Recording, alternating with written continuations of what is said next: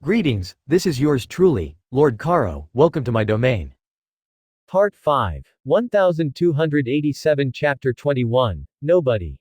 Madara's student. Disclaimer. Naruto and its characters are owned by Masashi Kishimoto, nor do I own any other materials in this story aside from my own. Hey guys, sorry for not updating. I was up in Queensland, Australia, visiting family. I was writing other stuff, and been so busy, but for the past 3 days I have been writing this story. The longest chapter in the history of this story, beating chapter 19's 23 feet 000 words. This chapter has 25 feet 000 words. And I did it all in 3 days. I had a lot of time on my side. Anyway, enjoy the chapter. Nobody. Heavy, labored breathing. Struggling to grasp air and open her eyes. The sound of shouting, dulled and muffled, piercing the silence all around her. She had no perception of anything around her, aside from what she was hearing, like bells ringing in her ears. She could feel her whole body ache and quiver. She tried to move, but that proved to be fruitless as her body refused to move aside from small twitches in her arms and toes. The shouting that was growing louder and louder until it was like an avalanche of sound. She could make out a few words but nothing that could form a complete sentence. Where was she? Was this death? It wasn't what she expected. No, she could feel it, the steady and rhythmic beating of her heart, thumping against her chest. Before she knew it, light was biting into her eyes, annoying her to no degree. She gently and carefully opened up her eyes only to regret it as she was blasted by blaring white light from a bland white roof. She could now turn her head as she inspected her surroundings. White, that's all there was. Even her hospital gown was white, matching the color of the room. If it wasn't for her outlandish pink hair, she could easily fade into her surroundings. Movement was coming back to her. She shakily lifted her arms and pushed herself up into a sitting position, stinging pain going through her entire body. Her breathing became more labored as she placed a hand on her chest to steady her breathing. Her emerald green eyes, tired and drained, like the rest of her form, she inspected her surroundings until they landed on a single figure, with platinum blonde hair, tan shirt and blue trousers. Snoring to her heart's content. She had to stifle a giggle at what she saw as when she let out a single chuckle, her body racked with pain. Was something simple as laughter too painful for her? Guess it didn't matter. She then turned her head to stare out of the window onto the vast landscape of Konohagakure, the strongest hidden village in the 5 great nations. She wondered how she had got here, shock and curiosity coming over her. She tried to remember what happened to her. How long had it been? That's when it came crashing onto her like a tidal wave. Garbed in black like ebony wood and wielding a sword forged from darkness. Eyes, red like roses, cold and empty like a dead fish, blonde hair that shined like gold. Naruto, wailed Sakura sorrowfully at the top of her lungs, her screaming resounding through the hospital as it woke Ino Yamanaka from her beauty nap and making her fall out of her chair with a loud thud, completely caught off guard by the sudden outburst. She wasn't the only one who heard it, as the people who were arguing outside had been silenced by the scream. Ino, picking herself up and ignoring the pain, saw her best friend, gazing down at her lap wearily as if she walked away from a battlefield. Sakura. Sakura, it's me, Ino. Everything's alright, you're safe. You've been sleeping for a week. How you feel? Said Ino as she consoled her best friend while rubbing her back tenderly, soothing the girl before her. However, Sakura didn't register her words. Her thoughts caught up in a storm about a certain yellow-haired maelstrom. Was that really him? No, of course it was. What happened to him? Just how could he be alive? Were among the many questions spiraling through Sakura's mind. Her thoughts were broken, however, by the opening of the room's door where the Godem Hokage, Tsunade Senju, her parents and Kakashi Hitaki, whose arm was in a sling, as well as Might Guy, walked through, as well as an old man with bandages wrapped around his head. Sakura raised an eyebrow at the company, bemused as to why they were all here, before she was engulfed into a bone-crushing hug by her mother, who sobbed into her shoulder. "My baby, thank the heavens you're all right," said Mebuki Haruno as she squeezed just a little tighter on Sakura, who carefully wrapped her arms around her mother's body, sharing in her warmth, while her father watched from her side, a grateful smile on his face and a few tears falling down his cheeks. Tsunade also smiled at the scene and was glad that all the work she poured into saving Sakura's life wasn't wasted. Kakashi eyes smiled at the scene while Guy made a nice guy, pose along with a big smile that comically glinted and was saying something about youth. No one was really paying attention to him. Tsunade then ran some tests on Sakura. And aside from reduced motor control which would disappear in a few days' time, the young kunoichi was fine. Well, I can say with pride that I taught a tenacious pupil. There were times when things were looking bleak for you, said Tsunade as she crossed her arms under her generous bosom and smiled down on her student who tried to reciprocate it, but her mood over her attack drained her of any positive feelings, her mind confused at what happened to her. That's the power of youth. Nothing can trample the pure spirit shining within all of us, yelled Guy as he cried manly tears while Kakashi seemed to sigh at his antics. Guy and his team were the ones that found us in the city. Guy was also the one that carried you back to Konoha to receive treatment. He had to remove his weights as he wouldn't be fast enough to make it in time, spoke Kakashi, informing Sakura, who nodded at her sensei. I want the son of a bitch who did this to my little girl. I want to flay the skin from his corpse, yelled Mebuki, making Sakura's eyes widen at what she was saying. She never pegged her mother to say anything so cruel before. Trust me, after this, Ryu Yokaze will be hiding under rocks to evade us, spoke Tsunade, her features falling into a scowl. They had been passive for far too long. It was now time to go on the offensive and take no chances, no compromise, no mercy. Now if you two can excuse us, we need some time with Sakura to understand the situation better, said Tsunade, which Kazashi nodded at and guided his wife away, who looked less than pleased to leave her daughter's side. Sakura, I'm sorry to ask this of you, just waking up. But we need information that only you possess. If you remember anything from your attack, tell us. You can trust us after all. What was Yokaze wearing? Did he say anything? Said Tsunade, placing a hand on her pupil, whose lip quivered as her fists clenched against the fabric of the hospital gown. It was Naruto. I saw him, said Sakura as she remembered the face all too well now. Granted, some things had changed about him, like his missing whisker marks, but he looked like an older Naruto. But something about him had changed, something dark. He's alive.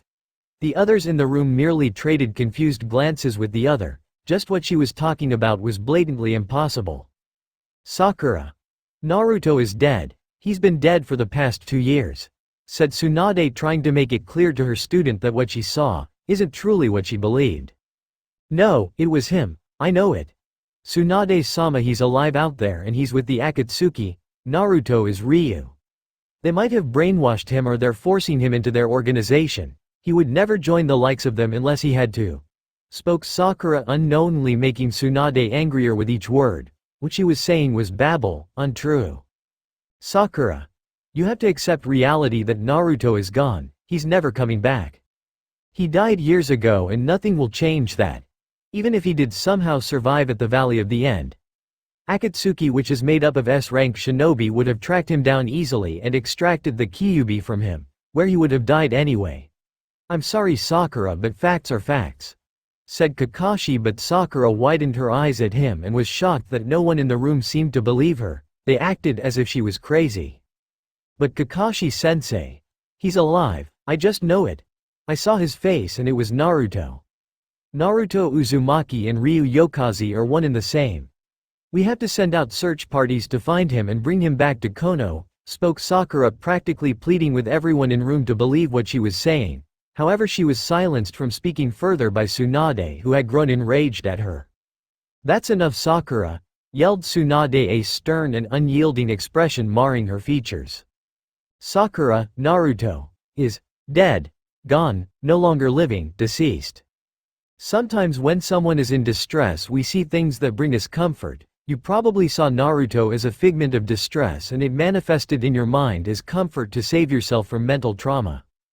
But what you saw is what you hoped to see. I'm sorry, there's no other reason to explain this delusion. If you really think Yokaze is Naruto, then look at what he did to you.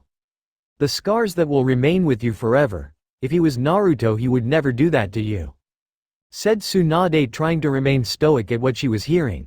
However, fragments of herself were breaking under Sakura's pressure. Said girl was clearly startled by what she said. Before she pulled down her gown slightly to view the scars on her chest. There were two, a large, horizontal one across her chest and the one that almost killed her in between the valley of her breasts. We will talk later. But know we have all lost something, and if we cling to it tightly we will never move on with our lives," said Tsunade, who left the room with the silent Danzo Shimura on her tail, his face calm and composed. He of course believed every word the pink-haired girl spoke, being one of the few aware of Naruto's current status.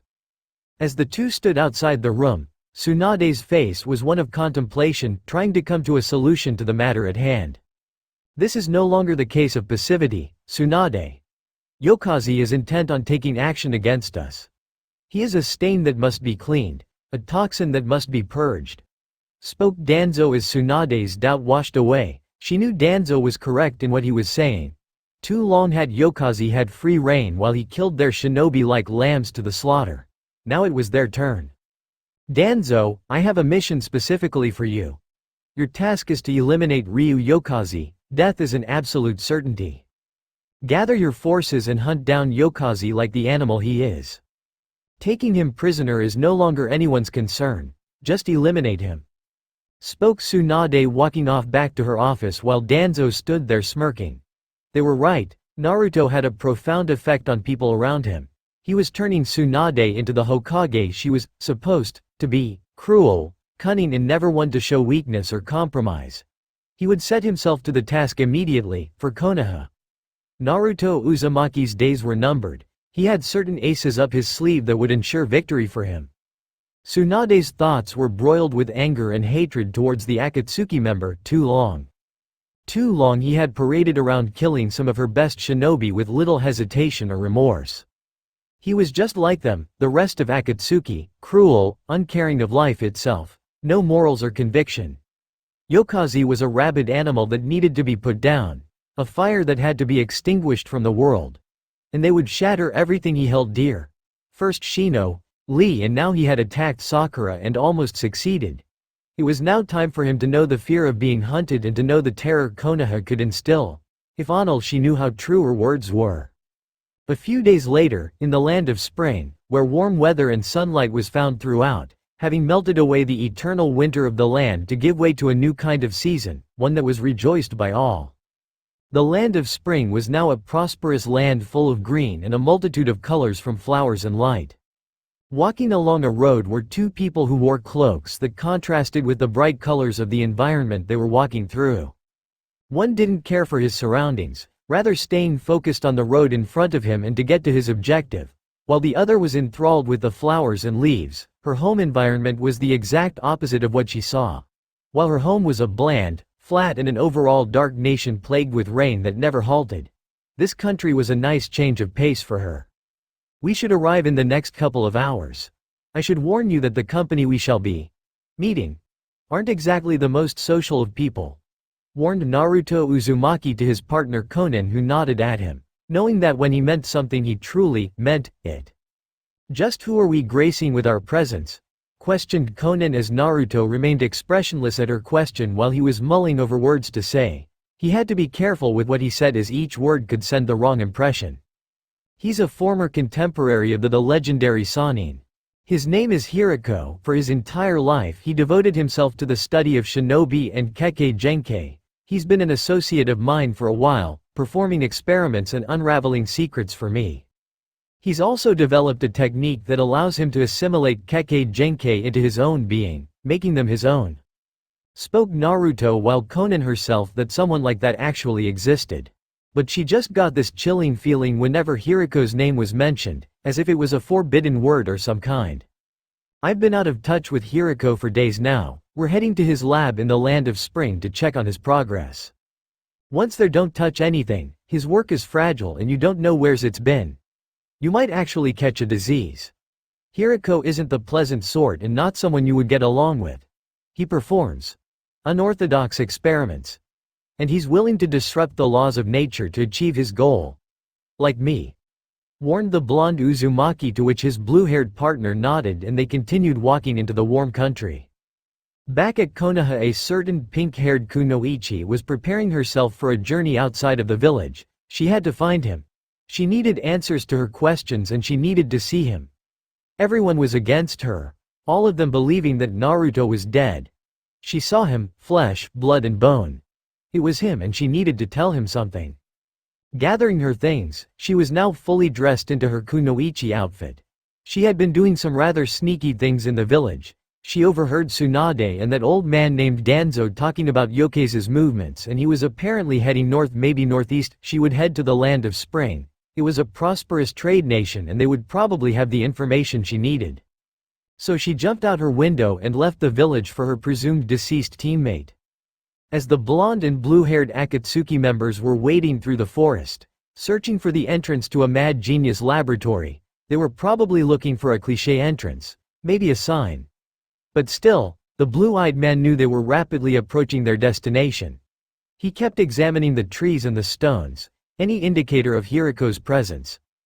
Naruto scraped his fingers across the wood of a tree where deep claw marks were etched into the bark.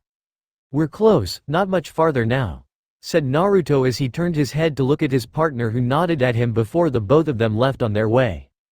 And true to his words, Naruto and Konan had found a metal door carved into the ground. It was well hidden with foliage covering its distinguishable features. Naruto brushed away some of the leaves and searched for the doorknob. It didn't take long as he had found it in a few seconds. Just as he was about to grasp the handle, his head snapped to attention at the feeling of chakra and the sound of breathing, before looking at a certain direction to his right. Konan saw this before looking in the direction, trying to ascertain what had caught Naruto's attention. The blonde scanned his red eyes across the forest, but he saw nothing, no flicker of chakra or sharp gasp. He wanted to scratch his head at this, though he kept his guard up as the air around him was heavy and tense, almost suffocating. He tried to focus his sharper senses, but to his surprise, found nothing, no feelings in the air whatsoever. But still he would be weary. He then turned his attention back to the door, where he opened it up and jumped down, followed by Konan, who closed the door on her way in. They then traversed down some stairs that led them deeper in the ground. However, Naruto's instincts weren't wrong, as outside the door was a man wearing a black cloak with an oni mask and a katana over his right shoulder. "Targets inside Danzo-sama. Shall we prepare the explosives?" said the root agent as he used his short-range transmitter, where he earned a response from his superior. "Do so, we will create tombs for Hiriko and Uzumaki," spoke Danzo through the transmitter, and more root agents joined the Oni-masked agent, and all of them prepared large-scale explosives and planted them on the ground. If the earth was hollow, the force of the explosions would destabilize the ground and cause the caves below to be buried with dirt and rock. As Naruto and Konan allowed their legs to guide them through the dark, murky depths of the cave system they were traversing through, jumping over rocks and crevices, little light piercing through the shadows.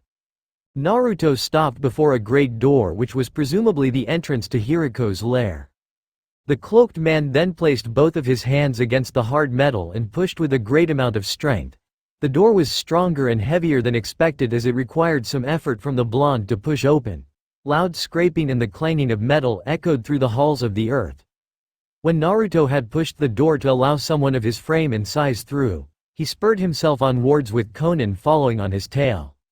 They soon saw green light on the edge of their vision, growing brighter and brighter with each step they took. It blared so brightly that they had to shield their eyes with their hands, their orbs having grown accustomed to the dark. With one final push, they passed over the rocks and found themselves standing in the hive of Hiriko. Alchemy jars, vials and tubes dotted tables and shelves in the room. The air itself had a stench of a rotting corpse that almost made one want to vomit. Bodies hung by nails and wire were splayed across the walls. The dim green light barely illuminated the darkness. Blood stains littered the ground and walls, and small animals from reptiles to mammals were pinned to boards, some even cut open. Electrical rods and circuits sparked electricity that added some blue to the sickly green. The ground was shrouded by cold mist that chilled bones and grasped at one's spine, making frigid chills run down Konan's spine. This was no place for humans. Rather, this was a place for someone that had abandoned their humanity. They then heard the sound of clinking and mushy sounds, where Konan snapped her head to the source, seeing two benches with corpses atop them and a person standing on a stool on their tiptoes who held a syringe in their right hand and a saw in the left, and both were visibly bloodied and were dripping red liquid everywhere. "Hiriko!" called out Naruto, gaining the man's attention, who looked over his shoulder to stare at the guests within his home. Konan could see that he was a young man, no older than a child, which off-put her to some degree, seeing an image of innocence violated in such a way. He had bone-white hair with blood-hungering red eyes. Most of his body was covered in bandages, including most of his face. He wore a high-collared coat wrapped in 3 leather straps, with the sleeves being even longer than his arms. The fact that he was handling tools made the sleeves rile up his arms.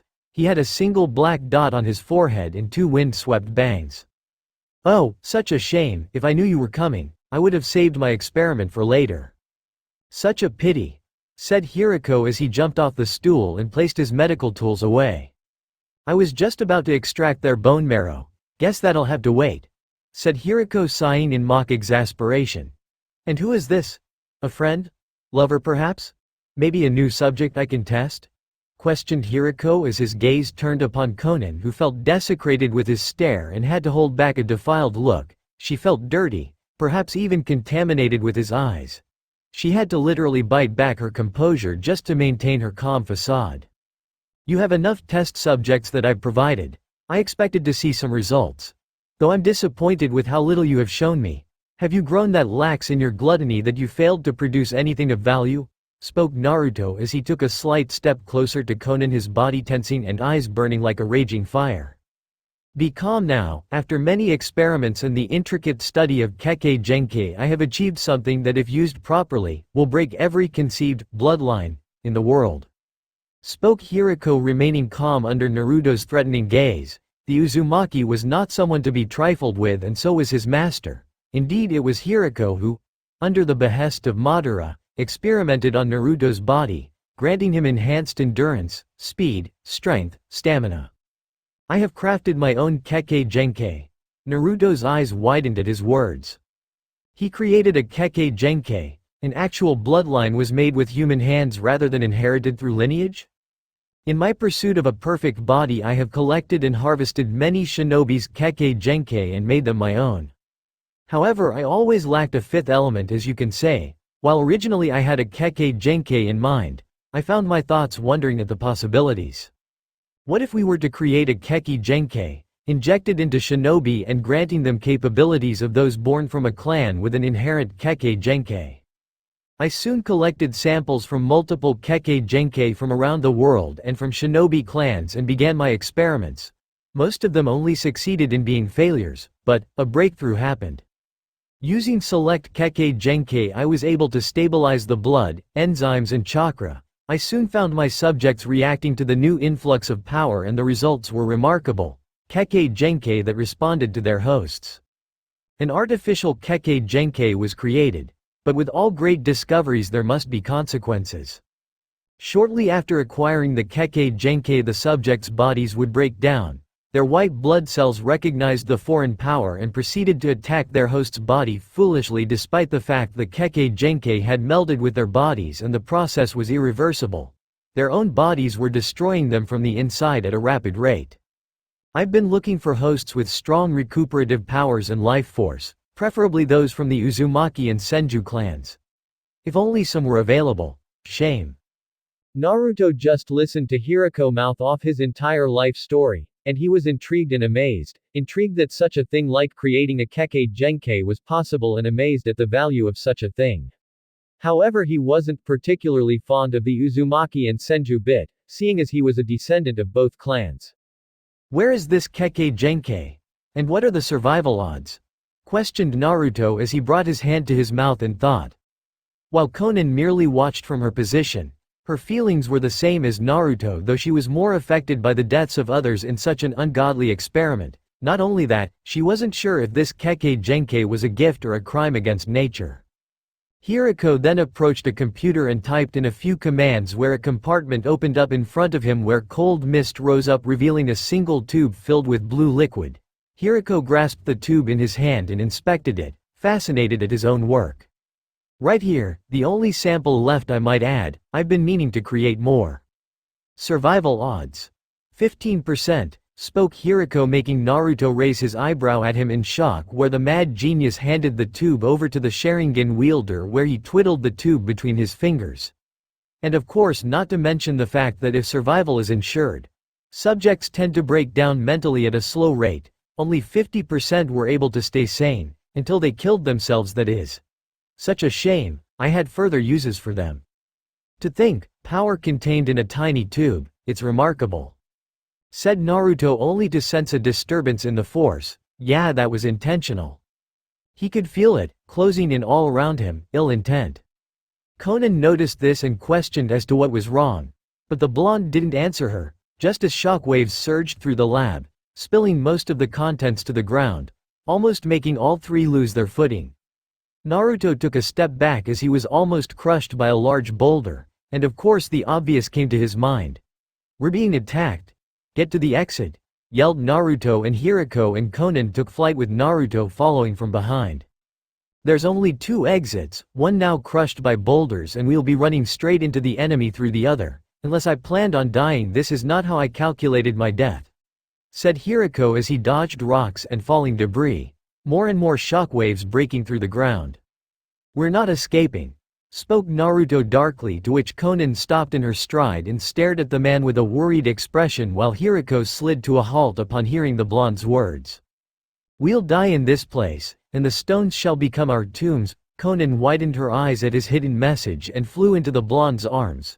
While Hiriko hugged Naruto from the side, which looked a little awkward, Naruto then sent even more chakra into his eyes, where his eternal Mangekyo Sharingan pattern appeared just as a large boulder was about to land atop them. On the surface many explosions were going off while numerous root agents were watching the attack from trees, with keen eyes and weapons at the ready. They were waiting by the only exit to Hiriko's lair, hoping to ambush them from above. Danzo himself was among them, and he kept his face neutral and steady. When the explosions finally settled down, dust had cascaded across the landscape while Danzo's eyes were still passive and his features neutral. Further away, the ground was moving about wildly and rumbling could be heard and felt throughout the forest, as a single, long, bony hand burst forth, clawing at the dirt and grass, pulling itself up and out of the dark caverns it found itself in. The hand was then followed by a spiked rib cage where 3 forms were visible through the bones. The 3 then exited the skeleton and landed on the soft ground and inspected their surroundings, only to find no threat in the immediate vicinity. It would be best to split up, divide their attention among us. Root is powerful. I myself are hesitant to fight their full force, knowing nothing of their abilities, spoke Naruto while the other 2 nodded at his words. There is a city, a few hours north from here. It's the capital of the land of spring. Konan, you and I will head there. Danzo wouldn't risk an international incident, so the people in the city shall be our indirect hostages. Hiriko, I want you to head to the land of wind, to my base, Tsukaitate. There you will meet my Kokurin soldiers and they will see to it that you have a lab of your own, spoke Naruto before all 3 of them went in separate directions. However, Naruto's mind was abuzz. He knew not what Danzo's ultimate scheme was, though he suspected that he came to finish the job he started all those years ago. Racing through the trees, Naruto lost track of Konan's chakra signature, meaning that she had taken her own route to the city. Naruto sighed in exasperation. Danzo was a cunning old badger that few underestimated too much. The man never did anything without a purpose and would bend the rules to achieve what he wanted. He dabbled in such dangerous company that some would think that he was a traitor. Of course, without proof and evidence there was no way to convict him. His shady operations were suspected, but Danzo always thought 3 steps ahead of someone. The only person he wasn't able to fool was the Sandaime Hokage because of their previous closeness. Naruto then shook such things from his thoughts and continued onward, unaware of the metaphorical axe flying at his neck. Danzo-sama, they're heading to the city, just as we planned, said one of the root sensors in the area. Good, now we move on to the next phase. Contact Toge and have him retrieve the flower, spoke Danzo, where his agents nodded and soon left. Before Danzo could move himself, a swirling distortion spiraled on his left appeared, where out came Tobi, or by his more common name, Obito Uchiha, appeared, garbed in his battle attire. It took a little effort to find, but I am a determined one. Uzumaki will never know what he's in for, said Obito as he handed Danzo a scroll, where the elder man took it from the Uchiha's grasp and inspected it with his lone visible eye. You shall be the one to confront him when all the pieces on the board is set, said Danzo with his well-rounded slippery tongue matting itself clear. Obito didn't seemingly acknowledge Danzo's order and instead disappeared in a swirling vortex while the elder headed into the city. He had arrived in the city an hour ago, pulling his hood up and phasing through any crowds, evading his hunters. He had figured that they would come after him sooner or later, but he hadn't figured this soon. Tsunade wouldn't allow it, unless she did, then that would be a surprise. He knew that by taking a life others would surely want to avenge them. He hated that. He hated how the cycle of hatred was reliant on death and misery. He was a victim and he too contributed to the cycle. He knew of this. But we all do things, some terrible things for our causes. Therefore one can say it was justified. Others would say that it was an inhuman thing. But who really cared? His viewpoints would never change unless drastic action was taken, which only contributed to the cycle. It was like a dragon eating its own tail. He then felt a slight weight in his pocket where he reached his gloved hand inside and pulled out a vial with blue liquid on the inside. It was the artificial Kekkei Genkei Hiriko created. Naruto inspected it in his hand. The chance of an early death was high if he were to drink from it. But, if Danzo, in the small chance that he took it from his corpse, acquired it, the results could be catastrophic. He would hold onto it for now, until he found a purpose for it. Moving deeper and deeper into the districts, Naruto had the feeling that he was of course being pursued, which was the case. However, what was confusing was the people trailing him. They had made no move or attempt to attack. He sensed no killing intent from them. It was as if they were content to watch and listen. He had the unnerving feeling that something was wrong. What was Danzo's game? What was he really after? Naruto then felt a large number of oncoming chakra barreling straight towards him. He soon found himself surrounded by samurai, each with katanas out and ready to face him. Naruto didn't even blink and just stared at the samurai, ready to unseal the Tonbogiri in a moment's notice. He was prepared for any amount of conflict at the moment, and a dying breed brought him no fear. Ryu Yokaze. By the orders of the current daimyo of the Land of Spring, Koyuki Kazuhana, you're to be brought to her as an honored guest within this land. Spoke a samurai with a fur cloak who Naruto surmised to be the leader. Guess being with the daimyo surrounded by her well-trained guards was better wandering around the street with a target painted on his back. Naruto then nodded at the group and left with them to be brought before the beautiful daimyo to whom he has been acquainted with, wondering how she had discovered his presence. Konan meanwhile was traversing through the streets of the large city, wondering where her blonde partner was. She was glad to be away from Hiriko as his whole presence made her feel uneasy around him, but she wouldn't deny that lonely feeling rising up in her when the blue-eyed man wasn't around. He had at least been forthcoming with his real identity and made no excuses as to why he couldn't trust her. But whatever his past was with Root, she was aware that one would call it horrific, as Danzo was truly a monster in human skin. Well, I was told you were beautiful, but the rumors don't do you justice," said a voice behind Konan, where she spun around and glared at the person before her. She knew of this man, but she had never met him in person. He was a member of Root, one of the cronies of Danzo himself. He was a tall and elegant man with feminine features that gave him a slightly androgynous appearance. He had shoulder-length long pink hair with ruffles through it and blue eyes. He wore the standard flak jacket of Konoha with a pink sash tied around his waist and a short-sleeved green shirt. He wore black gloves with stains of pink and a lapel over both of his legs which were dull pink in color, and he had a tattoo of flowers up the entire length of his right arm. He wore basic ninja sandals and a Konoha Hite 8 over his forehead. Konan, using the power of Koinu, sealed within her activated Naruto's Sharingan eyes, which appeared in her own amber orbs. The key difference being the red in her eyes being dull, almost glazed over. "Oh, Naruto's Sharingan. I had heard you were able to acquire it through some unknown way. From what I've been told, those eyes are precious beyond measure.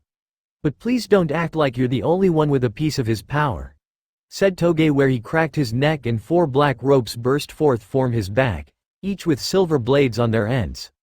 "Now, try to give me a good workout." Konan then ran towards Toge, where she aimed 2 kicks towards his head, where he blocked them both with, then tried to swipe at her with one of his 4 ropes only for her to dodge it in the air and fire off some paper shuriken, where he brought the rope together and blocked them all. Konan followed up her offense by sweeping him off his feet, where he landed on his back, and she followed it up by performing an axe kick on his head, to which he rolled away in time before she could cause some serious damage. She then sent chakra into her left eye, where a pattern of Naruto's Mangekyo Sharingan appeared and ash started gathering around her. She clumped it together where she formed a wing on her back. She didn't have enough control of the ash to properly shape it, and the wing was the only form it was able to take. She then sent chakra into her right eye where she used Hayden Fujin to fire off multiple spikes of gray ash towards Toge, who back-flipped away to dodge the spikes. She then flew towards him ready to slice him apart with her ash wing. But to no avail as he used his rope to defend himself from her attacks where the two met in violent clashes, sparks flying everywhere. She then saw an opening in his defenses where she kneed him in the chin, which sent him flying back only for him to regain his footing and to rub his chin, grinning at her. He then lunged two of his long chakra ropes towards Konan, who jumped up and stared down at him where she landed on the ground a bit away from the root agent. She had some inkling on what was going on, the real reason as to why he was here, so she then sent more chakra to her eyes and waited for Toge to attack. Said man did so and mentally ordered his strong chakra rope to attack Konan, where she jumped in the air to avoid it, but he merely sent the rope barreling upwards to attack her, where she spun around in the air to avoid it before using said rope itself as a platform and jumped away, landing on the roof of a small building. She then ran across the tiles, her plan in place, and jumped off the roof and aimed a punch at Toge, who flicked her away with another of his rope. She then landed on the ground with a skid and quickly spun around where the two met in a flurry of taijutsu, where they continued to block and dodge the other, while Konan's moves were appearing more and more sluggish by the second, possibly indicating that she was running low on energy. She kept using her ash wing to her advantage, attacking Toge when there was an open area to attack, though his chakra rope was becoming increasingly annoying. She then jumped away and fired off more ash spikes from her wing, to which Toge blocked with his rope. He then, molding hand seals, spat out a large wave of water at her, to which she shielded herself with her wing, effectively cancelling out his technique. He then sent all four of his ropes soaring towards Konan with their blades ready to kill. She brought up her defenses quickly that she was able to save herself from being skewered, but she suffered wounds on her arms, legs and side. Taking advantage of this, she ran towards Toge, who had little to no defense. However, the pink-haired man smirked as he called back his rope so quickly that the blades attached to them sliced through Konan's muscles in her shoulders, legs and sides, causing her to bleed everywhere and cough up blood and fall to the ground. "Well, that was harder than I thought. You're quite persistent, aren't you?" said Toge as he stared down on the defeated Konan, who folded her arm into many sheets of paper and had them fly towards Toge, where he took a step back to avoid the paper, but his flak jacket and shirt were torn up because of it. Konan, however, widened her eyes at what she saw, as right there on his chest was a face of a young boy, a boy with a similar face to Naruto's. "Why yes, this is the last Uzumaki. Naruto was once my subordinate with Root. I took his cells and his power and made them my own. He's quite the extraordinary individual, wouldn't you say?" Toge with those words wrapped his chakra rope around Konan's body, with her being unable to fight back. Danzo-sama's plan is in effect. If Naruto truly loves you, no matter the danger, he will come for you. Naruto meanwhile was being escorted through the royal palace of the daimyo by an entourage of samurai armed to the teeth. Knowing well aware who he was, even though he was handcuffed, he was pleased that he wasn't being paraded around like a trophy or treated like a common criminal. He passed by many colorful buildings and windows, taking notice of the warm sun through the gilded panes. Finally he passed through a door leading to a large chamber with a balcony and a small table with treats and drinks being served. He then saw the daimyo wearing her headdress proudly and currently fanning herself. "The restraints won't be necessary. I won't be in danger," spoke the daimyo Koyuki Kazuhana, to which her samurai guardsman undid the cuffs, allowing Naruto movements in his wrists where he rubbed them, enjoying the feeling of air on that part of the body again. "Please have a seat, Ryu Yokazi, unless that's the name you're using at the moment. Would you prefer me to use your real name, Naruto Uzumaki? Or would you prefer to use my stage name, Yukie Fujikaze? Perhaps we can call each other friends, maybe acquaintances. Lovers, maybe? But those things tend to not matter." Naruto merely listened and narrowed his eyes at the former actress and did very little that could warrant action from the samurai. He sat down in a small wooden chair next to the table served with sweets, where he was then presented with a cup of warm green tea, where he drank it somewhat eagerly. Names are rather important things. They can sum up someone's identity with just a few choice words.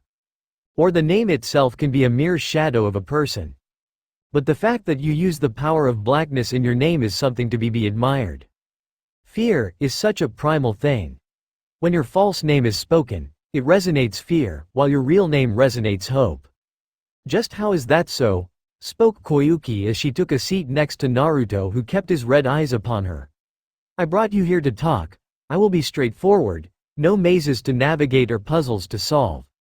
You who were a proud shinobi of your village, now wishes to instead rip away every ideology that village holds. And yet somehow that feels so natural saying it like that. Spoke Koyuki while Naruto still kept his eyes trained to her, knowing that she was dangerous in her own. It's good to see you gain, Koyuki. If only I could extend such a sentiment. But you look well, and the years have been kind to your appearance. So handsome. I would ask how and what you have been doing these past years, but I will get straight to the point. How did you know it was me? If I may ask, questioned Naruto as he stared into the cup of tea, seeing his reflection in the liquid. My spy network is a strong one. As a daimyo I can pull the strings without question. Though I didn't discover your true name until you first arrived in my country. When one of my agents reported to me, the resemblance was too stark, too uncanny, but I still needed proof, to which you yourself stated to being Naruto Uzumaki. Naruto met her gaze. She was clever as a fox, this one. She had him confirm it through his own words. She figured it out. He would have to be weary of people addressing him with his name from now on. I wish to know how Danzo is related to my past. Who was I before? En route. What happened to Uzushigakure? Those are just the tip of the mountain of questions I have. If you call yourself a spy master, you should know the answers. Spoke Naruto, intent on understanding just who he is. Let me tell you a story. It's a story about a wondrous princess, said Koyuki, making Naruto raise his eyebrows at her, bewildered that she was skirting around the questions and playing this game of hers. I didn't come here to listen to. She, like most other ladies of court and royalty, was given everything she desired from her wishes and denied nothing that she couldn't get herself. However, she always kept a ray of humility and respect for those she ruled over. Because of this, she was much beloved by all, from the lowly farmers to even her friends, to the bakers and the weavers, their wives. Knowing her as much as she knew them, she was safe behind windows and monoliths of stone, seeing the world from her home in the sky, gazing down at the people below, hiding in her castle alone, hungry for histories and stories and to carve her place among them, to be them, memorize their faces, heedless of the gift that it is to be them. Despite having everything, she lived in solitude, alone. Nothing she saw became familiar to her. There was little reason to remember one's prison. Spoke Koyuki, starting off her story, making Naruto raise an eyebrow at her. Then one day, her eyes befell a wondering soldier. Once their eyes locked, love had bloomed between them. She would sneak out of the castle against the advice of her servants and family, but she didn't care. She had hoped, dreamed to escape from her prison in her own home. She, despite being a solitary and introvert person who had never opened up to anyone, found that this soldier could color her entire small world with just a single word. She allowed her heart to beat once more, all the while never telling the soldier of her identity. That soldier then discovered everything about her. Her fears had come to pass. She had no choice but leave him, but the loyal soldier, fueled by duty, stayed with her, understood her and cherished the princess even more. She was happy. She found someone that made her empty world full and whole. She soon fell pregnant with the heir to the kingdom and was gifted with a silver mirror adorned with gems from all around the world. Everything was perfect. To Naruto this started to sound like some childlike fairy tale, silly and untrue. But fate is a cruel thing indeed. A witch came and stole the heart of the soldier. The love he had for the princess became love for another. The witch thrived upon the love of the soldier who was at her beck and call, fulfilling her whims, and she in turn treated him with disdain and scorn, though the soldier couldn't see beyond his desires for the witch, who had grown gluttonous from the soldier's love. The princess understood her dilemma and resigned herself to her fate, or so one would think. In an effort to gain back the love of the soldier, she performed a miracle. She did the unthinkable. She sacrificed her unborn child to fuel a jutsu to kill the witch. Okay, now this story just took on a darker mood and feeling. This was a children's fable. And it was done. The witch had died a truly horrific death to which she suffered greatly. She then approached the soldier again and told him of everything she did. She even told him of their never-to-be-born child. While she believed he would accept her again, his features said otherwise. For his face was filled with horror, grief, fear and hatred towards the princess. The witch to whom she believed, was a medic, who healed the sick and treated the injured, the only one in the kingdom. The soldier was merely assisting her with the sick, and the disdain he was treated with was nothing more than playful banter between the two. The princess to whom the people loved, was hated from then on, children died and people suffered without the aid of the medic.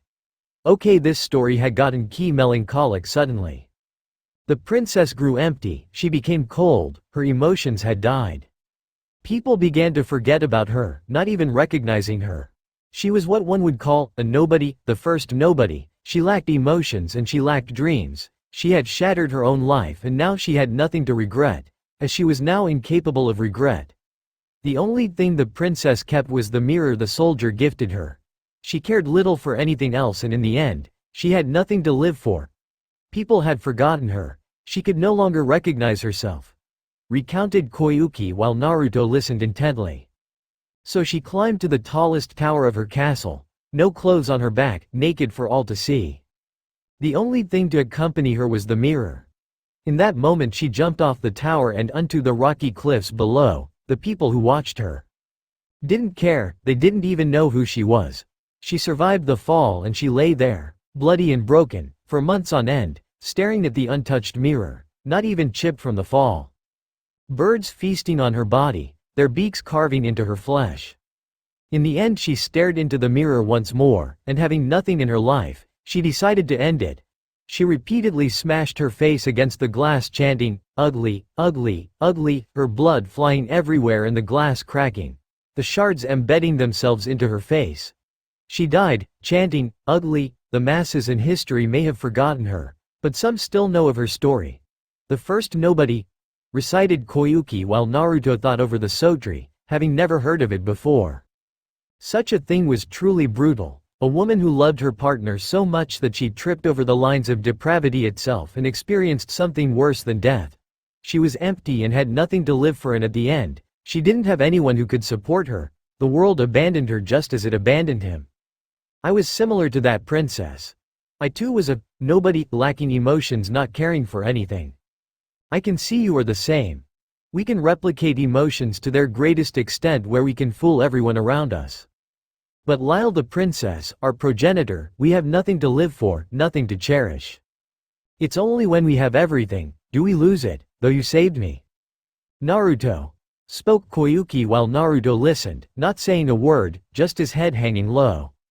You gave me something to live for, and now I have everything once again, said Koyuki as she rubbed her belly, treasuring the life that was growing inside her. Naruto, just as you saved me, I don't want to see you fall into depravity and lose sight of everything in front of you. And I believe Konoha has the answers. You are a person who must decide his own place in the world. The thing you're trying to throw away, whatever that may be, is only half of what makes who you are. There's still time for you to choose. You walk a thin line between happiness and emptiness, but you should give it some thought. It could be good for you, to help those like yourself, and someday, my child as well. Will you return to Konoha, Naruto? So now said blonde was wandering the streets. It was an unusual meet and greet to say the least. Koyuki knew of his problems and she tried to help him in the only way she could, encouragement and her words. But he didn't know if he was ready to forgive a life of abuse and hatred. He didn't know if he would ever be ready. Konoha, despite its appearance, is one of the most ghastly places in the world. From his perspective, what could he find in Konoha that could help fill the hole in his heart? And would he be accepted with open arms as an equal and a person? That he doubted. But some nagging feeling at the corner of his mind was telling him otherwise. He could also understand the story Koyuki told. That love could push someone to do the unthinkable and how it could blind us all from the truth. Eyes shrouded in darkness, unable to see the light. Love really is the most powerful thing in the universe, as it could turn the kindest soul into an empty vessel.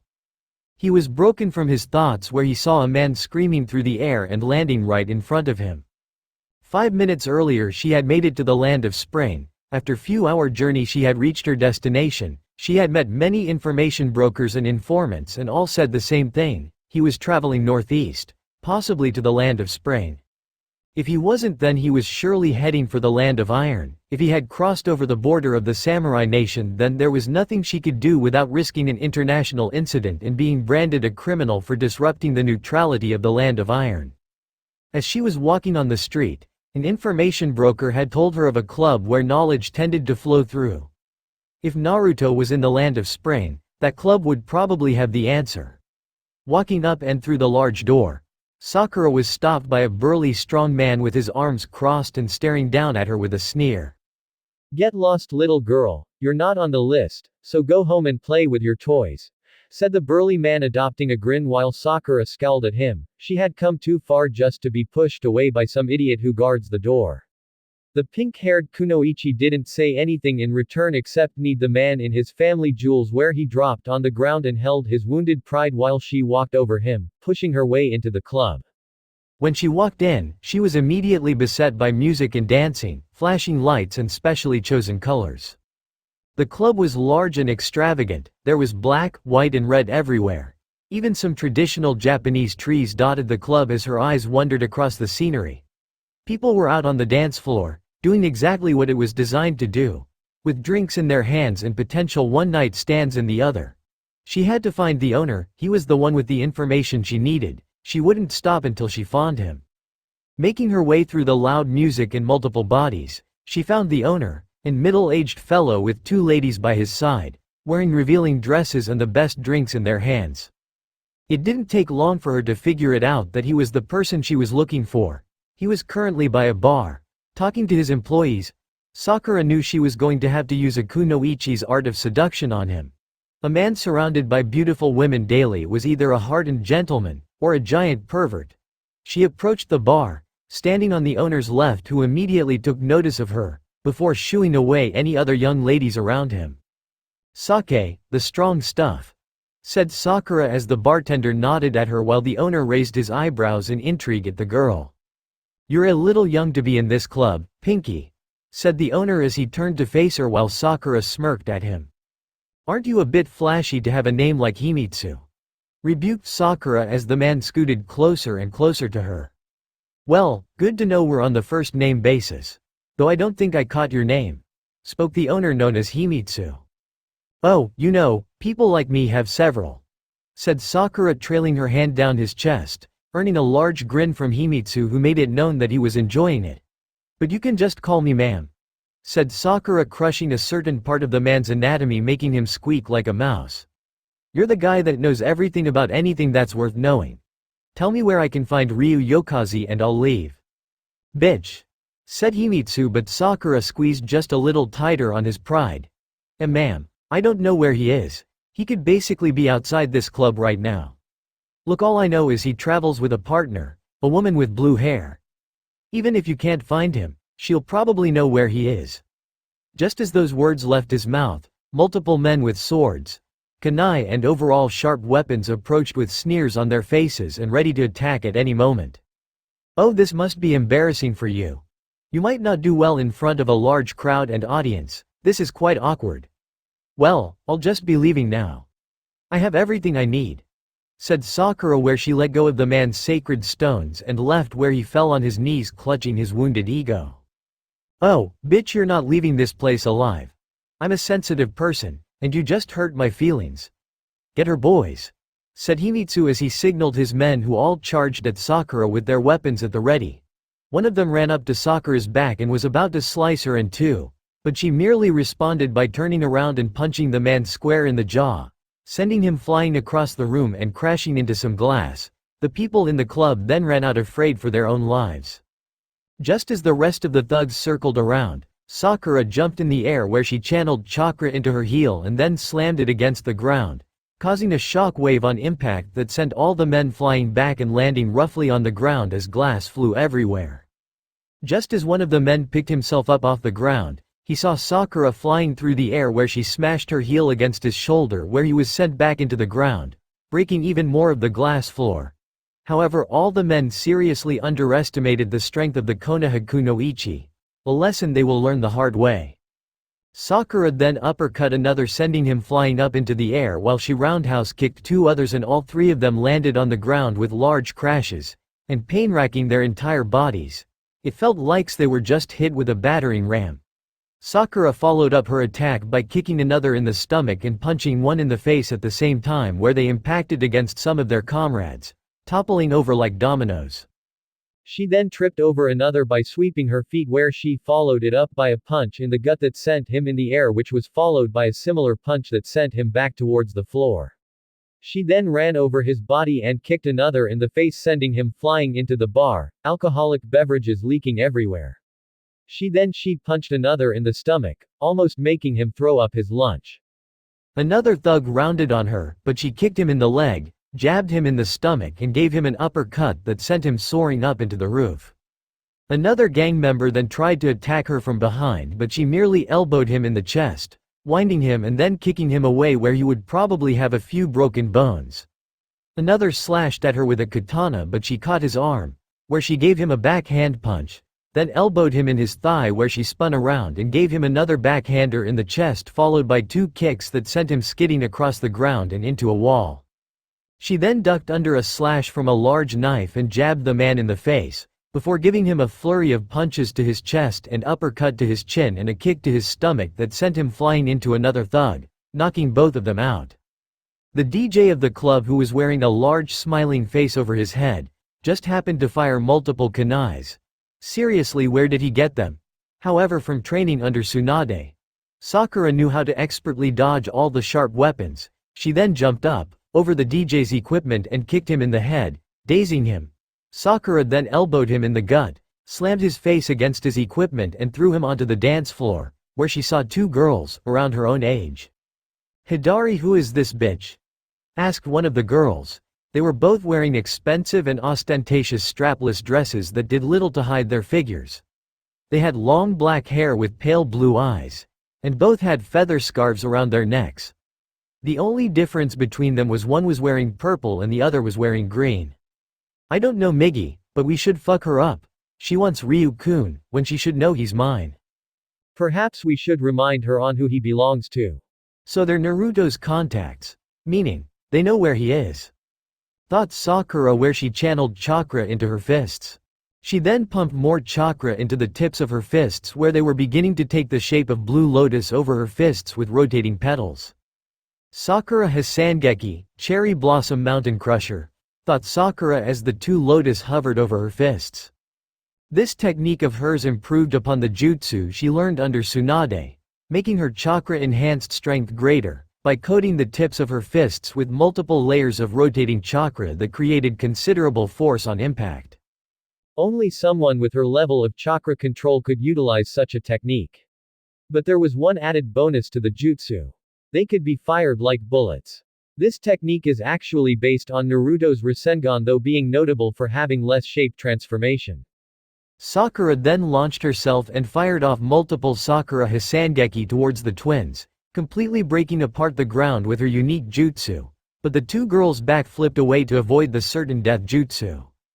Sakura landed on the ground and fired off more blue, rotating lotus towards the 2 girls that were trying to surround her. The one wearing the purple dress skidded around her and tried to kick her in the face, which Sakura ducked under her kick, while the one wearing the green dress tried to punch Sakura in the face, to which she ducked under the attack again and fired off another lotus towards the girl, to which she dodged and cracked the ground upon impact. The one wearing the purple dress suddenly appeared before Sakura and kicked her in the chest, in which Sakura was able to lock by bringing up her arms to block it, but it did send her skidding across the ground. Sakura then fired another lotus towards the girl who kicked her, who just barely ducked under it, where it destroyed a large glass mirror used for decoration. The 2 girls then nodded at each other, where both charged towards Sakura, where the one wearing the green dress took out some kunai and spun around, trying to slash Sakura, who was able to block and dodge the attacks. Her sister, wearing the purple dress, then did a double roundhouse kick on Sakura, which broke her defenses and made her movements predictable and easy to follow. She then fired off another lotus to no avail, as the close quarters combat made it difficult to attack. The purple wearing girl tried to sweep her feet to make Sakura tumble over, but Sakura strafed away at the last minute, while her green wearing sibling tried slashing at the pink haired girl, where the Konoha Kunoichi was having trouble defending herself. The 2 girls then punched, kicked and slashed at Sakura where their attacks landed perfectly, making Sakura tumble away. However, the disciple of the Godem Hokage wouldn't be beat by brats such as these. She then regained her footing and flew at the girls, where she landed a perfect blow with her powerful Sakura Hisangeki, sending the purple one away and leaving Sakura to contend with the girl in the green dress. Sakura sent 2 jabs toward the soul girl, who barely blocked and dodged the attacks and watched the blue lotus over her fists, careful not to be struck by them. Sakura then performed a backhander followed by a roundhouse kick and shooting a lotus towards the green-garbed girl, who was able to dodge them and block them expertly. Sakura kept sending a flurry of rotating blue lotus towards the girl, who left herself open to a kick to her stomach, where Sakura followed by punching her repeatedly in the stomach with her chakra-enhanced strength, before giving her an uppercut and then a double punch to the chest, which sent the girl slamming into a wall, where she coughed up blood at the feeling of her bones and organs breaking under pressure. Sakura flipped over to the purple-covered girl, the last twin, where sent 2 lotus which the girl dodged, before kicking Sakura in the chest and making her skid away. Sakura, regaining her composure, performed a roundhouse kick which the girl ducked under, and both sent kicks to each other at the same time, where both blocked their respective opponents' kicks easily. The purple-dressed girl then tried another kick to take Sakura's head off, which the pink-haired girl strafed away from. Her opponent then tried to kick her multiple times on the torso, which Sakura blocked with a single arm, before sending a Sakura Hisangeki right into her chest, which made her cough up blood and be dazed from the attack. The girl, in a desperate attempt, kicked the kunoichi away. The two then met in a game of feints, with both pretending to attack, seeing which one would strike first. The girl in the purple dress then kicked Sakura twice, which she blocked, and sent more kicks her way, where the kunoichi kept defending herself before seeing an opening. Sakura then elbowed the girl in the stomach, grabbed her arm, twisting her around, and performed a roundhouse kick right into her cheek, knocking her out. Sakura then fell to her knees, exhausted from all the fighting. She was breathing hoarsely, taking sharp intakes of breath so to steady her heart. She wasn't noted for her stamina, though it was something she was working on. However, she got the sneaky suspicion that it wasn't over. She then looked over her shoulder to see the owner Himitsu, wielding a massive axe and a noticeable scowl on his face. "You're gonna pay for this, bitch," said the owner of the club, while Sakura stood to full height, and channeling chakra into her fists where the blue lotuses appeared, ready for a fight. Though she wondered how long she could keep this up. Himitsu then took out a few woven balls from his pockets and threw them at Sakura, who jumped back to avoid them, where they exploded on impact. She then jumped to the right to avoid more. The two kept this up as more and more explosive balls kept flying towards her. She then launched her chakra lotus at the balls, where they exploded in midair and created a dust cloud where nothing could be perceived. Himitsu then flew through the cloud, trying to cleave the pink-haired girl that crushed his nuts and destroyed his club. Though he was able to whack her a few times with the blunt end of the axe, which sent her skidding back and becoming dazed from the strikes.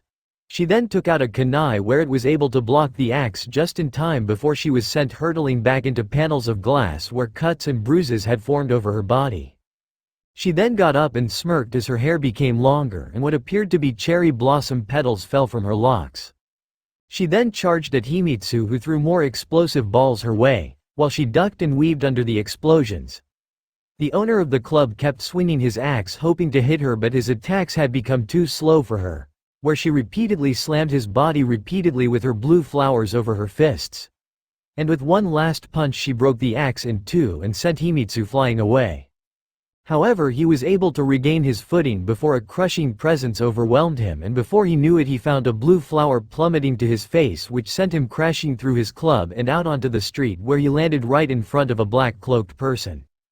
Now Naruto stared down apathetically at the fallen man, who was groaning in pain and had lost a fair amount of his teeth. He turned his gaze back up at the now ruined club. Dust rising out from it and spreading over some of the street. His red eyes were scanning for life before spotting a shade of chakra leaping out of the building, landing a bit away from him. He widened his eyes slightly at the shadow's appearance, not expecting to ever see her again, nor to meet under these circumstances. "Didn't I already kill you?" questioned Naruto, to which Sakura snapped her head at attention, seeing a cloaked individual stand before her. She narrowed her eyes at this person, unable to see their face below the hood. Though a thought came to her, just a thought. Unless who I killed was a different person, that could explain. But that seems unlikely. This is not quite the reunion I had in mind. I was certain we would never see each other again. Said Naruto, where he slowly removed his hood with Sakura's eyes widening and her lip quivering at the sight before her, like a magnificent painting. It was him. Naruto then whipped his head from side to side, freeing his long hair from their restraints, his low ponytail swaying in the wind. Sakura-chan. Naruto. Said Sakura as tears streamed down her eyes, but she made no whimper, no sob. She only let the tears fall like the rain. You're really alive.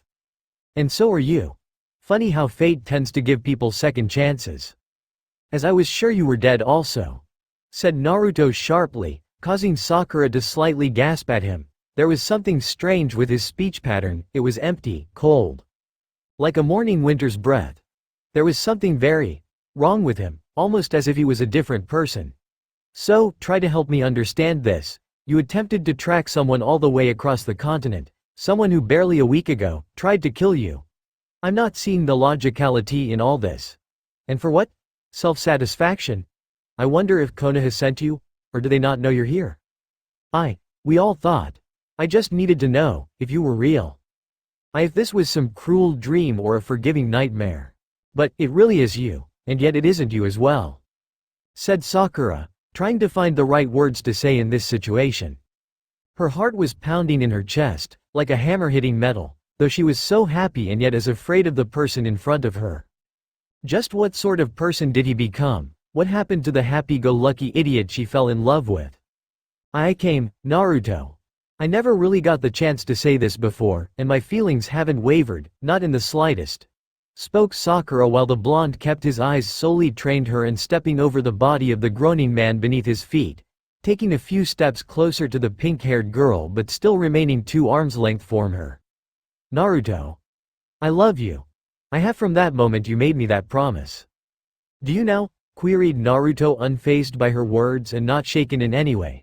Sakura just kept staring at the ground, slightly afraid of looking him in the eye. I do, and all the times we spent together. I remember when we first became Team 7, when you offered to have lunch with me. During a teamwork exercise when I fed you. When you congratulated me and cheered me up for successfully climbing that tree in the land of waves. How I almost backed out of the Chunin exams because I didn't want to see your dream crushed, or how you gave me confidence to continue on. How you cheered for me during my fight with Ino. How you protected me from Gaara and saved the village when we were invaded, again. Or how you brought Tsunade back to the village and turning me into a real kunoichi. How you had always been there for me, making promises which you would keep. Treating me like a person, someone that mattered. Only you understood how I felt. And through that, I fell in love you. Spoke Sakura, but Naruto remained stone-faced and aloof, not sure whether to believe what she was saying. Naruto, do you know there's this theory going around? It's called the multiverse. Well, apparently, all of time, space, matter and energy is all happening at once in different timelines in different universes. It's the idea of a parallel universe. Right? So okay, let's presume the multiverse is real. Maybe there is a universe where you try to act like a gentleman and give me your cloak even though you're feeling cold too. Even though you end up sick and you still try to convince me you're fine and that it's not my fault, and act tough. Instead I laugh, shake my head and give you a small smile, and say, you are an idiot. Maybe there's a universe where we fall asleep next to each other every night like spoons. Like 2 innocent bunnies, my face buried in your neck, hugging your warmth, and we both don't want anything or anybody else. Where we don't want more, we just want each other. Maybe there's a universe where you hold my hand while I give birth to our child in a white hospital room with pink flowers and fuzzy teddy bears on the windowsill. Where we take family vacations and pose for dorky pictures. Where we curl up to watch a cheesy movie at the end of a long day in our big house once the kids have fallen asleep. Naruto kept narrowing his eyes at her, while he listened to her mouth off. Just what was the point she was trying to convey? Maybe there's a universe where that's the life I want. Where I don't second-guess everything and I'm not afraid of commitment and of the future and of love. Maybe there's a universe without all the noise in my and the pride that makes me so fiercely independent and the coldness in my heart that I can turn on and off like a light bulb. Maybe there's a universe where I'm the right person for you. Where I adore every nice thing you did for me without starting to resent you. A universe where we're happy without wondering if that happiness is some wrong messed up Jenga game ready to topple at the slightest quiver. I want that universe so badly. I want to make things right. Naruto, I want to be with you and no one but you. I love you so much it hurts. And I want this universe to be the right universe. Well, when you put it like that, said Naruto softly, his face neutral and impassive. You just found me in the wrong universe, because you could have loved me forever. And maybe in another universe, I let you, but in this universe, I don't even have a shred of love for you, said Naruto harshly, making Sakura widen her eyes and quiver at his words. If you loved me, then you would have saved me on that day. If you loved me, you wouldn't have detested my presence and treated me like a sick animal. If you loved me maybe, I wouldn't be what I am. A nobody. There is no life for me with you, only a reminder of what happened to me. There is nothing real between us, there never has and never will be. Spoke Naruto, breaking Sakura's heart, who cried more, but she still made no sobs or hiccups. She continued to allow the tears to fall. I met with Koyuki. And she talked. A lot. I have a feeling that it was the first time she told that kind of story. She told me to return to Konoha. Sakura just continued listening to him, since it was his turn to talk. And I don't know if by rejoining Konoha I will get what I want, or if I can't. Though I'm unsure of everything. The way she said it made me question what I'm doing. I've been feeling things I haven't felt in a long time. I don't even know what I want anymore. Spoke Naruto, revealing his innermost thoughts. So what exactly do you want? Any fair guesses? I don't know. For the past few months now, I've been working towards a single goal. To correct this wrong world and change it for the better. This world created a thing like me, and I don't want that fate for anybody else. What I'm doing is for peace.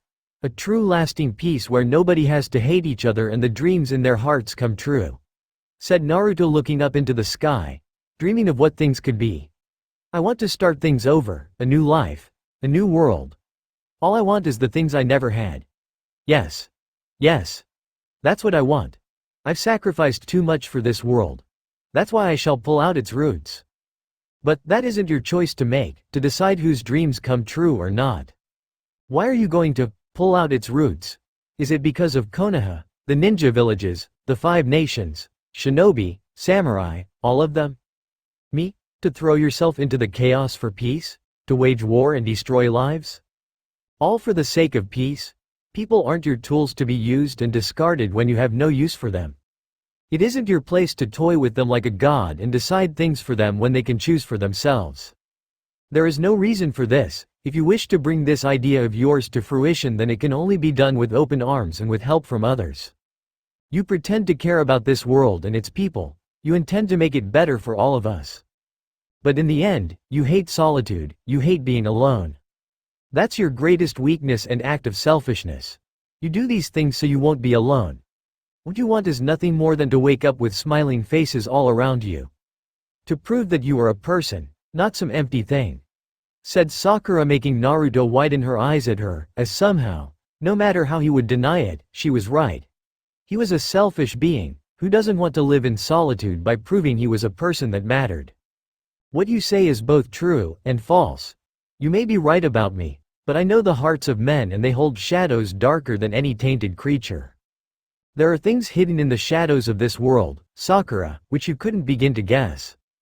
Because I laugh at a world full of stupid humans, who ignore these shadows and abandon their vigilance to pursue selfish goals. What I pursue may be selfish, but I have not abandoned my vigilance, nor will I fail like the shadows that came before me. I know the hearts of men even before the shadows came to me.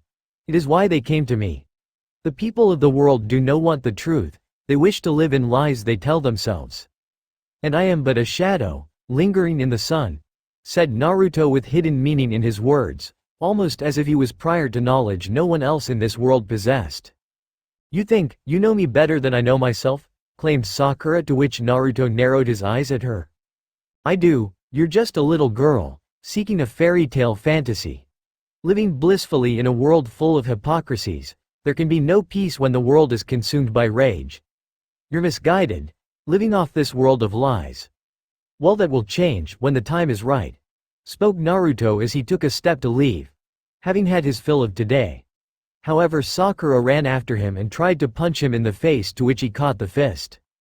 You would just cast away your friends and loved ones so easily to pursue this godly idea of yours, said Sakura as she tried to punch him again, to which he dodged it easily. People's fates aren't yours alone to decide. You wish to discard everything you ever knew in favor of something that only you could possibly want.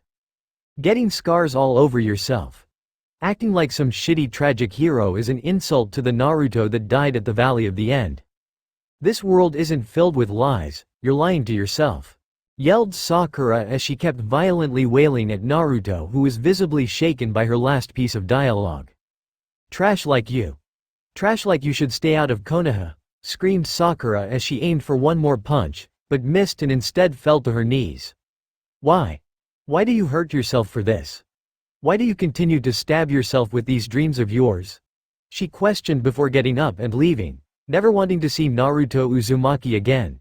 She would return to Konoha and live out the rest of her days in heartbreak. Naruto meanwhile stared at her retreating form. He didn't care. She would come to understand his reasoning in time. So he turned on heel, pulled up his hood and left, not bothering to ponder her words. While Sakura was walking away, she was stopped in the middle of the road by Danzo, who was staring at him passively. You shall not remember any of this. So rest and forget, said Danzo as a root agent appeared and knocked Sakura out and took her away from the land of Sprain.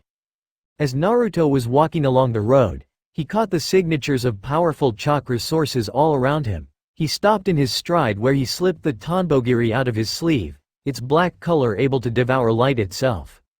Naruto scanned his eyes across the rooftops, attempting to locate the root members shadowing his movements. He knew they were there. With his sensory skills he was able to locate them efficiently. But they made no moves, no attempts to take his life like all the times before. Danzo was growing bold indeed. The blonde knew that the Konoha elder had the upper hand somehow, but as to what remained a mystery to the Sharingan wielder. Naruto then suddenly snapped his head to the direction in front of him when he felt the presence of a particularly large chakra signature, up ahead on the road. Naruto narrowed his eyes dangerously at the chakra, who knew who it was as they were casually walking up to him without a care in the world. This was Obito Uchiha. The feeling of the chakra revealed that much, and he was currently garbed in what appeared to be war attire the Uchiha clan used to utilize, and now wearing a unique mask, and strapped to his back was a large gunbai which Naruto recognized as Madara's. Naruto then gripped his cloak and threw it off his body, revealing his black armor and coat underneath, his blue rope belt dancing with the wind. Obito smirked underneath his mask and pulled out the gunbai, inspecting it, making sure there wasn't a chip in its wooden frame. It's been too long, Naruto. You don't write anymore, it's really disconcerting, said Obito as he swung his gunbai, creating a large gust that drifted towards Naruto, where the only thing it did was making his cloak, belt and hair whip back and forth as if it was dancing to a tune. I know, we promised each other that we would settle this at a later date, but who has that sort of time? I'd rather just kill you now, said Obito as he rushed towards Naruto, where the blonde whipped out kunai and threw it at one of the last remaining Uchiha, who simply phased through it much to Naruto's astonishment. The blonde then remembered the words Konan told him and how Obito could phase through objects as if he wasn't even a solid being. Naruto then launched himself at the Uchiha, who brought down his gunbai ready to cleave Naruto's head in two. Just as Naruto brought up the Tanbogiri to block it, the weapon, and Obito phased right through it. Once Obito became solid again, he tried to slice Naruto across the back with the gunbai if it wasn't for the blonde spinning around, blocking the strike, making sparks and splinters fly everywhere and both to skid away from the other. The root agents that were hiding on the rooftops then unleashed explosive tags on the blonde, who dodged them all but with trouble, as Obito was unharmed by the explosions because of his abilities, and he chased after the blonde as if he was a carrot on a stick. Then more soldiers jumped down from the rooftops to join in on the fighting below, increasing Naruto's workload, as Obito was giving him one hell of a workout. Then it all made sense to Madara's student. This was planned from the very start. More and more soldiers came joining in on the fray. Naruto wouldn't be worried if it was just the soldiers, but with Obito here whom he continued to clash with, It would certainly make things difficult if the blonde's attention was divided. Naruto at the last minute braced himself as Obito smacked him away with his gunbai, where the younger Sharingan wielder rolled across the ground before placing his clawed hand on the ground, grinding to a halt. Naruto then had to defend himself from descending root forces with their weapons at the ready. He then made a few hand seals for a wind jutsu. Futon. Tenrin, Orchid Sky, said Naruto as he held out his hand, and a rotating tornado-like wind surged forth, blowing every root agent off their feet while Obito remained steadfast and stoic under the pressure of the wind. The force was so strong that it managed to create a dust cloud in the immediate area, which Naruto used to escape and plot his next move. Naruto was running through the streets, with Root still on his tail. He currently wondered as to where Danzo and Obito were, but he had bigger things to worry about as he was searching for his partner, the blue-haired angel known as Konan. He then crossed into a street where Lord Behold, Danzo was waiting for him. Danzo, yelled Naruto, disgusted with the man's appearance before him. Naruto Uzumaki. We meet again. Pity that we would have to face each other as enemies where we would be better allies instead. Spoke Danzo with that calm and yet dangerous voice of his. A Konoha extremist, Danzo wouldn't appear so casually before Naruto without having an ace up his sleeve. Naruto merely took a combat stance at his words, ready to face the Konoha elder without qualm. Now Naruto, don't be too hasty. You wouldn't want anything to happen to this one, would we? Said as he dropped a scroll on the ground with a seal on it, where smoke soon sprouted from the seal and a form revealed itself. On top of the scroll was the restrained and battered form of Konan, whose limbs were bound and her mouth gagged. However, he could detect something. It didn't appear as if she was in peril or calling out to him. She seemingly appeared to be calm. Whatever this meant was unknown to him. Danzo then took out a katana and hovered it near Konan's neck, almost making Naruto spring into action. Don't worry now, I won't hurt her, not while she still has some use to us. Spoke Danzo, which made Naruto widen in his eyes at him. Did they come for Koinu? For his eyes? If they ever obtained his original eyes, then the result would be catastrophic. Danzo then dropped another scroll on the ground, where he then grasped Konan by the neck and threw her over his shoulder. If you survive, come and find me. Until then, enjoy the gift from your clan. Smoke then arose from the scroll, blanketing the entire area where Naruto had to shield his eyes from it, before gasping in shock at what Danzo had unleashed. It was easily the size of a building, covered in gold and bronze. It had winged shoulders and 4 arms, 2 heads carrying a large axe and a spear. Naruto just couldn't believe his eyes. He never thought he would see such a thing in his life. A Koken. Guardian. One of the ancient structures that protected Uzushio. He thought they were all destroyed when Uzushio was wiped off the map. Before he could awe at it some more, the Guardian hefted its great axe and tried to smite the blonde where he stood. Naruto didn't know how to combat a giant such as that. It was deceptively fast despite its large size, as Naruto was basically a small bug buzzing around and jumping from place to place. The black-clad man then blocked an attack from its axe but took notice of the spear heading his way. Naruto then brought up the Tonbogiri and blocked the spear, just barely, and was sent hurtling into a building. The blonde then fired off some lightning jutsu that had little to no effect on it, as it merely brushed off any attack the S-rank swordsman threw. Its armor was tough and its weapons were strong. How any shinobi could overcome such a thing amazed the last Uzumaki. His clan really did develop such weapons that many thought it was necessary to wipe them out. The giant then tried to crush the blonde with its spear, where Naruto blocked it with the Tonbogiri. The Sharingan wielder had to put all his physical strength into blocking the spear that it forced him to his knees. He was only able to push away at the last minute when he was almost forced onto his other knee. Seeing no alternative to defeat this thing in Danzo, Naruto knew of only way he could skirt around the construct. Taking a vial containing blue liquid, Naruto gulped it down, eagerly taking in Hiriko's artificial Kekkei Genkei and making it his own. Just as the giant swung its axe at Naruto, the blonde dropped the Tonbogiri onto the floor and made a few hand seals, just as the axe was about to split him in two. A resounding shattering sound was heard all throughout the area as the blonde closed his eyes at the last minute. Naruto opened his eyes, and saw the axe of the Koken embedded in glass.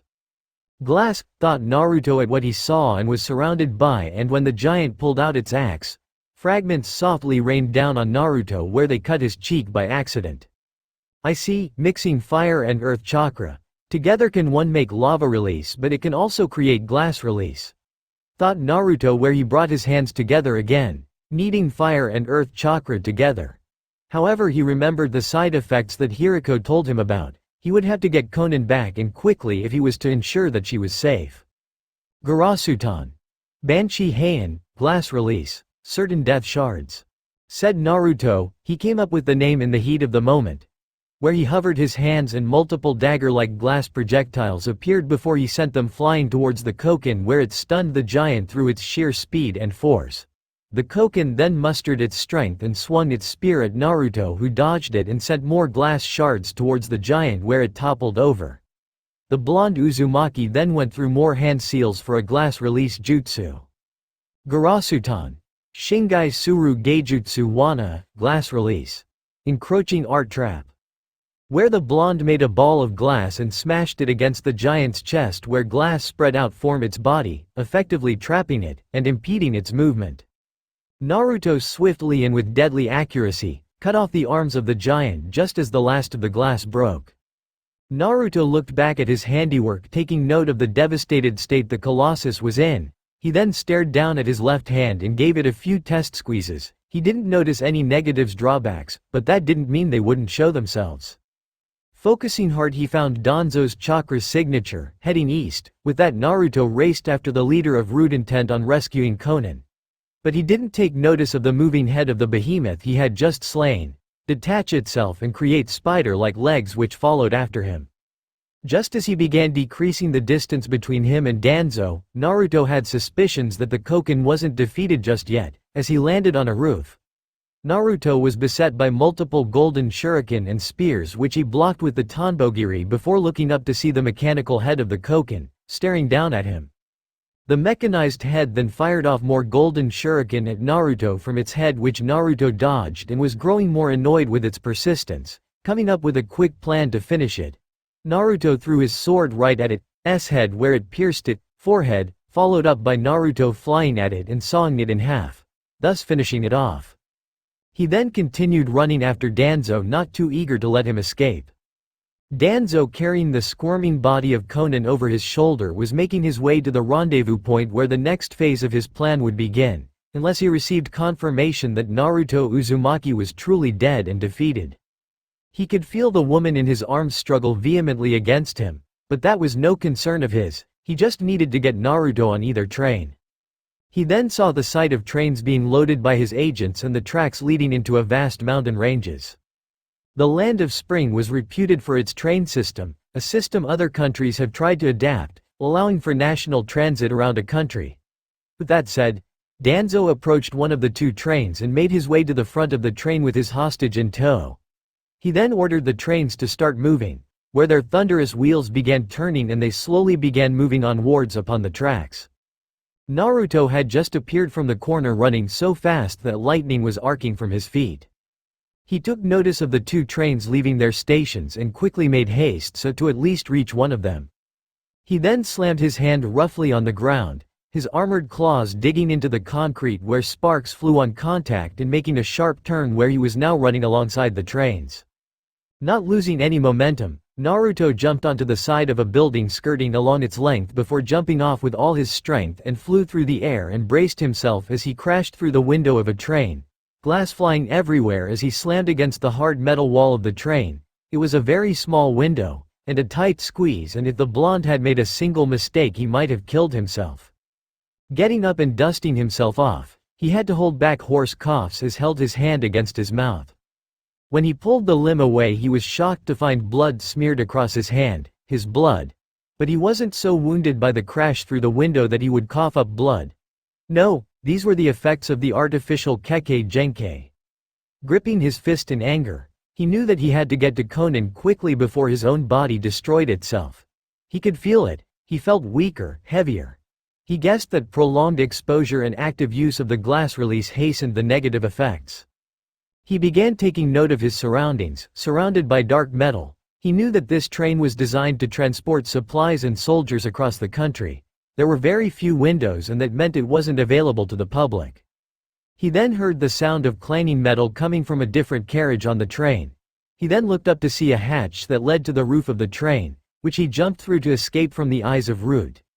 As the agent scoured the carriage looking for the intruder, Naruto was calmly walking atop the train, hardly making a sound. As he was about to jump over to another carriage, a swirling distortion made itself known behind Naruto, where the blonde man turned his head to see Obito with his gunbai at the ready. "Mind if I drop in?" rhetorically asked Obito as he sent a large gust Naruto's way that blew him off his feet and onto an empty platform upon the moving train. The younger Sharingan wielder then landed on his feet and primed the Tenbogiri ready for combat. No matter where he went, there was always something in his way. The two then rushed at each other where they met in a clash of wood and metal, but Obito's intangibility was becoming an issue for the blonde as whenever he tried to strike a blow towards Obito, his parents' murderer would only phase through the attacks as if he was a ghost. Naruto sent a couple of shuriken towards Tobi, who blocked it with his gunbai. However, only at the last minute did Obito notice that attached to the shuriken were strong cables which were also attached to his opponent's hand. Naruto then yanked on the strings with such vigor that the gunbai came flying out of Obito's hand and into Naruto's own, and since there was a chain connected to the gunbai, the blonde theorized that Obito could not phase through objects connected to his body. Naruto then slammed the gunbai over Obito's shoulder and where a loud cracking was heard before kicking the Uchiha away. "Not bad, not half bad," said Obito as he rolled his shoulder and cracked his neck while standing up after receiving the blow, while Naruto readied himself for his next attack. "Though are you prepared for this?" said Obito, and with his large war fan, created a swirling tornado that came soaring towards Naruto, who readied his Tenbogiri and sliced it in half, only to see with his Sharingan, Obito flying through hand seals where he, through his mask somehow, spat out a fireball the size of a horse, where uniting with the remnants of the tornado was set ablaze in a fiery explosion. Naruto however leapt out of the flames, his coat a little singed but otherwise unharmed, where they met again in a swift clash of weapons. Seeing an opening in Obito's defense, the blonde held his black blade in a reverse grip, the chain attached to the pommel whipping back and forth under the pressure of the speeding train. Gave the older man a palm strike to the chest, followed up by a downward slash from the Tenbogiri with a jab right after it. A kick to Obito's temple whose impact was absorbed by the mask, and then two slashes across the chest, an elbow to the left pectoral, a slash to the left leg and a strike across the side where Naruto was facing his back. Obito with his great speed had only barely dodged his sword strikes where only his clothes were torn, but other than was a little hurt from the impact of the blonde's strikes. Obito then took out a kunai and did his own onslaught of attacks, where he sliced Naruto across the shoulder and slashed him 2 times horizontally across the chest, smacked him with his gunbai where he was sent scathing across the ground, followed up with a gust of wind that sent him even further away where he crashed into the hard metal wall of another carriage. Obito then threw his gunbai, hurtling it towards Naruto where it struck him in the chest, winding him. And then attached multiple explosive tags to his kunai and threw it towards Naruto, who tugged on his hand, revealing that he actually tied shinobi wire around Obito when he himself was attacking him. Using the metal, Naruto channeled his lightning chakra through the capable just as the explosive tags exploded right in front of him. Naruto was blown away by the explosion while Obito was convulsing and grunting from the lightning surging through his body.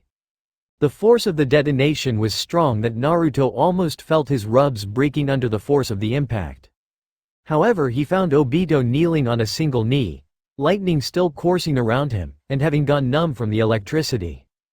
Naruto, in a burst of speed, grabbed Obito from the back of his skull and slammed his masked head right into the metal ground of the platform they were fighting on. Before Naruto could stab the Tenbogiri through Obito's head, the older Sharingan wielder kicked Naruto away where the blonde attempted to slice him again, only for Obito to phase through the attack and slammed his gunbai against Naruto's spine, making the blonde silently scream in pain, despite his tolerance for it. Obito then grabbed Naruto by the neck and threw him through the metal doors of another carriage, where the blonde tumbled into a heap. He had underestimated Obito as he actually put effort into this fight, It was like the time he fought Muku at the Blood Prison. The older Uchiha was a more experienced fighter than Naruto and knew the ways of the Sharingan well. Naruto would have to use his cunning mind to gain the upper hand in this fight and to save Konan. However, he was broken from his thoughts when he coughed up a large amount of blood onto the ground that wasn't the result of Obito's attack. When Madara's student picked himself up, he found a large array of root agents in front of him who were preparing their kunai ready to attack him. Naruto noticed a window to his right and quickly jumped through it to avoid the rain of kunai. However, even more kunai pierced the metal armor of the train as he was hanging on its side, forcing him to constantly move to avoid injury. He then traveled up to the roof of the train, his footsteps revealing his location through the resounding metal. Then more kunai followed him as they hailed through the roof of the train, making Naruto run back across the carriage to avoid its fire. The blonde then jumped off the carriage and landed on an empty platform, the one he was battling Obito on previously, and who still happened to be there. Naruto, crouched on the ground, saw a root agent trying to detach a carriage from the rest of the train. Channeling chakra into his left eye where his eternal Managekyo Sharingan pattern appeared, Naruto used Kamiyo Nanayo, Sutepu no Shinigami, Steps of the Death God, to slow down time around him, where his form was cloaked in black smoke and shadow. Rushing past the time-frozen Obito, Naruto threw a kunai at the root agent, who died immediately just as the jutsu wore off, and just as the cable connecting the two cars broke, causing the carriages behind Naruto to shake and clatter violently. While still running on the empty platform, the blonde jumped off with all his strength and latched his hands onto the steel carriage, his feet scraping against the ground as he tried to hold on. The two carriages that were detached fell off the tracks and down into a certain death as they were over a bridge. Naruto still had to hold on as his grip was loosening under the strain. The train itself was jostling back and forth before the carriage Naruto was holding onto had slackened and was no longer rolling on the tracks, where it was freely grinding against the metal road, sparks flying everywhere. Naruto then twisted his body and grabbed a pole where he was now standing on the side of the car using his chakra and having to squint his eyes from the force of the wind. He ran along the length of the near-doomed carriage, but he had to make haste as he was approaching a tunnel, climbing up to the roof. Naruto kept running before making a jump. Just the carriage was blown off its hinges when the loose platform hit the tunnel and was blown off its hinges. Now there were only two stable cars left on the train, and Naruto walked forward to stop it, before he was suddenly swept off his feet by Obito using his gunbai, who had appeared behind him. "You didn't think it would be that easy," said Obito to the downed Naruto, who swung the Tonbogiri at him, to which the Uchiha blocked the blade, cutting deep into the wood. The two kept parrying the other's blow where they locked weapons and then pushed against the other, trying to get an edge over the other. "I see, you don't care about all this, Root, me, Konoha. You just want the one person who makes you feel that you have a purpose. She's your ecstasy, you need her. Otherwise all you'll ever be is a nobody, empty and alone." Naruto gritted his teeth at his words, but couldn't comment further when he was struck with a blinding light. 4 lights, showing the path through the mountain they were traveling in, were etching closer and closer until they would smack the blonde right off the transport, and the blonde wasn't ready to get off the train just yet. Putting his foot on Obito's gunbai, Naruto kicked him away and used the force to fall off the edge of the train, flip over its frame and land through a window, right into the carriage, while Obito smirked underneath his mask before making a handseal. When Naruto got a better look of his surroundings, the entire carriage was covered from head to toe in explosive tags, which had just been activated by Obito. Running towards the door, Naruto braced himself as he burst through the metal just as the explosive tags went off, singing his hair, giving him a nasty burn on his face and causing his form to be burnt slightly all around. Naruto landed on the roof of the last carriage, hoping to surprise Obito from above, but he felt something tighten around his leg and pull him down into the car, where he landed with a thud on the ground, where he found Obito's gunbai pressed against his neck. "I killed the driver, now you're going to crash and die," said Obito while Naruto glared at him with his red eyes. Naruto then kicked Obito away where the masked Uchiha skid across the ground. Naruto threw the Tonbogiri at Obito, who simply parried it away with his gunbai. Then Obito rushed towards Naruto where he kicked him in the stomach, disappeared into a swirling distortion, reappeared above Naruto and punching him atop his head, created sharp branches from his arm and pierced the blonde's chest, summoned a large shuriken from his pocket dimension and slashed the blonde twice across the chest, disappeared in the same manner and reappeared from above by firing multiple large vajra at the blonde who dodged them all, and tried to throw shuriken at Obito who merely disappeared and reappeared behind the blonde and swung his gunbai at his spine where it easily smacked the younger man. Naruto gritted his teeth at Obito outpacing him, but the small scratches he received he would repay in full. Naruto then sent chakra into both of his eyes where they began to bleed. He held out his hands as black flames taking the appearance of a sword manifested in his left hand, while ash clumped together in his right hand and created the appearance of a blade. The blonde respectively was using Hayden, Fujin, ash release, Fujin, and Enten, Kagetsuchi, blaze release, Kagetsuchi, to form two weapons in his hands.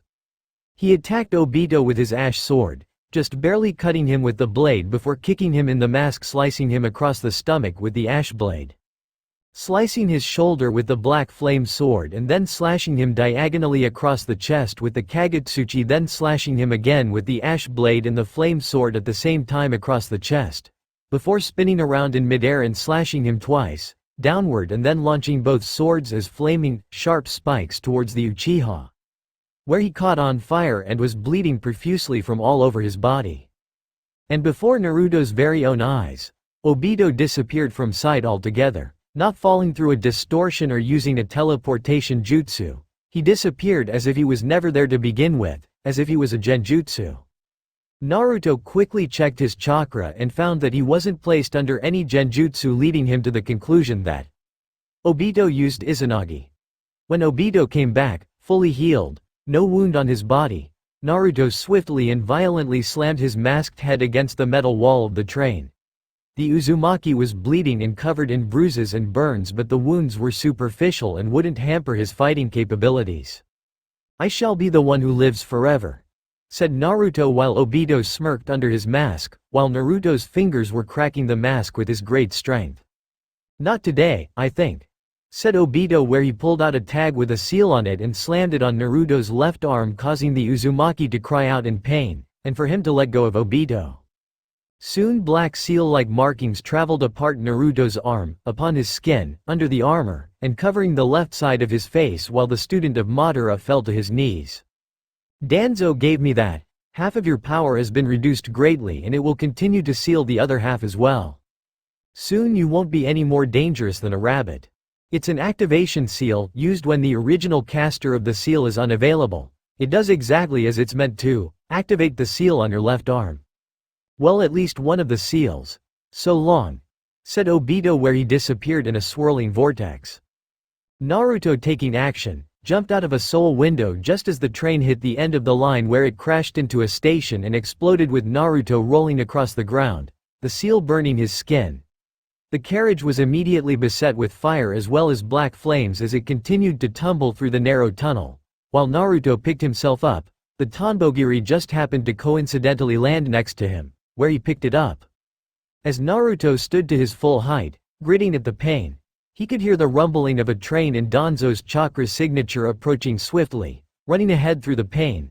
Naruto found the train coming towards him and he could sense Konan's chakra as well. Just as the train was about to pass him by, Naruto latched onto the last carriage, but his coat's frayed end was spotted by a root agent who activated a short-distance transmitter to warn Danzo of the stowaway. "I think he's on." However, he was silenced from speaking further when a black blade pierced his throat and his body was kicked off the train. Naruto then scurried to the top of the train, where he had a clear path towards Danzo as this tunnel was wide enough for him to stand and fight. However, those plans were tossed out the window when multiple root agents climbed out of the carriage and faced Naruto, who sneered at them all.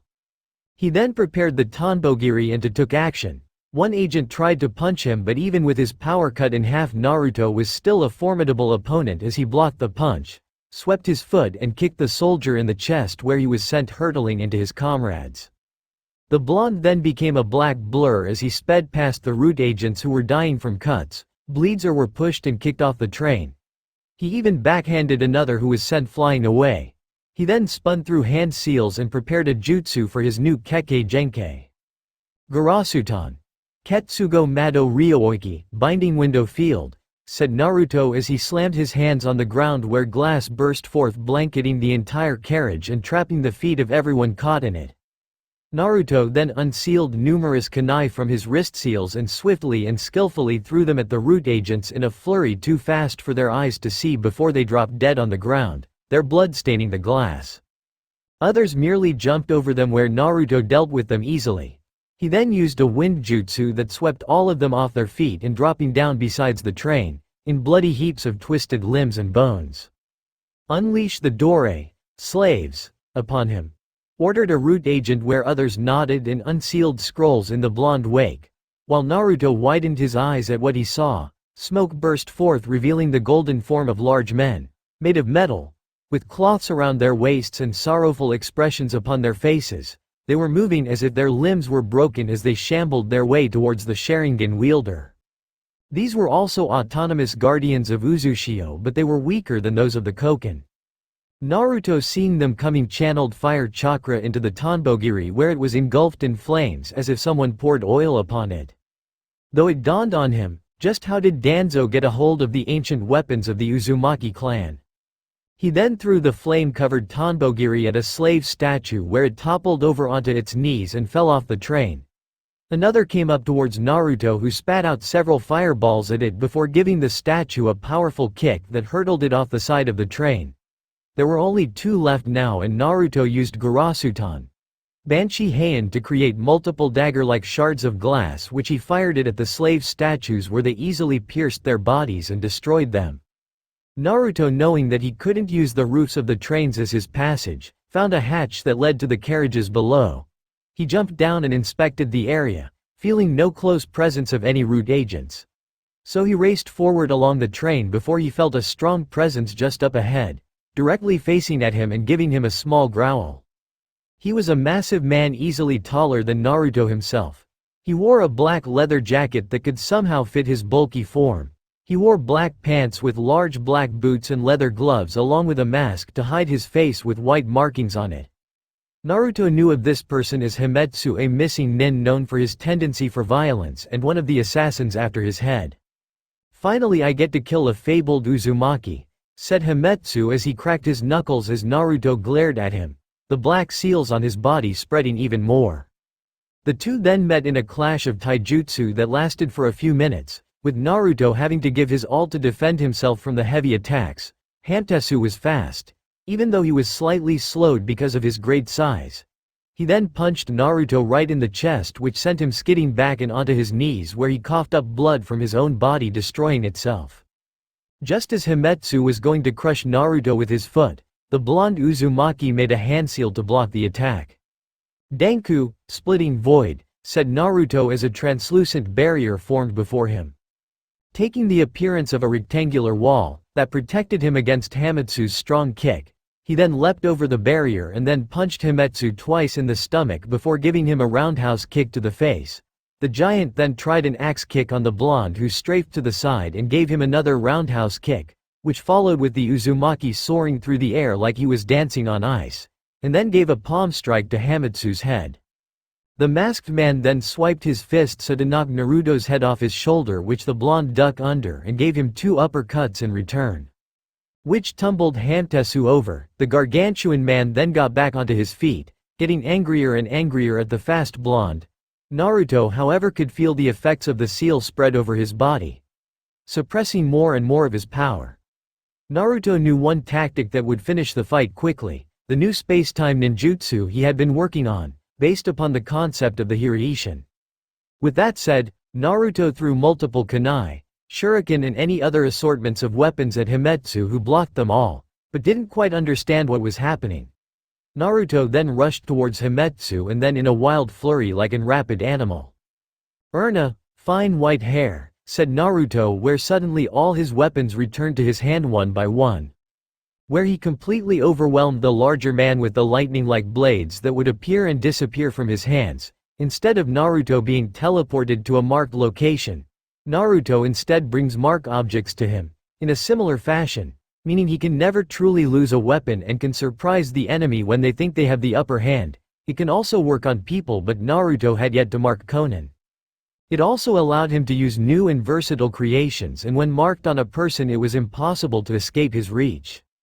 When he finished his assault, Naruto watched as blood exploded from Hametsu's wounds. He then leapt up in the air to finish him off, but was surprised when Hametsu grabbed him by the head and slammed him into the metal floor of the train, roaring as he did so. "With your death there shall be peace, I will savor that peace," said Hametsu as Naruto was dazed and in pain from such a strike, in which he correctly guessed the man's strength. Naruto then used Urna to summon the Tanbogiri to his right hand and a kunai to his left. Just as Hametsu reared his right arm for a punch that would shatter Naruto's ribcage, said blonde channeled wind chakra into the kunai, where both launched their arms at the same time, but Naruto's kunai ripped right through Hametsu's arm, severing it completely in two, where the behemoth screamed in utmost agony, blood spilling everywhere. The masked man crouched down, still screaming in pain, which proved to be his last mistake as Naruto rolled to the side, swiping the Tanbogiri across Hametsu's neck, decapitating him, the body slumping towards the ground and blood leaking everywhere. Naruto took deep and calming breaths as he lay on the ground, the cursed seal Obito placing on him spreading across his body until it covered every inch. He coughed up more blood as the red liquid dripped down his chin and neck, staining his now loose hair that had broken through its bandages. He then picked himself up, though with great effort, and continued onward. When he made it to the next carriage with the Tanbogiri sealed within his wrists, he came across another person in his way. He'd just love it for someone to just say, "Hey, yeah, do whatever you want. We won't stop you, fate is cruel that way." She was a slender woman who appeared to be a little older than him. She had blonde slicked back hair with a shade that rivaled his own, with two long strands styled into distinctive antennae which were pointing backwards. She had vivid green eyes with a light coat of pink lipstick. She wore black opera-style gloves with spikes on the knuckles and long skin-tight leather pants with high-heeled shoes. She wore a Kumogakure flak jacket with a leather bikini underneath and a tattoo on her right shoulder with kanji for violence on it, and a spiked choker chain around her neck. Naruto also knew of her, Ninfu Boruto. And she was smirking dangerously at him with a hand on her waist. Naruto knew he was in a precarious situation. The seal spreading across his body was hampering almost all of his power. He had to come up with a stable plan, so to rescue Konan, he could use the same tactic as Hametsu, or he just has to touch her and she'll be dead. Naruto walked up to her, unafraid of the woman before him. He stood before her, his body shadowing hers. "Well, this is going to be fun," said Ninfu, to which Naruto gritted his teeth and aimed for a palm strike to her face, which she easily dodged under and kicked him away, where he recoiled in pain. "Is that all? I was promised something more spectacular." The blonde scowled at the woman and tried to use Urna, but found that the seal was preventing him, and he doubted he could use even his strongest jutsu. In fact, he found he was having trouble even maintaining his Sharingan. He then launched himself at Ninfu, where he tried a flurry of punches and kicks where she easily dodged or blocked them all. And the Kumo ninja found herself smiling at the pitiful attempts. His movements were slow, and because of that, they were easily predictable. He kept attacking, just having to touch her once, but to no avail as she kept dodging around them and blocking each attack with expert precision.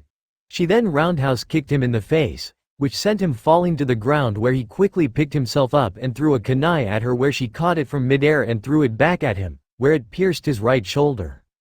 She then tried an axe kick on his face, to which he barely rolled away in time. Getting back on his feet and pulling the kunai out of his shoulder, he tried to punch her again, but she caught his arm and kicked him in the face and threw him over her shoulder and stomped on his ribs. She was then jumping and skating all around him while his offensive strikes were barely touching her, and he was on the defense from her feints and attacks. However, he was growing more and more frustrated at the woman who was making him look like a fool. If it wasn't for the seal, she'd be dead already. He then swiped her with kunai and jabbing at her face, which she ducked under the attack and elbowed him in the stomach. Backhand punched him and elbowed him in the thigh and tried to kick him in the chest, to which he strafed away. She kept redirecting his attacks as if they were child's play to him, like he was one of her toys she could play with and break at any moment. She then sent a lightning jutsu aimed straight for him that he barely ducked under, still smirking at him. Having had enough of her bullshit, Naruto tried to kick her, which she blocked easily, and spun around on her hands, disorienting the blonde-haired man with her flayed-out limbs. She kept cartwheeling around him, trying to kick him from above, to which he took steps back to avoid. However, she then punched him in the gut that sent him scraping backwards. He then rushed forward and tried to land one final blow on her, which like all the previous times failed. She then, having had enough, took to the offensive and gave him multiple punches and kicks which he couldn't avoid and barely blocked, dazing and stunning him. She then tried a roundhouse kick to the face, which he caught, and tried to punch her in the throat by pulling her towards him. She merely placed her hands on the ground and broke free from his grasp, and then caught his arm, pinning him, and slamming him face first into the ground. The impact was strong enough to almost knock him out, but he was left in a state where he couldn't fight back. As he was lying on the ground, Ninfu took out a single kunai and was prepared to pierce his throat. She was just about to kill him. The sound of shattered glass caught her attention, where a black and red shadow attacked her by unsheathing a red sword and aimed for an upward cut before the shadow tried to cut her stomach, to which she dodged before sheathing her sword. Ninfu didn't know what happened next as the shadow appeared right before her. Ninfu could tell that this person had large and strong chakra, even larger than her own. She couldn't contemplate further as the shadow aimed for an upward kick that the Kumo Nin barely blocked and was so strong it caused her elbows to bleed. This was followed up by a powerful elbow strike to the neck that sent her crashing to the ground. She then got up off the ground and tried a roundhouse kick on the red and black blur, which the shadow jumped over easily. Not content that her opponent was defeated, the shade then did an axe kick on top of Ninfu's head, which plummeted her skull to the ground, where the blur followed up by doing another axe kick on her spine. Just as Ninfu recovered and got off the ground, she was punched so hard in the gut that she practically vomited blood. Before any more harm could come to Ninfu, she quickly disappeared in a bolt of lightning and was gone. The shade stood to full height and stared at the spot the Kumo Nin was in, before turning their gaze onto Naruto, who had watched the whole thing transpire. Their appearance, from what Naruto could see, was a woman, judging from her figure, wearing a black and red kimono-style short dress with a red belt girdle with imprints of mountains, trees and birds upon it. She had multiple necklaces with beads laced around them. She had a furry appendage tied to her skirt that was similar to a wolf's tail, and some armor on her right hip and scaled armor on her arms and hands. She wore black, thigh-length boots with a red splatter pattern upon them and a sheath with a red sword on her left hip, probably signaling that she was right-handed. But her most notable feature was a mask over her face, which took the appearance of a white raven with red marks on it. The mask had 4 eye slits, giving it a fearsome appearance, and whether it was part of the mask or not, the person had long black furry hair that traveled down to their waist. "Who are you?" questioned Naruto as she stared up at her. However, she didn't respond to his question and just simply walked up to him, where she removed what appeared to be white powder from a pouch on her side. She dabbed her fingers in the powder and spread the white substance over Naruto's forehead and chin. She then removed the armor on his left arm and dabbed more powder onto it. She then made a single seal, where the black cursed seals all over Naruto's body began to converge on the seal on his left arm. Once they had gone back to their original appearance, Naruto pressed himself up where he was sitting on the ground and squeezed his hand, noting that it was back to its previous strength. The red and black figure then began to walk away, but before she left, walking through a door that led to the outside, she uttered 4 words. "A survivor, like you." And she disappeared through the door, and that was the last the blonde saw of her. Not understanding what just happened, Naruto got up onto his legs again and traversed through the train, heading back for his original goal.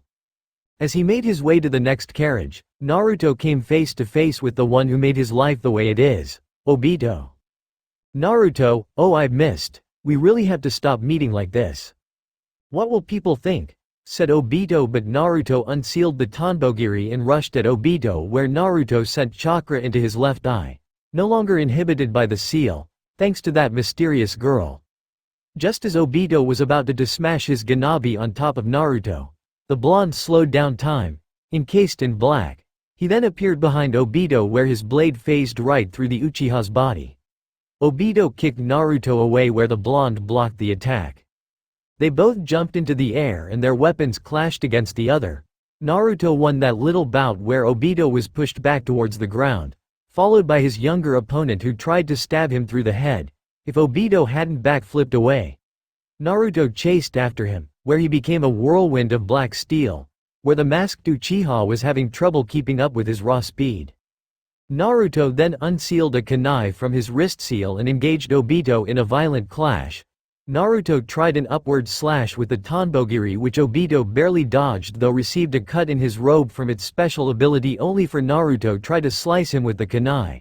The Sharingan wielder then threw both the kunai and the Tanbogiri which Obito dodged with skill. Naruto followed up his offense with a combo of punches and kicks which Obito predicted with his Sharingan. However, what he didn't expect was the two weapons Naruto threw, suddenly returning to his hand without any indicator whatsoever. Naruto then sliced another part of Obito's robe where the older man was thoroughly surprised at what happened. His enemy was nothing but a whirlwind of weapons, throwing them and spinning around, only for the weapons to return to his hands, without even touching them. Naruto then unleashed a mighty blast of wind that sent Obito off his feet and tumbling to the ground. The Uchiha tried to get up only to find a pressure against his chest where he saw his skilled opponent pressing his armored, clawed foot against his chest and pointing the Tanbogiri at his face. Has it ever occurred to you, have you ever had the thought, why, we are fighting? Naruto, you know that both of us want the same thing, and you know it. Said Obito, but that only made Naruto glare at him and inched his sword closer to the mask. Ferocious, just like a wolf. So what are we gonna do now? You could kill me, take your revenge. Or is my death simply not enough to quench that? But do you really think that some little girl will make you and people forget what you were? What you've done, all the lives you took and ruined. And they call me a monster. So who are you going to choose? If you kill me you'll never see her again, and after Danzo's done with her, you will never want to see her again. Though there is still time, be that dashing white knight and save the damsel, but you may die doing it. Said Obito with a grin beneath his mask. Naruto didn't say anything other than removed his foot from his chest and let Obito go. He was right, of course, so Naruto knew that to save Konan some dreadful people must be spared. Obito's body disappeared a spiraling vortex and Naruto ran through the carriages until he came across an empty platform with the only people there were Konan, Danzo, Obito and Naruto himself. Konan was bound and lying on the ground at Danzo's feet. "See, told you he would come," said Obito sitting casually on the ground, his gunbai in front of him. Naruto Uzumaki, on the orders of the Godem Hokage, Tsunade Senju. You're to be put to death and never will you nor any of your descendants threaten the stability, safety and peace of Konoha. Spoke Danzo as he approached the blonde who kept glaring daggers into his skull. Give me Konan. And I won't even take a single step in Konoha. This can all end, if you don't hurt her. Spoke Naruto, but was then forced to his knees and covered his hand with his mouth as he coughed up copious amounts of blood. You don't look too good. Perhaps it would be wiser for you to walk away. This one has too much information on the Akatsuki to merely allow her to be set free again. Spoke Danzo as he took out a sword and pointed it at Konan's face. Danzo pulled away the cloth around her mouth, allowing her to speak. Last rites. Naruto, don't worry about me. Everything will be alright. I won't leave you alone. I'm coming, so wait for me, okay? Said Konan as her final words before Danzo stabbed her in the head, swiftly and without pain, killing her. Such a noble effort, though I expected her to say something else. Well, no matter, what's done is done. Toss her body over the side. Said Danzo while Obito did just that, her bloody remains being broken upon impact with the ground. Naruto didn't say anything other than dropping the Tanbogiri, eyes wide with horror and grief. The Tanbogiri clattering by his side. He's your problem now, Uchiha. Finish what you started 15 years ago. Spoke Danzo, but before the two could do anything, 3 seals upon Naruto's left arm began flashing blood red. It was pulsing like a heart, becoming faster and faster until the seal itself cracked, falling to the ground like ripped pieces of paper. From Naruto's waist burst forth 4 long black ropes with silver blades upon the ends. However, that was not the end of their troubles. Naruto's hair fell over his eyes, shrouding them from view. His mouth was agape and he was breathing hoarsely while it seemed like his eyes were glowing red. The 3 seals that were broken were enough to bring fear to Obito. Before he even knew it, Naruto disappeared from sight where he suddenly appeared above Obito and flung two of his ropes at the Uchiha who barely blocked them with his gunbai. However, Naruto wasn't done as he tried to cut the older Sharingan wielder with two more of his ropes. Dark, desperate, death to make myself alive. Worm, crawling on ground. Broken body, bleeding hands, stone ground and guts gripping, dead like spoiled fish. Spoke Naruto clutching his head, while Obito knew exactly what it was. Before he was en route, Naruto was special case, from all the abuse in the dark recesses of his mind. A second personality was created to protect the other. Only the most traumatic of events could force this thing out. The thing known as Hunna instinct. It made its first appearance one tragic night when the blonde was attacked by a drunk, and since then the Sandaime Hokage sealed it away with one of the seals on Naruto's left arm. The other two seals that were broken Obito had a good guess about, but that didn't matter. Flesh, tasty juicy, everywhere. Voice says stop, no, need to die, he hurt us. He has to hurt too. Naruto then jumped towards Obito where the rope and the gunbai clashed together. Danzo disappeared when black ink covered his body and leaving Obito to contend with the crazed boy. Obito swung his mighty gunbai at Naruto again and again, but the animalistic blonde kept dodging and jumping around, blocking each attack like it was a fly to be swatted. Obito slammed his Ganabi against the rope but it didn't budge. Then Obito broke the defenses and jumped into the air, and slammed his gunbai against Naruto's shoulder who cried out in pain only to flick Obito away with one of his chakra ropes. The train was still running and running, its wheels thundering as they entered a narrow tunnel, and Naruto was jumping all over the place like a grasshopper. Obito could barely keep track of him. Obito had to roll away when Naruto attacked in a blind raging flurry. The Uchiha had to phase through multiple attacks and deadly slashes.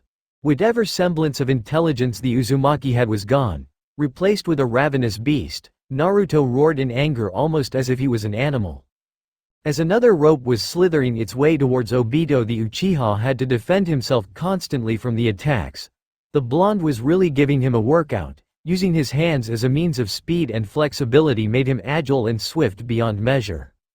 The two then locked themselves in as Naruto kept battering his black chakra rope against Obito. Again and again they kept striking each other, never gaining an advantage over the other. Naruto then jumped into the air and struck Obito with a more powerful blow that swept him off his feet. Naruto then stabbed his ropes into the metal of the train, using it like a springboard to outmaneuver the Uchiha. He then, growling like an animal, sent one of his 4 ropes towards Obito, hoping to cut him with the silver blade ornament. But Obito ducked under it, and slammed his gunbai into Naruto's stomach, making the younger Sharingan wielder cough harshly at that and blood to pour from his mouth. He had little time remaining until he could no longer fight because of the Kekkei Genkai eating his body. The rope he had summoned from his back began retreating into his body once again. He held his head in his hands as a flood of images came swooping into his mind, clawing at the edges of the abyss. Things he did or had done. They were jumbled mess and he didn't know how to make it. He wanted to scream, no, he wanted to claw out these memories flooding him. He couldn't ponder it further when Obito came flying over him and tried to break apart his skull with his battered gunbai. Naruto rolled forward and gripped the Tonbogiri once more, where he blocked a horizontal attack from Obito and jumped back from the Uchiha. His mind still a mess and he was coughing more and more blood while shaking his head continuously from the memories battering against his skull. Obito attacked again, this time putting more strength in his swings which Naruto barely had the strength to block. The two of them, still aboard the moving train, entered a narrowed tunnel shaped into the mountainside. There they kept meeting each other in violent clashes where sparks and splinters flew abound. Naruto sealed the Tonbogiri away and went through hand seals for a jutsu. Ranten Ogi. Rankiryu, Storm Release Secret Technique, Demon Dragon Storm. Said Naruto as he gathered dark thunderclouds all around him and then ordered the storm to sweep forward towards Obito, where the entire tunnel was filled with thunder and electricity. Obito tried to blow back the storm with his gunbai to no avail and instead was sucked into his pocket dimension to wait it out. It took several minutes for the conjured storm to disperse, and for Naruto, he had lost sight of his enemy once again, but his coughing was becoming more labored and he was spitting up more blood. He was even having trouble standing. Obito then appeared behind him, and both locked their respective weapons together. To do all these things is something only special, only few shinobi can accomplish, but still, said Obito. Naruto then tried to flip over Obito and slash him across the chest at the same time, but the Uchiha kicked him away and across to the other end of the train. Naruto caught himself by stabbing his blade into the roof of the tunnel only for Obito to swat him down with his own large weapon. I can feel it, your body is becoming weaker and weaker as we fight. You won't be able to keep this up for much longer. Naruto then charged at Obito with his sword in hand and tried to cleave him in two with the Tanbogiri, but the older Sharingan wielder stepped to the side and kicked Naruto away into the stony wall of the tunnel. But Naruto braced himself and landed against the tunnel, his feet clawing into the stone before he jumped back and engaged Obito, where he swung his sword across the Uchiha's chest where the attack phased right through. They locked swords once again and traded respective blows again and again. Obito then used the handle of the gunbai to whack Naruto in the face, who was looking more and more weaker by the second. Obito's cheap shot dazed Naruto for a split second, where Obito disarmed from the Tanbogiri where it landed sharply and the train a bit away. Obito then tried to slice Naruto's head off, but the blonde merely dodged the blow by bending backwards, before flipping over and grabbing his sword once again. Naruto, through a stroke of genius or idiocy, ran up along the length of the tunnel, building up momentum before launching himself at Obito and tried a vertical slash, but the Uchiha blocked it with his gunbai. But then Naruto released his weapon from his grasp, grabbed Obito by the mask and rammed his head against the stone of the tunnel, sparks flying away upon contact. Obito's mask would have been destroyed and what little remained of his face would be gone, if he didn't elbow Naruto in gut and kicked him away. Very good, but you should probably know, I haven't even used my full strength, but at this pace you will be too weak to even fight back. You only hasten the inevitable, said Obito as they locked weapons again. Obito then broke the lock, smashed his gunbai's shaft against Naruto's face, stunning him where the blonde barely blocked his next attack, only for Obito to follow it up by slashing Naruto's face with the gunbai, causing a large gash in his face and almost destroying his left eye. Naruto jumped away and held his bleeding face while he glared at Obito through his fingers. His eye was untouched thankfully, but still that was only a warning strike. You deny yourself and your blade its true nature. You both yearn to bathe in the blood of our fathers and enemies. But you suppress it. You hold back that savage nature of yours. I remember a boy who could spit in the face of death and laugh, where he killed anything that moved and was unafraid to hurt himself if it meant hurting his enemies. Naruto didn't respond to him other than falling into a combat-ready stance once more. Obito then channeled fire chakra into his gunbai, setting it ablaze with flames. Naruto had to step back or else he'd be consumed by the fire. And now Obito's attacks were more focused and ferocious, constantly striking the metal of the Tanbogiri. Naruto was forced to jump away and sent an explosive tag towards Obito where it blew up the train from behind, but out came Obito, completely unharmed and about to bring the oversized war fan down on Naruto. The two clashed again with neither giving in or backing out, though Obito noticed that Naruto's movements were becoming sluggish. A full day of fighting and his body destroying itself wasn't healthy for a person, obvious sarcasm. Again and again, flames and metal struck each other, and Obito saw an opening in Naruto's defenses where he slashed the Uzumaki across the stomach, making blood explode from the wound and pour down like a waterfall. Naruto held his bleeding gut and coughed up more blood. Naruto wouldn't give in, he wouldn't lose. He rushed towards Obito and swung his blade, but in a single moment, in a single second, the two weapons clashed once more, and probably for the final time, as the black metal of the Tanbogiri shattered into several black shards. The only thing unbroken was the hilt of the blade.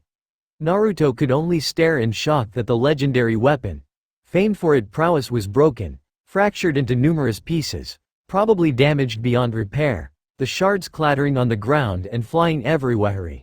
However, he couldn't contemplate it further as Obito rushed past him and swung his gunbai. Naruto didn't feel any pain, he didn't even notice the attack until the last minute.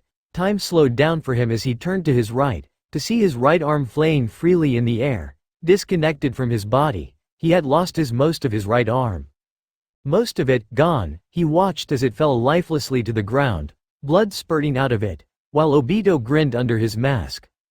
Blood kept pouring out of the wound and staining the metal ground of the train Naruto was standing on. Before he could think of anything further, the blonde-haired man was swatted away to the very ends of the train where, with what little strength he had, held on for dear life, though he lamented that with her gone, it wasn't much of a life.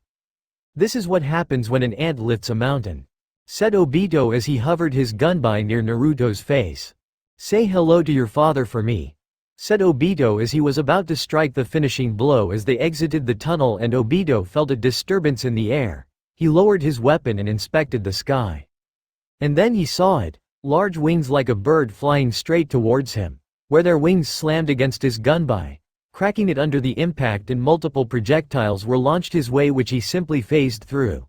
Taking this opportunity, the winged being grabbed hold of Naruto and flew off, leaving Obito behind on the train as he stared at them, his prey having escaped. He was high in the sky for who knows how long, fading in and out of consciousness. His senses were dulled. He felt like he was going to die at any minute. It had been a horrid day for him, confronted with ghosts, pain and death. Challenging what he thought as well as the limits to his body, he now had so many questions that needed to be answered, and the flood of memories of his past self, the one that worked alongside Root. He could remember it all now, what he did, what he ruined. All of it. At first they were flashes, now it was like an inescapable view of the world. His eyes were heavy and his Sharingan was no longer active. Soft hands wrapped around his torso, cradling him as he flew above the clouds. He couldn't see what was carrying him, though he guessed it was some kind of bird, as he saw the strong wings push against the weight of the world. From his point of view, it was a wondrous sight, being above the clouds, fully embracing the sun and its warmth. He had never felt so content before, so at peace. He must have thought he was in heaven, as it certainly could be mistaken for such a thing. He could hear a voice calling out his name. It was melodious and tuneful, like a symphony from an orchestra. His eyes drifted to a close as he allowed rest to overcome him, dreaming for the first time in years.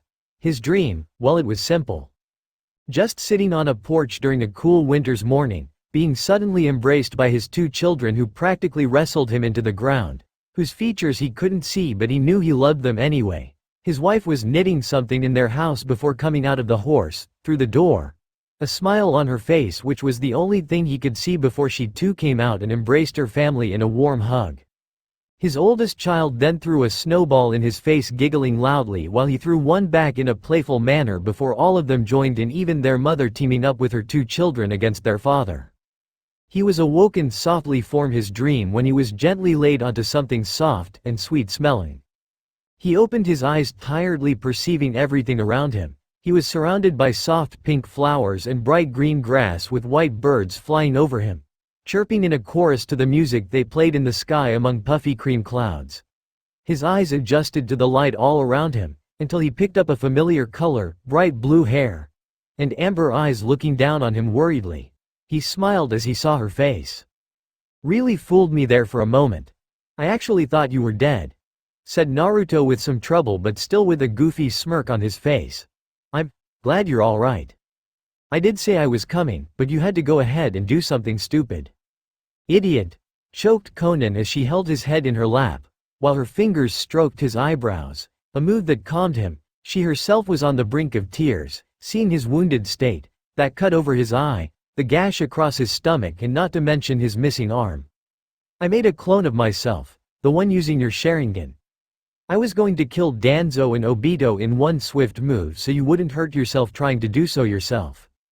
Well, I'm glad I have you to discipline me when I do something dumb," said Naruto, his weary smirk widening and his eyes on the brink of collapsing again. Konan almost had the urge to slap him upside the head for his recklessness and stupidity. It was at that point she let out a few tears that fell on Naruto's face. "Shush. Don't cry. You only cry when you're happy, and when you cry. I hurt," said Naruto as he wiped away her tears with his remaining arm, before softly cupping her chin, his smile soft and warm. He pushed himself up with all his remaining strength as their lips pressed together tenderly, like fireworks going off. The effect was instantaneous. His bottled-up feelings for her were unleashed in that kiss. But still, there was confusion upon his lips. He didn't know what it was, but he hoped to find the answer. Konan kissed him back in full force, savoring the taste of his lips and enjoying the emotion conveyed through them. It was chaste, innocent, nothing more than an expression of one's feelings.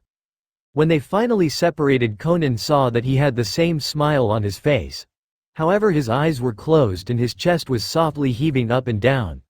Her lip quivering, she cradled his head into the crook of her neck with some tears dripping down her eyes onto his neck, as the colorful wind blew through the wondrous flowery field. Today was only the start of things to come. The dogs of war shall be unleashed upon the world. 1, 287 Chapter 22. Colors of the Wind.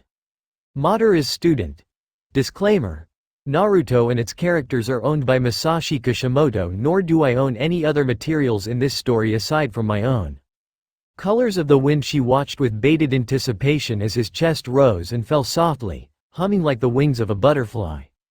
This was all her fault, she was to blame for all this. Her actions had caused the man lying before her to be pushed to utter exhaustion. His state was a reminder of her extreme confidence. Well, she would call it arrogance on her part. She had failed to inform him of her plan, and now he appeared to be on the verge of death. She believed she could handle both Danzo and Obito, but the Uchiha had proved to be far stronger than anyone expected. The result of his power was seen through Naruto's wounded form. The tips of his hair was singed and blackened, he had a ghastly gash over his left eye and a horrendous burn on his face that even covered his right eye. Thankfully both of his eyes were unharmed, and he currently had bandages wrapped around his head, shielding his eyes from view. He had a large wound on his stomach, that if Obito had put more power in the swing, Naruto may have been missing his intestines. She then looked over to the gnarled stump on his right shoulder, an ugly reminder of how far he would go for her. Just that thought sent something flowing through her, readily jumping into danger to protect her, to shield her from the ghosts of his past. It was almost like a feather dancing within her heart. She then ran her hand tenderly through his golden hair with burnt locks, smoothing her hand over his scalp. The man's body eased into her embrace as if a great weight had been alleviated from his body. Subconsciously he had delved his head into her hand, trying to capture the enlightening touch and the sheer warmth it provided. She smiled as she watched him. A simple action could speak so many words. She wondered as to what would motivate him to confront challenges that most would run from, throwing himself knowingly into danger despite the risk of death, to lay down everything and anything in pursuit of her, condemning him to solitude and sorrow. What would motivate him to throw away everything he had worked for in order to save someone who could offer little to him? Why chase after her with such zealotry that one would think he was possessed? Why go so far if only to lose what he cherished? She knew the answer. Love. A force so powerful and unknown, so mysterious in its way to ensnare the heart and mind with varying degrees of accomplishment. Love is indeed so strong that all reason becomes blind to it, blind to the truth, blind to all things. How far one was willing to go for love is uncertain, for it was so elusive in its meaning that one could question it all their life and they would still have no answer, other than they knew it was real. Loss of love could make one desperate, perhaps desperate enough to bury the truth, to hide from its pain and its reminder. Love was so powerful that even the strongest of us all could fall to their knees from its power. And she knew that he loved her. Perhaps he was not aware of it, perhaps he refused to acknowledge it, perhaps he was afraid of it, whatever the case may be. She knew he loved her, and she couldn't deny that she had fallen for him. She loved him also. As it was said, love is so mysterious that it could take years for it to appear. Sometimes it is an instantaneous thing, or maybe a single word spoken between them could light up the spark within them. But in their case, small interactions, trust and compassion had led them to this. Don't go. If you disappear from my life, all the color in this world shall be painted gray. And that will be too unbearable to live with, so please don't leave me. Konan, said Naruto subconsciously as the bandages around his eyes developed wet, moist spots where a few tears trailed down his cheeks. Konan smiled warmly and bent down and kissed the salty tears away. Her little actions were having an effect as Naruto eased up and released a soft breath of ease while Konan kissed his tears. Once her ministrations were no longer necessary, she stared at his sleeping face with tender eyes. She was hoping the dream he was having was one that could ease all his suffering. She couldn't hold back the smile to her features and slowly lowered her lips to his own where she captured them in a chaste, loving kiss, just content to savor the moment. She could have sworn, however, that he kissed her back. Danzo was simmering in his office at Konoha. The dark room was lit up by a single flickering candle as his sole eye watched the dancing flame as if it had a life of its own. The operation in the Land of Spring was a failure. All the sacrifices were unjustified as an unknown factor had made it clear. That woman. The one he had seen all those years ago, an original member of the Akatsuki. Konan. She was to blame for this. She, in the last moment of defeat, spirited Naruto away to a safe location. Not only that, the blonde Uzumaki had reawakened the superb power that made him feared, above all else. All that power they had sealed away has been unleashed once again. Fuinjutsu was truly a dangerous art that only the Uzumaki were truly able to comprehend and pierce the mysteries that surrounded the art. Danzo narrowed his eye at the flame of the candle. It was just like Naruto Uzumaki, right there in front of him, mocking him. They had also failed to capture Hiriko, but that was the least of their concerns. The blonde's new and old power was something to be feared, if not envied. So long as Naruto lived, he was a danger to everyone around him. His power was not something to be feared. No, what was to be truly feared was the Fuinjutsu now in his employ.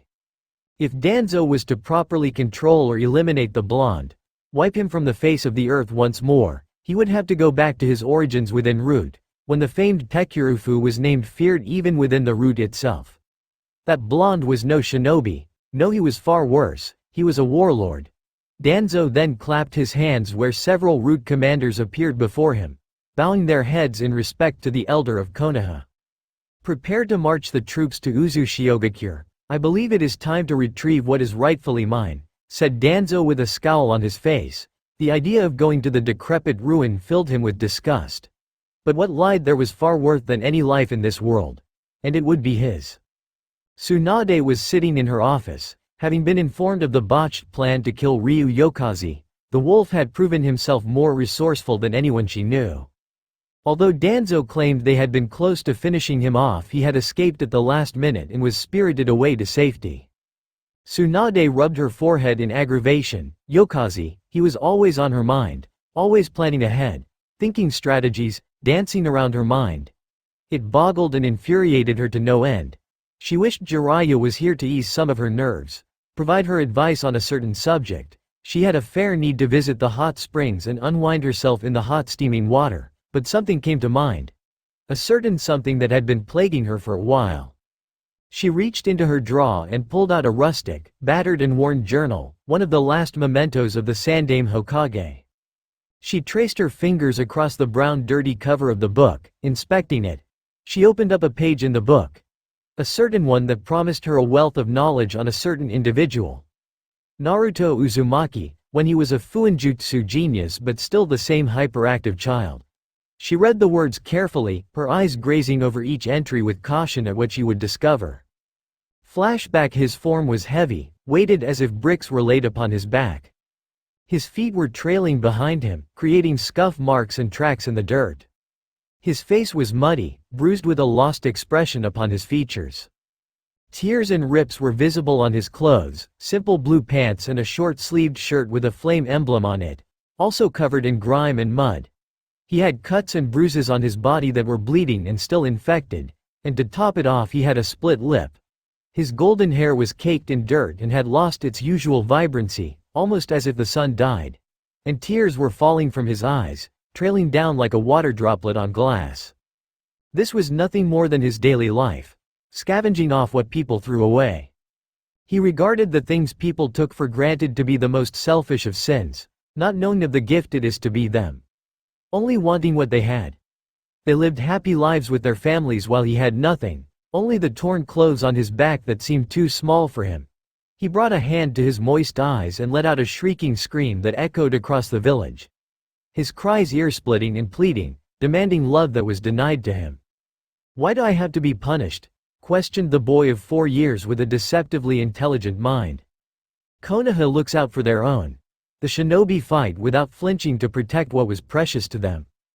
That's a lie, and the old man knows it. The Sandaime claims to care about me. He claimed to be like a grandfather to me, but why did he abandon me? When I needed him most? Why does everybody have to randomly die? Why is everything I have gone? Desperately holding on to the hope that the next day will be better. Like the sky, growing brighter with the day. Losing everything for the sake of not losing anything. Trying hard to hold on to life. It's because I don't know what to do, that I blindly cling to the day, trying to live. No matter what. It's already too unbearable. I've had enough. I've had enough. I've had enough. Spoke Naruto as more tears poured down his eyes. The thought of bearing so much pain, from just living. Said boy just continued walking through the village, the dark clouds promising rain but never falling. No matter what kind of connection he made with people, it always ended up being the same. Leaving him alone. To suffer in solitude. The old man promised I won't be alone when he told me about my parents. He told me they would never leave me alone, but what good are cold corpses? They left me alone just like everyone else, yelled Naruto again as he finally stopped walking and sat down on the ground in some alleyway, his legs being brought up to his chest. He just stared at the dirty, grimy ground, his thoughts a whirlwind. Why was he the one to suffer? Why couldn't everyone else feel the pain he felt? Whatever, it's not like he cared. He closed his eyes in thought, thinking about the family he never had, and hoping for one he could cherish. Just someone he could hold hands with. Just then, the rain started pouring down on him, but it did little to hamper his mood. Looking to his left, he grabbed a stray newspaper and threw it over his head and resumed his brooding position. The rain never stopped, he just sat there, thinking about his wretched existence. He had so many questions, and so many people refused to answer them. But why? Was at the forefront of his mind. Just then, through the sound of battering rain and in the dark of the night, did he turn his head to view a shadow standing over him. Imposing and stoic, an unmoving face like stone. Naruto stared at the shadow with indifference, knowing exactly who it belonged to, yet not caring in the slightest. To him, he was just some hypocritical monkey clawing at the reflection of the moon in a puddle. All he saw was what he wanted to see, nothing more, blind to the world around him even with all his wisdom. The Sandaime Hokage. The rain from his hat dripping from the edges and his formal robe becoming wet and soggy. His hands behind his back, staring down at the young boy. "Let's go, Naruto. You'll catch a cold," spoke Hiruzen, offering his hand to the young child, who narrowed his eyes in contempt at the old man, who frowned a little at the glare. Was that glare full of mistrust, or simply pure hatred for him? Hiruzen lacked the wisdom to know, but he believed, adamantly, that Naruto was lost. Lost in the raging maelstrom of his mind and unable to find the right path. So he stood there, and he would remain standing there until Naruto took his hand. That was the moment when Naruto discovered his true calling, as a wolf has many teeth. Flashback end. Tsunade sighed when she read that simple excerpt, but that sigh was filled with pity for herself. Just from reading that small passage was she able to understand everything about Naruto Uzumaki. She had failed him. Simple as that. She was to blame just as everyone else was. Maybe if he had lived, he would have grown strong enough to defeat Ryuyokaze and become Hokage. No, she couldn't dwell on that. She flipped over to another passage within her mentor's journal. Flashback. It had been 5 years since the Sandaime Hokage found Naruto, dirtied and alone on the street. 5 long years, and the Hokage was sure that Naruto was able to turn his life around. He had found his cave of gold in the form of sealing, to which the boy proved to be a prodigy, a genius beyond anyone's years. His imaginative mind had proven to be his greatest weapon, constantly coming up and inventing new seals that aided others as well as himself. His greatest work being a seal that animated inanimate objects. The boy had found a puppet, one from Sanagakure, and placed a seal upon it, to which it moved around and talked as a human. The puppet quickly became Naruto's assistant, and the boy of 9 years had given it the name Koa. But unfortunately, despite his absolute genius in his inventions, old hatreds still festered as he tried to sell his wares to stores, with each and every one rejecting him because of what he was. He could barely scrape by with the money he had, and even then he wasted it on ink and paper or any other items that sealing could be used with. Right now Hiruzen was walking to Naruto's apartment to check up on the young boy and introduce him to someone very important who could probably help improve the child's life. possibly more than the Hokage could. So the kid, what's he like? Questioned the Hokage's companion, where said old man stared out through the corners of his eyes at the person. He's a lot like you in many ways, though he's mistrusting of strangers and people in general. With good reason. Though all he really wants is the things everyone else has, and to be free and uninhibited. Though recently resent has been building up inside him, especially resentment towards me. He feels I'm incapable of punishing those who wrong him. He believes that there will be no one he can truly trust. This mindset isn't healthy, especially for a young boy such as him, where they are easily impressionable. What he needs isn't a grandfather looking over his shoulder. Rather, what he needs is a kindred spirit to whom he can connect to. While he claims he's better off living alone, what he hates most is solitude. Spoke the Hokage, to which his companion merely sadly gazed at the ground. Well, in more crude terms, I'm hoping you can knock some sense into him. The party of two then arrived at the Jinchuriki's apartment, where the older of the two knocked on the door a couple of times. Naruto, it's the Hokage, would you please open up? There's someone I want you to meet, said Hiruzen, but he received no answer as he grasped the door handle and slowly slipped it open. He was greeted to a sight of an empty apartment aside from paper and seals all over the walls and floor and empty ramen cups and chopsticks. The Hokage sighed at the sight. Clearly the boy wasn't home and was off doing his own thing. So he's not here. No, but he will turn up. He's just looking for his chance to soar. Just follow the shouting, said Hiruzen as he walked out the door with his companion following after him. Sometimes when a bird trapped in a cage, forever locked within a prison, waits long enough, they will find the chance to set their spirit free and soar like their mighty ancestors.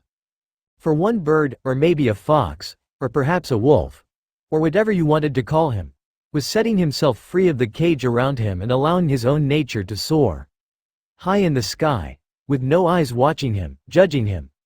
No bars holding him back or pulling him down.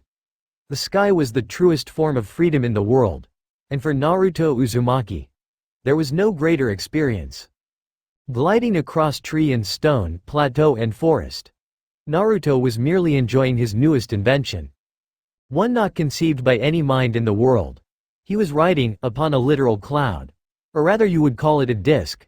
Underneath the disc, large enough to fit two people, were buffeting winds constantly holding up the disc. It was a somewhat decorative piece of art, with 3 swirling wind imprints in the middle, with a cyan glowing outer ring with 8 glowing gems with black sigils upon them and more imprints of wind surrounding the disc. Higher, thought the blonde as the disc ascended into the air, climbing through the sky like a ladder. Higher, chanted Naruto, going even further where he breached the clouds, absorbing the rays of the sun. Looking back down, the entire village, the entire world felt like a small speck from his height. But this did little to hamper his excitement as he continued to climb through the sky. Just as he reached the peak of the disc's ability, the jolting wind carrying the disc dispersed where the Kyuubi Jinchuriki spread out his arms and allowed himself to fall back down to the earth. Closing his sapphire eyes as the disc and his body spun around in the air, vertically, horizontally and all manner of motion. Air and wind riding past him and the disc, smacking against his face as he quite literally surfed the air. He pivoted his body where his head was facing the ground as he spun around like a spinning stop. Just as he was about to hit the ground, most likely killing himself, he activated his flying disc once more where he raced through the streets of Konoha, screaming in utter fun. The people on such streets had to duck for cover lest they be toppled over from the sheer speed of the flying disc. Said disc weaved through the masses of people and buildings, with Naruto having as much fun as any 9-year-old child could. Ascending just a little, the blonde had the disc grind across the railings and building sides, sparks flying as he did so. He then neared the end of the street, with the only opening being a tight narrow gap in between 2 buildings that could barely fit a person. Most people would be frightened by such a thing. But not the sapphire-eyed boy, where he merely grinned as he kicked the flying disc where it was soaring upon its side, and said boy was standing on the rim of the disc, the winds underneath no longer supporting it. And in a matter of a few seconds, the boy and his invention ducked into the small gap, where it was such a tight squeeze that the disc hit its sides slightly. While Naruto strained himself not to grind against the hard bricks of the building, and as soon as he exited the gap, He returned the disc to its previous state, screaming and woohooing as the rush of adrenaline was coursing through him. Yeah, nothing could ruin this moment for him. Except now, where he crashed into a cabbage stand, completely and utterly destroying the stand and its cabbages. "No, not my cabbages," yelled the owner as he fell to his knees and cried manly tears, to which a dust cloud had formed in the wake of the destruction of his cabbages. And out from the dust came Naruto, pumping his arms in the air, completely excited about what he had created. "Alright, I knew adding that protection seal to the Tsubasa was a smart idea, though I'm going to have to work on the brakes," said the boy as he pulled out the large disc, the size of a tall man, out of the cloud where it was currently deactivated and useless. All the while the people on the streets were glaring at him in utter hatred. He didn't notice the stares, and he didn't care for them either. They weren't going anywhere. All that mattered was the Tsubasa, his newest invention. And one thing he didn't notice was the rock flying through the air and smashing against his forehead, above his right eye. Soon trickles of blood leaked from an open wound as he held his hand against the wound, inspecting the blood and flinching in pain. This always happened. Someone had some excuse, some reason why they did these things to him. Activating the Kemari once more, the blonde hopped on and sat down on the disc, where it began floating away back to his apartment. However, he didn't get far as the hovering disc was kicked away from him, where the blonde landed on the ground and groaned in mild pain. "What's the big idea, buddy?" yelled Naruto to the man who so rudely separated him from his masterpiece. "You little pest. You almost got someone killed," yelled the man as he had a bushy mustache as he placed his hands on his hips. "Well, he isn't dead, so I don't see the problem," yelled back Naruto, where the veins upon the man's forehead tightened and he lifted Naruto up by the shirt. "You should have learned your place a long time ago," rebuked the man, but he was stopped from speaking further when 4 black ropes with silver blades upon their edges were aimed at the man's back and were sprouting from Naruto's own. The blonde took it a step further by positioning his hand towards the man's stomach, where a long blade was sprouting from his hand, and on the blade were small golden balls. "Just try it. I dare you," warned Naruto as his eyes seemingly became red and his glare tightened upon the man, who sweated a little at the danger surrounding him. The man then let go of him as Enbu arrived at the scene, where they detained both the man and Naruto. "Great." At the Hokage's office, said man was tending to the unending amount of paperwork upon his desk while his companion was sitting in the corner. "So, is the kid doing all right? He's had some rough spots throughout the year, but he seems to be accepting his position and trying to make a difference, albeit begrudgingly. But I do think he's starting to turn a corner," spoke Hiruzen just as his door was roughly forced open, where 2 of his Enbu agents, holding a yellow-haired boy between, and sulking by the way, their bodies stern and unmoving. The Hokage merely nursed the incoming headache at the picture. "Wrong turn. Yo, hey Gigi. Look, there's been this mix-up, as I'm not the Naruto Uzumaki these Anbu agents are looking for. So I'll just go get my stuff and get out of your hair," said Naruto, shrugging off the ANBU's hand to no avail as the agent recaptured his shoulder and stopped him from getting away. "Hokage-sama, we apprehended Naruto Uzumaki under the crimes and violations of property damage, exposed danger to civilians, flying, and the unnecessary destruction of cabbages and threatening innocents, as well as testing possible dangerous seals without supervision," spoke the Anbu. "Yeah, sure, he was innocent," drawled Naruto sarcastically, earning a glare from the Hokage which did nothing to intimidate him. "Don't worry, Hokage-sama. We see this one's type all the time. Wrong choices, dead-enders, useless, no future, a simple loser," said the Anbu, to which Naruto glared at them before said agents disappeared. "Naruto, I am at the end of my patience. For once, can you stay out of trouble? The only who doesn't benefit from this situation is you. Can't you just make simple fuinjutsu rather than ones that might blow up the entire village? You have potential and a bright future, but you're squandering that future on things that don't matter, like that disc of yours. I know you have great ideas, but sometimes those ideas are put to the wrong use. You're a fuinjutsu genius, so, please, just make simple ones from now on. So just please think about your future." The blonde didn't say anything other than slowly walking out the door, back to his apartment. "Naruto. Look at me.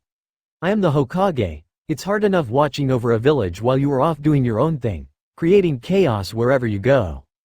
It's no big deal. No one was hurt and people are always looking for an excuse to put me down. Spoke Naruto, to which Hiruzen remained stone-faced and kept staring at the blonde. You know what, forget it. Why'd I go out of the way, creating wondrous things if no one even gives them a chance? You're the one who inspired me that if I can do good, why not make it great? My seals can save lives, and yet no one cares, other than the seal was made by me.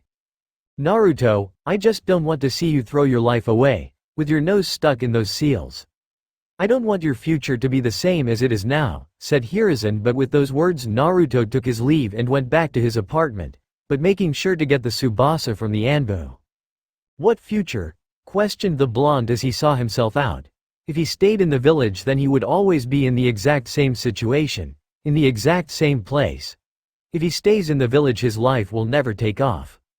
I can see why you need me, spoke the Hokage's companion, where Hiruzen buried his hands in his face. He had no idea what to do with that young boy. He doesn't care if he's remembered, he just cares if he helped, just a little at a time. If anyone can hammer sense into him, it would be you. Can I trust you to do this, Anko? Said Hiruzen, to which the purple-haired woman nodded at the Hokage sadly. She knew about the troubles surrounding the young Jinchuriki, and she was one of the few who actually gave a damn about him. Naruto arrived home at his apartment, where he rolled his floating disc into one of his closets where he would have to tweak some of the seals on the literal flying object. Naruto-sama. You have returned. Shall I brew some green tea at your leisure? Spoke a voice, where Naruto turned his head to view the source of the voice. They were around the height of a young woman, with gray hair that reached their shoulders. Pupilless white eyes with black sclera and covered in head to toe with brown rags and a simple purple belt. However, their skin was wooden and brown, and when they moved it creaked well, like wood. Yeah, please do, Koa. Can you also bring me the notes on the Zensho? I want to look over them. See if I've made any miscalculations. Spoke Naruto as he sat down by his desk and looked over pieces of paper from his ceiling. Naruto-sama, I have a question. Spoke Koa, to which Naruto waved his hand signaling that she could continue. When I was accompanying you through the village, I noticed behavior from the citizens that didn't match my data. I recorded them, glaring at you with what is presumed to be animosity. According to my seal, humans should not react in such a way unless provoked, or a traumatic event happened in their life to create such animosity. I found no such evidence of you giving them any logic to treat you in such a way. My question is, why? Queried Koa, to which Naruto stared up at her. Every creature in this world fears that which can hurt them, similar to how you carry my memories and thoughts. You know how I would react to a situation. I carry something within me that the people of this village are powerless against, thus they naturally fear me, and the great beast within me took much from them. Answered Naruto, to which Koa tilted her head slightly in realization. I am impressed with your continued existence, Naruto-sama. The probability of surviving as long as you have is low for someone with your circumstances. The most preferred escape route for someone in your situation is to take one's own life, preventing others from taking it themselves. Spoke Koa, making Naruto's eyes widen horrifically at his puppet, who stood there expressionless. Thank you. You are welcome. I also have other questions, though I can detect that you are unwilling to answer them. Therefore I shall wait until another time when your behavioral patterns are more beneficial to my questions. Spoke Koa as she handed Naruto a cup of green tea towards the blonde, who sipped at it, savoring the taste. Koa, said Naruto, garnering the puppet's attention, to which the wooden body turned towards its master. If I die young, bury me outside in a field of flowers, please. I see. You wish to have your body provide nutrients towards the plants, allowing them to grow stronger and flourish. Very well. I will do so, said Koa, nodding at their master, to which Naruto sighed. That wasn't quite the reason. He wanted to be buried in a field of flowers because they would give him some form of comfort in his last moments. So what you doin'? Said a voice, where Naruto turned his head to see a woman right behind him looking through some of his stuff, more specifically his seals. She had light brown, pupil-less eyes with violet hair styled into a short, spiky, fanned ponytail. She was wearing a tan overcoat and wearing a mesh bodysuit that stretched from her neck to her thighs and a dark orange mini-skirt. A pendant that looked like a snake fang around her neck and gray shin guards. She was currently eating some dango while looking over Naruto's seals as multiple tick marks appeared on his head. The boy then swatted the paper out of her hands. "Okay. Who are you? And how'd you get in here?" questioned Naruto madly, his temper overflowing through his body. "It's called the front door, I'm sure you have one," spoke Anko as she settled herself on Naruto's bed where the blonde fumed some more at her aloofness. "That's it, Koa. Kick her out," yelled Naruto to the puppet where it craned its head towards its master who stared at her blankly. "No, I didn't program you to be disobedient. I am able to detect that this woman means no harm to you." "I don't care, she's being annoying," bellowed Naruto as he grew red in the face at all the annoyances harassing him. "Look kid. The old man put me in charge of you. He doesn't want you to blow up the village, so that's why I'm here. But hey, think of this as training. You'll be constantly surrounded by a beautiful woman with such a killer figure that you'll learn not to give in to your impulses," said Anko bluntly and bending down slightly to give Naruto just a peek, to which he blushed a little at her attempts. "So basically, Gigi sent me a whore," said Naruto crossing his arms, not feeling the malevolent feeling of dread wash over him as before he knew it, he found a fist pounding him into the ground. "God, I don't dress this way for your amusement. Anko Mitarashi, your new handler and friend," said Anko, but only realized that Naruto was still possibly knocked out on the ground. "Well, anyway. The old man's given you the important duty of completing D-rank missions as punishment for that whole debacle with that flying machine you created. Let's go," said Anko, dragging Naruto out of his apartment where Koa was still standing, not understanding the situation. "Make sure to pick up every cabbage," yelled the owner of the cabbage cart which Naruto had destroyed with his impromptu landing strategy. "Whatever. They're just cabbages," spoke Naruto where he went back to his job, grumbling that he couldn't bring Koa along, otherwise this entire chore would have gone a lot faster. Anko meanwhile wasn't too far away, chewing on some dango while watching her ward from a safe distance. It's that kid.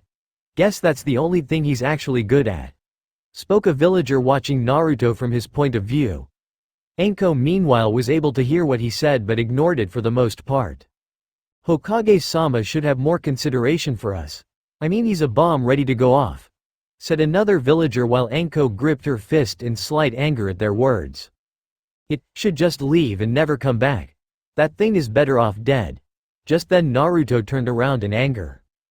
"I'm not it, or perhaps would you prefer if I kill you right here and now?"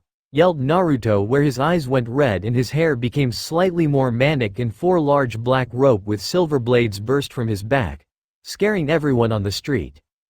Even Anko had to widen her eyes at the sight of the weapons in front of her. Before she knew it, the ropes detracted once again into Naruto's back before he raced off somewhere.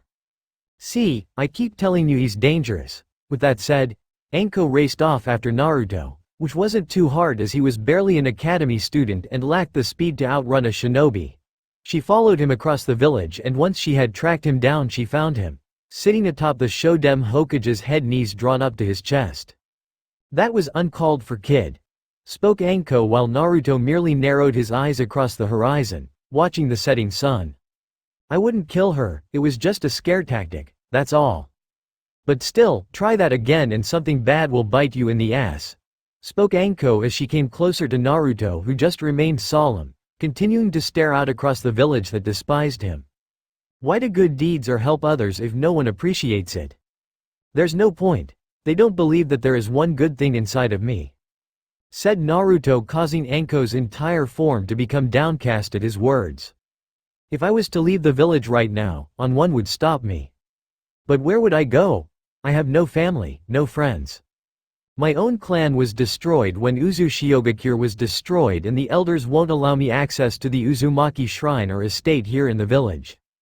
I've never had a real home, at least one that can't be destroyed easily. Hell, what do I know? I just keep running, hiding till they find me when the villagers are really drunk or high on whatever shit they got a hold of. But what would that do? They always find me. If they could only know what I knew. What would it prove? That I'm smarter than them, they would judge me as too dangerous and attack me anyway. What do I have that they don't? Simple answer. Anko sighed sadly, her eyes conveying the sorrow she held from hearing those words. Just meet me here tomorrow morning. You still have work to do, spoke Anko where she left the young man to stew on the mountain. She contemplated how hard it would be from here on out. The very next day, Naruto showed up and found Anko chewing on some dango as if it was the holiest object in the world. Naruto's job for the day was to clean up some graffiti that young punks had painted across the town. With Anko watching him as usual, he had to wash away the clear acts of rebellion while his handler did her own thing. You know this would go a lot for faster as you helped. Or I don't know, some motivational quote. Hell, even a motivational insult would be kind of good right now, said Naruto as he scrubbed away zealously while Anko laughed a little. And where's the fun in that? Besides, you have to do this over and over and over again until the Sandaime decides that you've done enough, spoke Anko watching from afar, spreading out her arms and stretching her back. Yeah, this is just his way of saying that I don't truly matter other than being the village garbage man, spoke Naruto, a scowl spreading across his features. But I'm still here, said the boy as he got back to work while Anko raised her eyebrows at him, just a little. A month had passed and Naruto and Anko had undeniably grown closer. One could say that they had a brother-sister sort of relationship, just from their small talks. What Naruto viewed as a chore could now be called creating a memory. They would joke with the other, buy each other food, dango and ramen, and just talk. Naruto at first, after doing the D-rank missions, chores, would wander off and do his own thing, leaving Anko in the dust, but she would always pick herself up and track him down. Like a tail trailing behind an animal. The boy had even stood up to the jonin, sometimes refusing to do the work, which always ended up with a fist to the head. The woman had theorized this as simply his independence. But all the evidence pointed to the fact that he grew up alone and thus desired to be alone. If he got his work done faster, then the sooner he could leave and create more seals. She would even find him staring into the sky for no good reason, not caring if anyone was watching him. He would even kill himself from determination to finish the job, one time even falling asleep and Anko finding everything neat and tidy. She did him the favor of throwing her coat over him to keep him warm. Their relationship had grown so close when Naruto allowed Anko to fly with him on the Kemari through the clouds. However, things now took a recent turn. Naruto had created his ultimate masterpiece, with some help from Koa. He had figured out a way to use sealing to heal the sick and burn away wounds.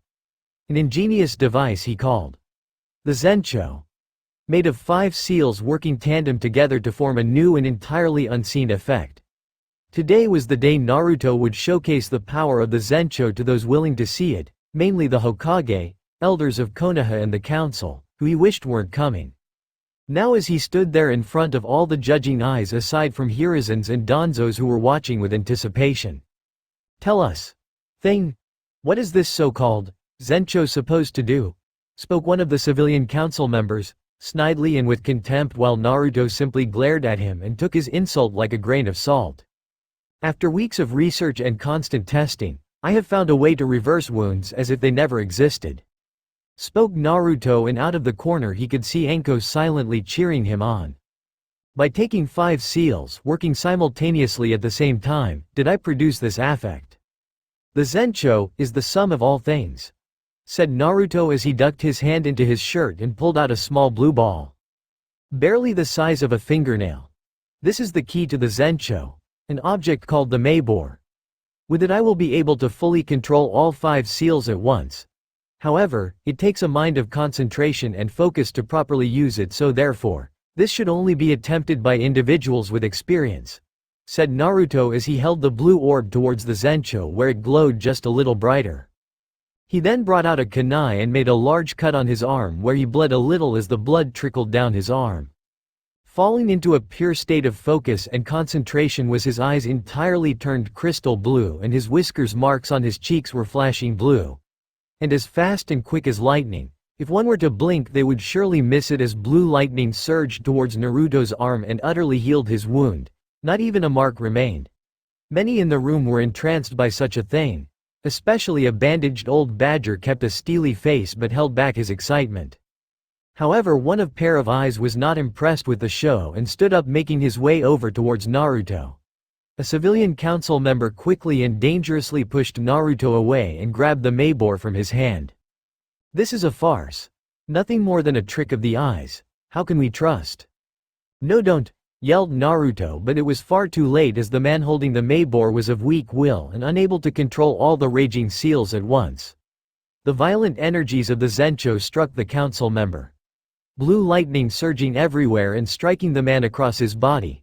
No one was able to do anything. The only thing they could do was watch as the civilian council member suddenly fell to the ground. His eyes completely burned in his sockets. Naruto cautiously approached the man as he held his hand against his forehead. It was gone. No, it was destroyed. This man's chakra was destroyed. He's dead, said Naruto as he stared down at his hand, believing himself to be some monster. He looked up to see the other council members staring at him in nothing but fear and horror. Even the Hokage was shocked at what he saw. While Danzo smirked for just a second at the possibilities of the Uzumaki's invention. Unable to endure the many eyes upon him, Naruto ran out of the room into the rain outside of the Hokage mansion. Anko, watching his retreating form, raced after him. She found him in the exact same spot as usual, atop the Shodem Hokage's head. In the exact same position she found him in a month ago. She then sat beside him, coiling an arm around his shoulders, to which he didn't rebuke or shrug off. It wasn't your fault. It was all an accident. Who knows what would have happened? Sulking about it won't change a thing. Not caring to listen to her words, Anko was interrupted when Naruto stood up, combing his hands through his wet hair, dampened from the rain. Look, don't you get it? I fucked up. I tried to make something great, something to be proud of. And it was all for nothing. Maybe I could do something right. Forget it. Just forget it, said Naruto as he slumped back down to the ground. But his older sister figure wouldn't take that as an answer. Only true shinobi could endure hardship no matter what. Now you listen to me, Naruto Uzumaki. You have the potential to be everything you want to be in you. But as soon as something goes wrong, you tuck tail and run. You have to endure no matter the pain and carve out your own path. Find an ideal you can live by and follow it to the very end, no matter what people say. And when the time comes to test out everything you have learned, I hope I'll be there, basking in the light of the sun when you stand there. As Hokage, said Anko, striking something within Naruto as he turned to stare at her. He dried away his tears and hugged Anko as if he was never going to let go, surprising the woman with his gesture. It's all right, Naruto. Everything is going to be all right. So long as I'm around, I won't leave you, said Anko as she hugged Naruto back, where they sat there for 5 whole minutes, brother and sister conveying their emotions to the other. We all go through times when we feel like giving up, where we believe that we have nothing left to lose. It's where we lean on another's shoulders can we be saved from the pit of darkness we created. You made something truly spectacular. Don't let anyone tell you otherwise. With that said, Anko got up and left, believing that Naruto wanted to be alone for now, to think about what happened. It was only after she left that shadows started to move. Sensing the disturbance, Naruto readied himself, but only a moment too late. A small dart stung his neck where he removed it, inspecting its make before his eyes became heavy and he soon lost consciousness. When he woke up, his eyes were heavy and he was lying on something hard and wet. Picking himself up and dusting himself off, he inspected his surroundings. It was dark, as darkness itself is. No light was seen or was visible. He wondered as to where he was, but found himself coming to no conclusion. Just then the sound of an opening door was heard, where he turned around to view it. A single man, standing in the doorway. The blonde, desperate and afraid, ran towards the door screaming for help, but found that it closed on him, trapped in the darkness. Anko, he screamed at the top of his lungs for his guardian, but found no response as he fell to his knees. Flashback end. A single eye flashed open. That moment of reliving the memory jolted him awake. He scanned his eyes across his surroundings but found darkness, just darkness. He could feel the fabric around his eyes, effectively stopping him from seeing the world around him. Lifting himself up in a sitting position, the blonde with his left hand traced along the edges of the cloth and pulling on some to reveal his single sapphire eye. His right eye, now having a greater view of his atmosphere. A simple hospital room, so bland and white that it almost gave him the urge to vomit. He was alone. No one by his side. He was alone. Looking to his right, he found the gnarled stump on his shoulder, the remnants of his right arm. He then heard the creaking sound of his door opening where the person he actually wanted to see most walked in. "Konan," whispered a voice Naruto, where Konan was startled by the new voice as she grasped the appearance of the broken man sitting up in his own bed. "I know it sounds cheesy, but I'm happy that you're alright," spoke Naruto, where he was soon engulfed in a hug by the blue-haired woman who cried into his shoulder. He wrapped his remaining arm around her petite frame, taking in some of her warmth. "You damn idiot, don't you ever think you could have died?" said Konan as she tightened her hug around the blonde. "I think too much. It leaves gaps in my mind. All I could think about was your safety," replied Naruto as he pried himself from Konan's arms, where said woman locked eyes with him. "This is a painful reminder. Obito is far stronger than I believed. He intends to finish me off at our destined battle. I have to get stronger," spoke Naruto just as he tried to push himself out of the bed, where he fell to the ground like a sack, his right leg refusing to move. Konan ran around the bed and helped him back into the soft surface. "You're in no condition to move. Those wounds of yours just closed and here you are trying to open them up again. That's just like you," said Konan as she eased him into the bed, where he silently protested to her words. "You've been resting for a week, and you need more rest to heal your wounds."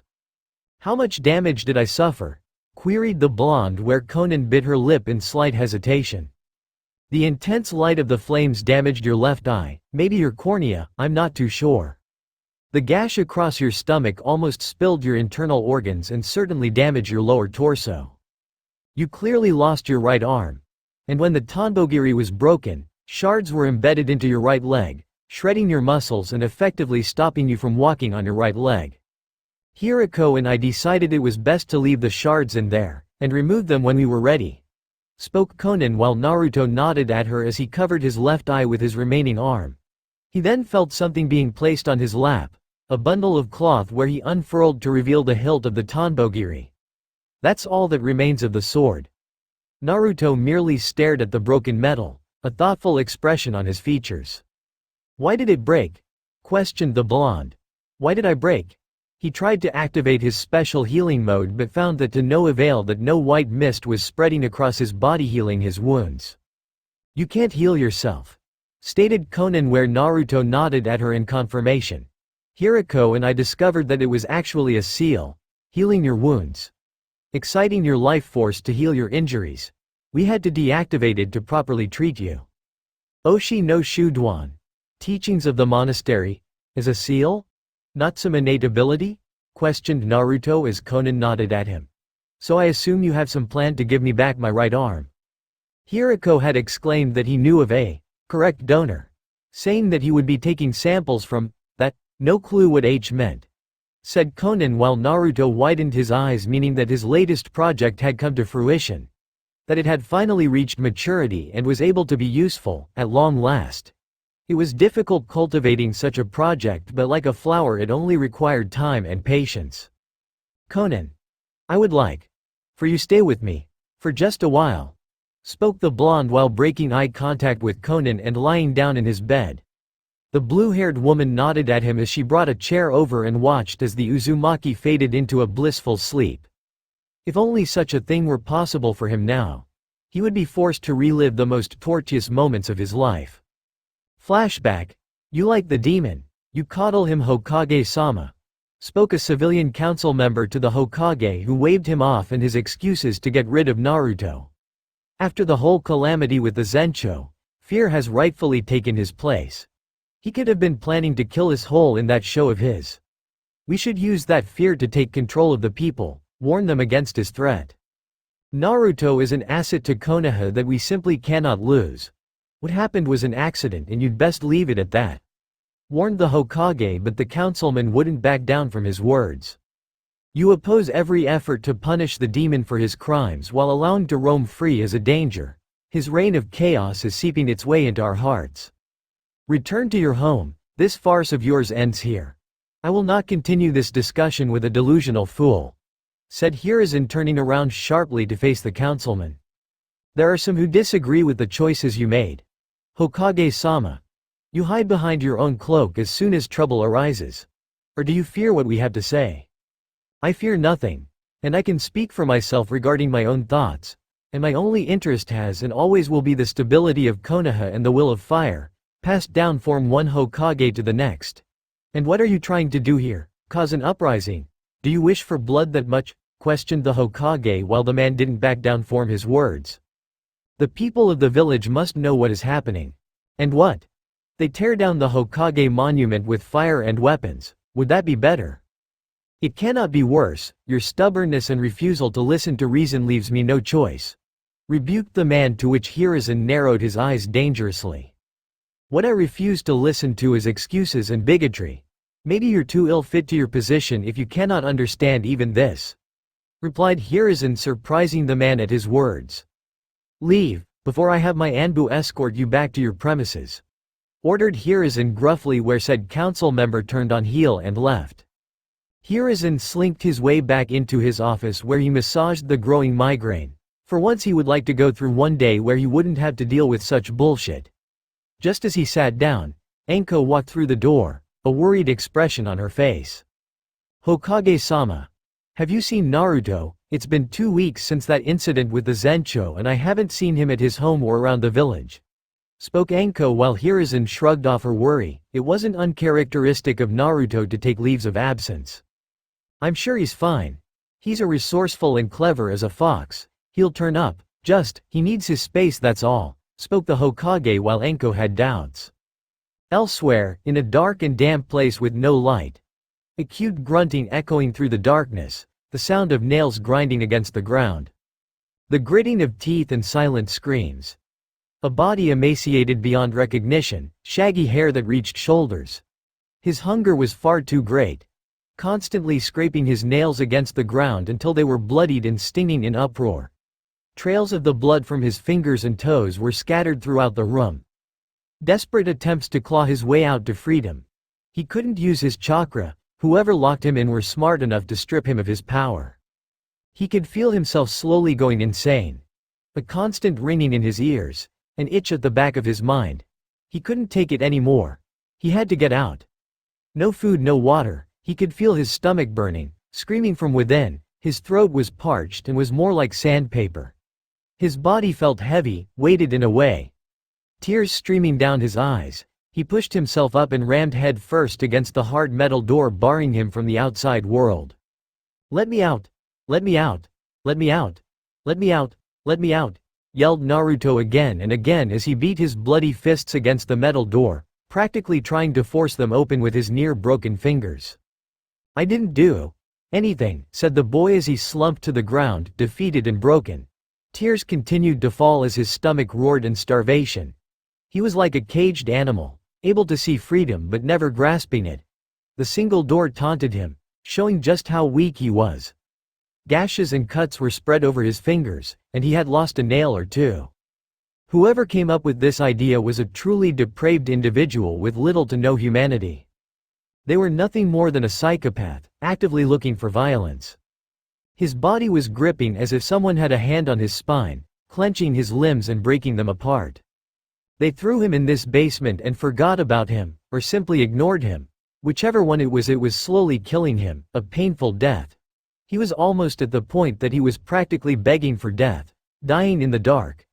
Tears continuing to fall, he scanned his eyes across the dark room, wondering just what he had to deserve any of this. He may be a Jinchuriki, but he and the fox were two separate entities that share the same body. Where's Anko? Whispered Naruto, his dry throat making it difficult to speak. 2 weeks had passed and he found no way out.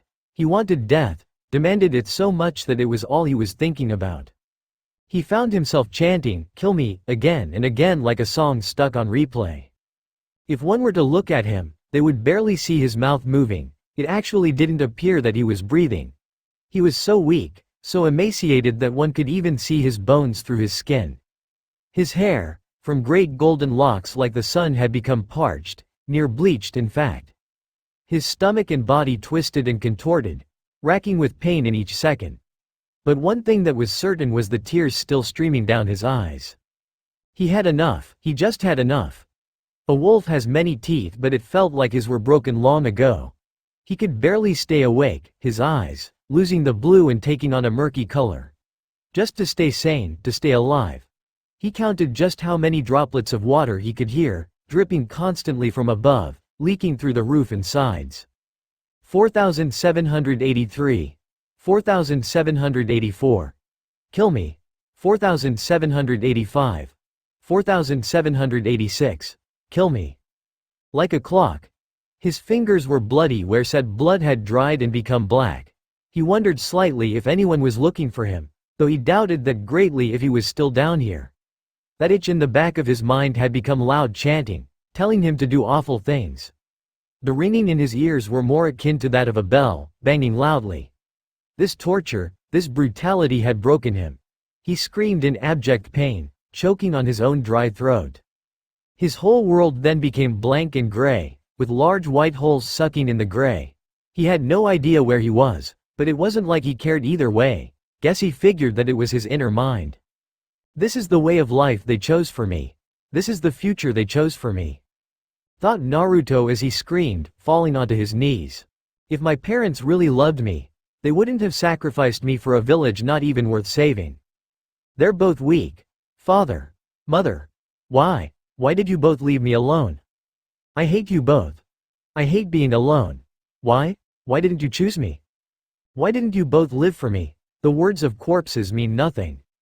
Even if you forsook the village, you should have chosen me. I don't care if people died. I don't care what happens to them. I feel nothing for them, screamed Naruto, internally crying out to his deceased parents, and within his little world. Red flowers appeared, as beautiful as the morning sun, but red as blood, and little by little some of the flowers were wilting and dying, becoming gray. You must sacrifice one thing to preserve the other. You both couldn't do that. You couldn't choose. That wasn't kindness or bravery, it's because you were both weak. You both don't have strength or resolve. You weren't true shinobi. I am, a warlord. Don't worry from here on out. I'll be here to protect you. Spoke another voice where Naruto looked up to see another version of himself. Only with shaggier hair, more wild whiskers and red eyes. Just leave everything to me. I won't leave you. Ever. Said the other Naruto where all the flowers died around them. Outside the very same door a young girl, holding a teddy bear in her arms, inspected it with a curious innocent gaze. Daddy says not to go in there, but he never says why.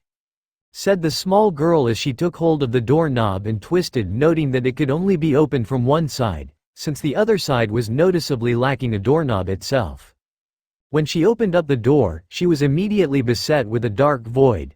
She wasn't able to contemplate further when red eyes snapped open in the darkness and 3 black ropes with silver blades attached flew from the darkness and impaled her in the stomach, lifting her up in the air, making her blood fly all around and causing her to scream in pain before she was slammed to the ground. The teddy bear she was holding was drenched in blood, a cruel symbol of how easily innocence was destroyed. A thin and wispy shadow then rose from the darkness. His eyes were red and his teeth were bared. Naruto slowly walked over the corpse of the young girl, not caring for her in the slightest. From hearing the noise, the mother of the girl ran down from her stairs and stared in horror and grief at the Jinchuriki standing over her child's corpse. As if he walked through a field of corpses and remaining unperturbed. The mother, reacting in such a natural way, rushed at Naruto, who had been taken over by his second personality. The thing known as Hunna, instinct. The emaciated and skeletal boy disappeared in a flurry and quickly appeared behind the woman where deep cuts into her entire body, including her face, appeared and blood exploded from her wounds. Blood like water, sweet and warm. Nails biting, chewing, bleeding on ground. Died in the dark, make others hurt. Said Naruto as he held his head in his hands. He was unable to say anything else when Anbu soldiers descended through the hard wooden roof and slammed seals on the ground to restrain Naruto's movements. Hokage-sama, we found him. A civilian was holding him in his underground basement. I'm sorry, we couldn't save the family in time. Said the Anbu captain, radioing his Hokage, who sighed sadly. Hiruzen was outside of the house with the man responsible for Naruto's torture being held to the ground by Anbu. By his side was Inoichi Yamanaka, Ibiki Morino and Anko Mitarashi. There was nothing we could do in the end, spoke the Hokage, saddened by recent events. He then received more information about Naruto's current state of mind, babbling about how he was going to kill those who hurt him and savor their blood. A dark and grisly reminder of what happened. Inoichi, Ibiki, what could have happened that drove Naruto to this point? Questioned the old man, where Anko narrowed her eyes in sorrow, knowing she had failed in her duty. Given what happened, and the sheer amount of time he spent in that place, no food or water, I'm surprised he didn't starve to death. It's quite possible his mind was unable to handle the slow death and so created a second personality to protect the dominant one, spoke Ibiki as he approached the where Naruto was brought out of the house, knocked out and having water being forced down his throat so to keep him alive. This violent new personality is a danger to Naruto himself and those around him. If what the captain says is true, he will regard anyone as a danger and attack out of pure fear and instinct. Like that child and her mother. I'm afraid it will take years of mental rehabilitation to restore Naruto to the way he was, and even then he won't be forgetting this experience, said Inoichi, backing up Ibiki, who nodded at the man. As for his torturer, Anko, who was listening, had to hold back every urge to kill this man, right in front of her. To do that to a child of all people, and now he has suffered from his choices, but she wondered what the Hokage would do. Said man then turned to the civilian, his glare steely and cold. As Hokage of Konoha, I hereby judge your acts as inhuman. Not only have your decisions cost the life of a young boy, but also your family. Death would be too forgiving. You shall no longer be considered a member of Konoha and are now no longer welcome within its walls.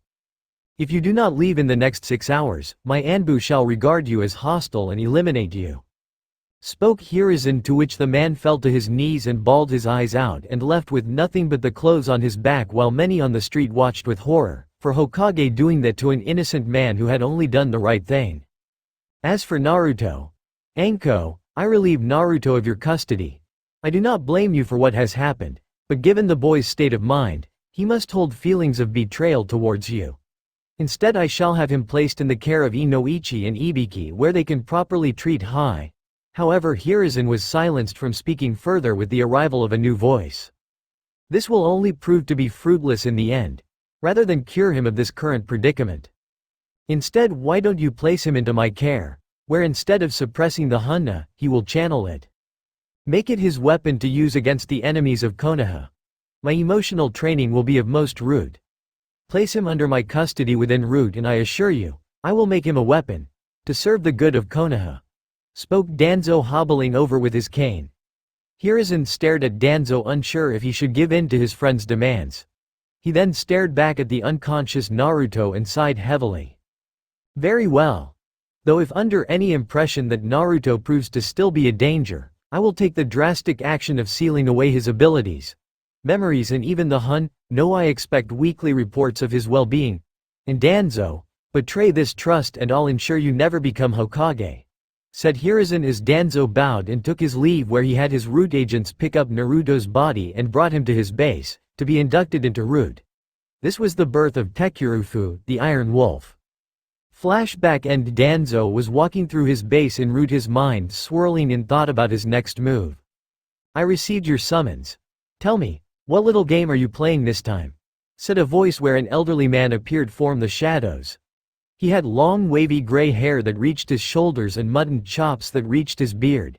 He had stern yellow eyes and brown brows. He was wearing a black shirt with a white GI with brown and blue edges and a sleeveless red jacket and simple blue pants. Akihiro Shino, spoke Danzo as the other man nodded at him. I trust you find the lab to your liking. Very much so. I'll be able to carry out my experiments without constraint. With the samples you collected, I'll be able to begin work shortly. Root agents have a much durable body than those of normal shinobi. Combined with a near unfathomable vitality, they'll be the greatest soldiers in the world, said Shino, making Danzo smirk at him. I do hope you can supply enough of your men towards my experiments. Still such a shame, said Akihiro, where he joined Danzo as both walked towards his lab.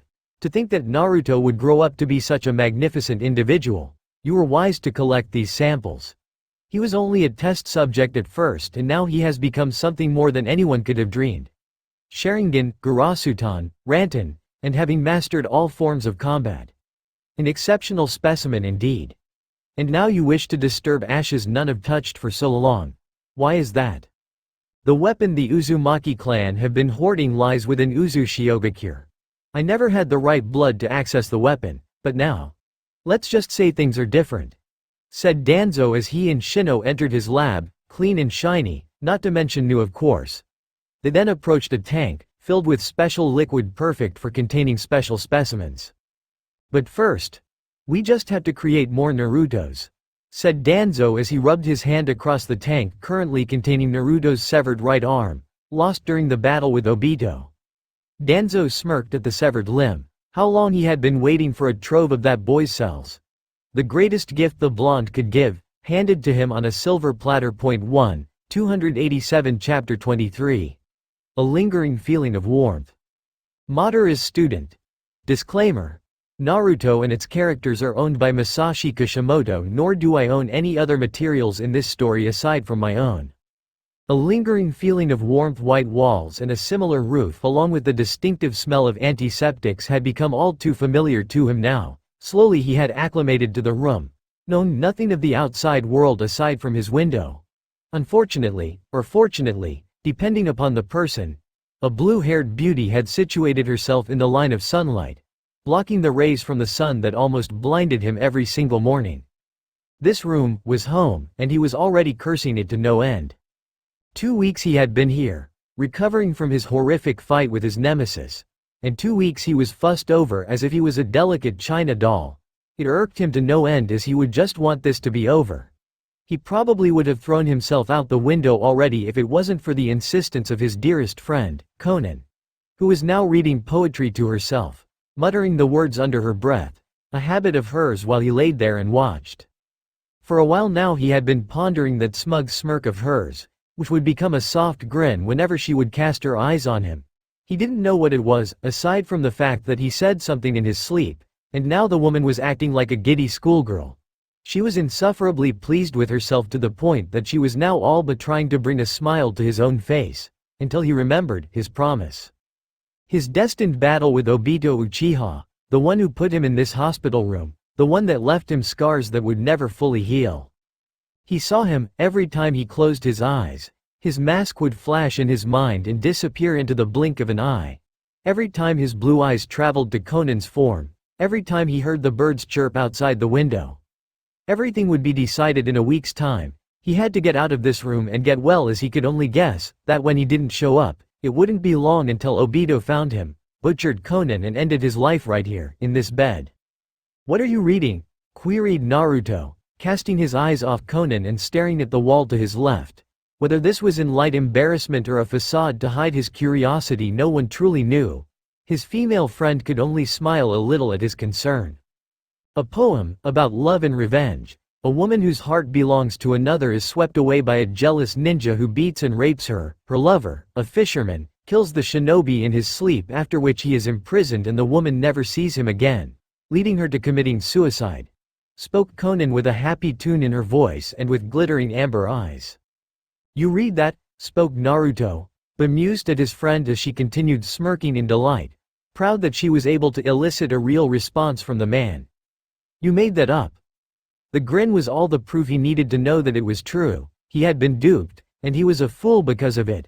The comical sort of fool. "Glad to know that my pain brings you all the pleasure in the world," muttered the hospital patient snidely. "Oh no, there are plenty of things that bring a smile to my face," said Konan, turning a page in her book while her counterpart huffed at this. He allowed the brunette this small victory of hers, her smile never fading as the blonde closed his only visible eye, letting rest overcome him, a spell from the oncoming night. As she watched him sleep, the ache in her heart grew, clawing from within, scratching at the walls. He was going to throw himself at Obito soon enough, the one who put him in this bed, the one that tortured him even now. A man, with one eye that barely worked, one arm and one working leg and a broken sword to boot. She wished she could stop him from this course, coerce him into giving up this pursuit, but she knew that no matter what words she offered him, he would refute every single one of them. Obito would come for him, always, to finish him off, and even now as she watched him, tossing and turning in his bed, sweating beading down his brow, it caused her entire being to hurt. She wanted him. She cared for him in more ways than she realized. She knew the very simple words she needed to speak, 3 words that carried the weight to move mountains. And as she watched him, giving into his nightmares, she could do nothing but comfort him, cursing herself as the blackness of the night swept over the sky. Flashback: he stood there, tall and stalwart as a statue, the fine sand scratching his feet and digging under his nails. His hair long and wild, caked with dirt, grime and blood, splotches of the red liquid coating his right cheek. Rags hanging limply from his body as he gripped a kunai in one hand and a fist dripping with blood. His steely blue eyes openly glared at the bandaged man that looked down from him on his pedestal, along with every other child that flanked him. All of them in the same state as he, all the same, all brought here, as slaves, orphans, abducted. It didn't matter to Danzo Shimura, so long as they could fight and kill, then each one was simply a tool for him to exploit and discard as he saw fit. It was only a stroke of blind luck for him that he had won the Kyuubi Jinchuriki from Hiruzen, snatching him from the Hokage's fingers, and now he could unleash that primal rage of his, spilling the blood of those who trespassed against him. It was brilliant in his eyes, a diamond among rocks. He had the perfect weapon at his disposal, and he would unleash it upon those who would threaten his village. All for the village, he told himself, no matter how dark his actions were or how deplorable the methods he used, if it was for the good of Konoha, then nothing was above his will to protect what was precious to him. And now he was breeding the perfect army, the perfect warriors, each to be ushered onto his enemies, but first, he needed to weed out the weak. Thus this exercise was put into motion. At the sound of a whistle, the children would turn on those right next to them, in front of them, or even behind, as they butchered each other in this small ring until the last one was standing.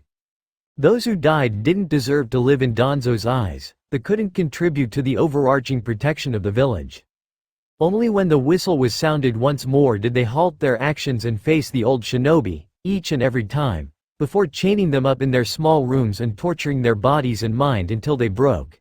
It was easy to tell, the ones that quivered, the ones that were sweating as they shook like leaves in the wind, the ones that flickered their eyes from side to side as their quick breaths were almost as loud as trumpets. The whistle sounded again. Naruto struck his opponents with fervor, each blow from his kunai, each crack of bones and breaking of skulls. He acted with purpose. It wasn't enough that he was fighting to stay alive. It was almost as if he reveled in the violence, as if he belonged in this arena, killing the weak while he grew strong. He soared over the group, jamming his kunai into vital organs and skulls, the blood being painted across his body, as if it was a blank canvas. Danzo only watched with a small smirk as the blonde dispensed with the other children with relative ease. Such a boon he was, such brutality and savagery. This was no child, no, he was an animal, a killing machine, the perfect tool for carving a masterpiece. How far would this child go? He wondered. How far would he go, just to find a place, whether in Root or Konoha? But Danzo knew. He didn't just know, he expected this. The boy would do anything to find a place to root himself, to be accepted. He was desperate, and with desperation came easy manipulation. The shinobi no Yami had found his left hand, the knife in the shadows, the wings of a raven, the teeth of a wolf. The perfect tool. The whistle sounded again, echoing and ringing through the ears of the children, each stopping their machinations and yanking their weapons out of dead flesh. The master of Root stood to his full height, his single visible eye scanning across the countless faces that were soaked in blood. He didn't say anything, he didn't move a muscle, he only turned and left the room, leaving the children to be beaten into the ground by members of Root. This was part of the tests, to see how much pain they can endure while leaving none in their wake. As for Naruto, the fist splintered his bones, cracking his skull. He could feel his ribs break and crack as his body screamed in agony. He didn't scream, it would be insulting if he did, and besides, the sting he was feeling was mere child's play compared to the suffering and loneliness of his earlier days. This was nothing. Before long he was thrown into a cell, his body bruised, his lip split with notable scratches and tears across his body. He didn't wince, nor did any tears fall from his eyes like his fellow prospects. Instead he gripped something close to his chest, something he had taken from the arena, a small souvenir, a black rock, no larger than his hand. He had clutched onto it through the beating, praying that they wouldn't take it from him. Thankfully, they hadn't even noticed it, and when the light went out and the guards retreated did he pick himself up from his position, his wounds still bleeding and small red drops dripping from his lip. He stood against the glass, all the other children rising from their seated positions with interest, watching him like some monkey in a zoo. He wiped away the blood on his lip, never flinching from the stinging pain before he started pelting the rock against the glass, over and over and over again, the sound of cracking and breaking becoming audible in the cold, dark room. Soon enough the tips of his fingers were bleeding, the skin being grated off by the rough, hard rock. He didn't care, pain didn't matter to him anymore, only the goal, only the breaking of the glass. Soon enough small, minute cracks began to sprout off the glass, and with it the pitch of his screams grew as he struggled against the near-invisible barrier. With a final shout, the glass shattered into fragmented, sharp bits as his hand was torn and shredded by the pieces. All the other children watched in awe at this spectacle. The glass itself was able to resist kunai and other conventional weapons, but through his sheer force of will and strength he was able to break it.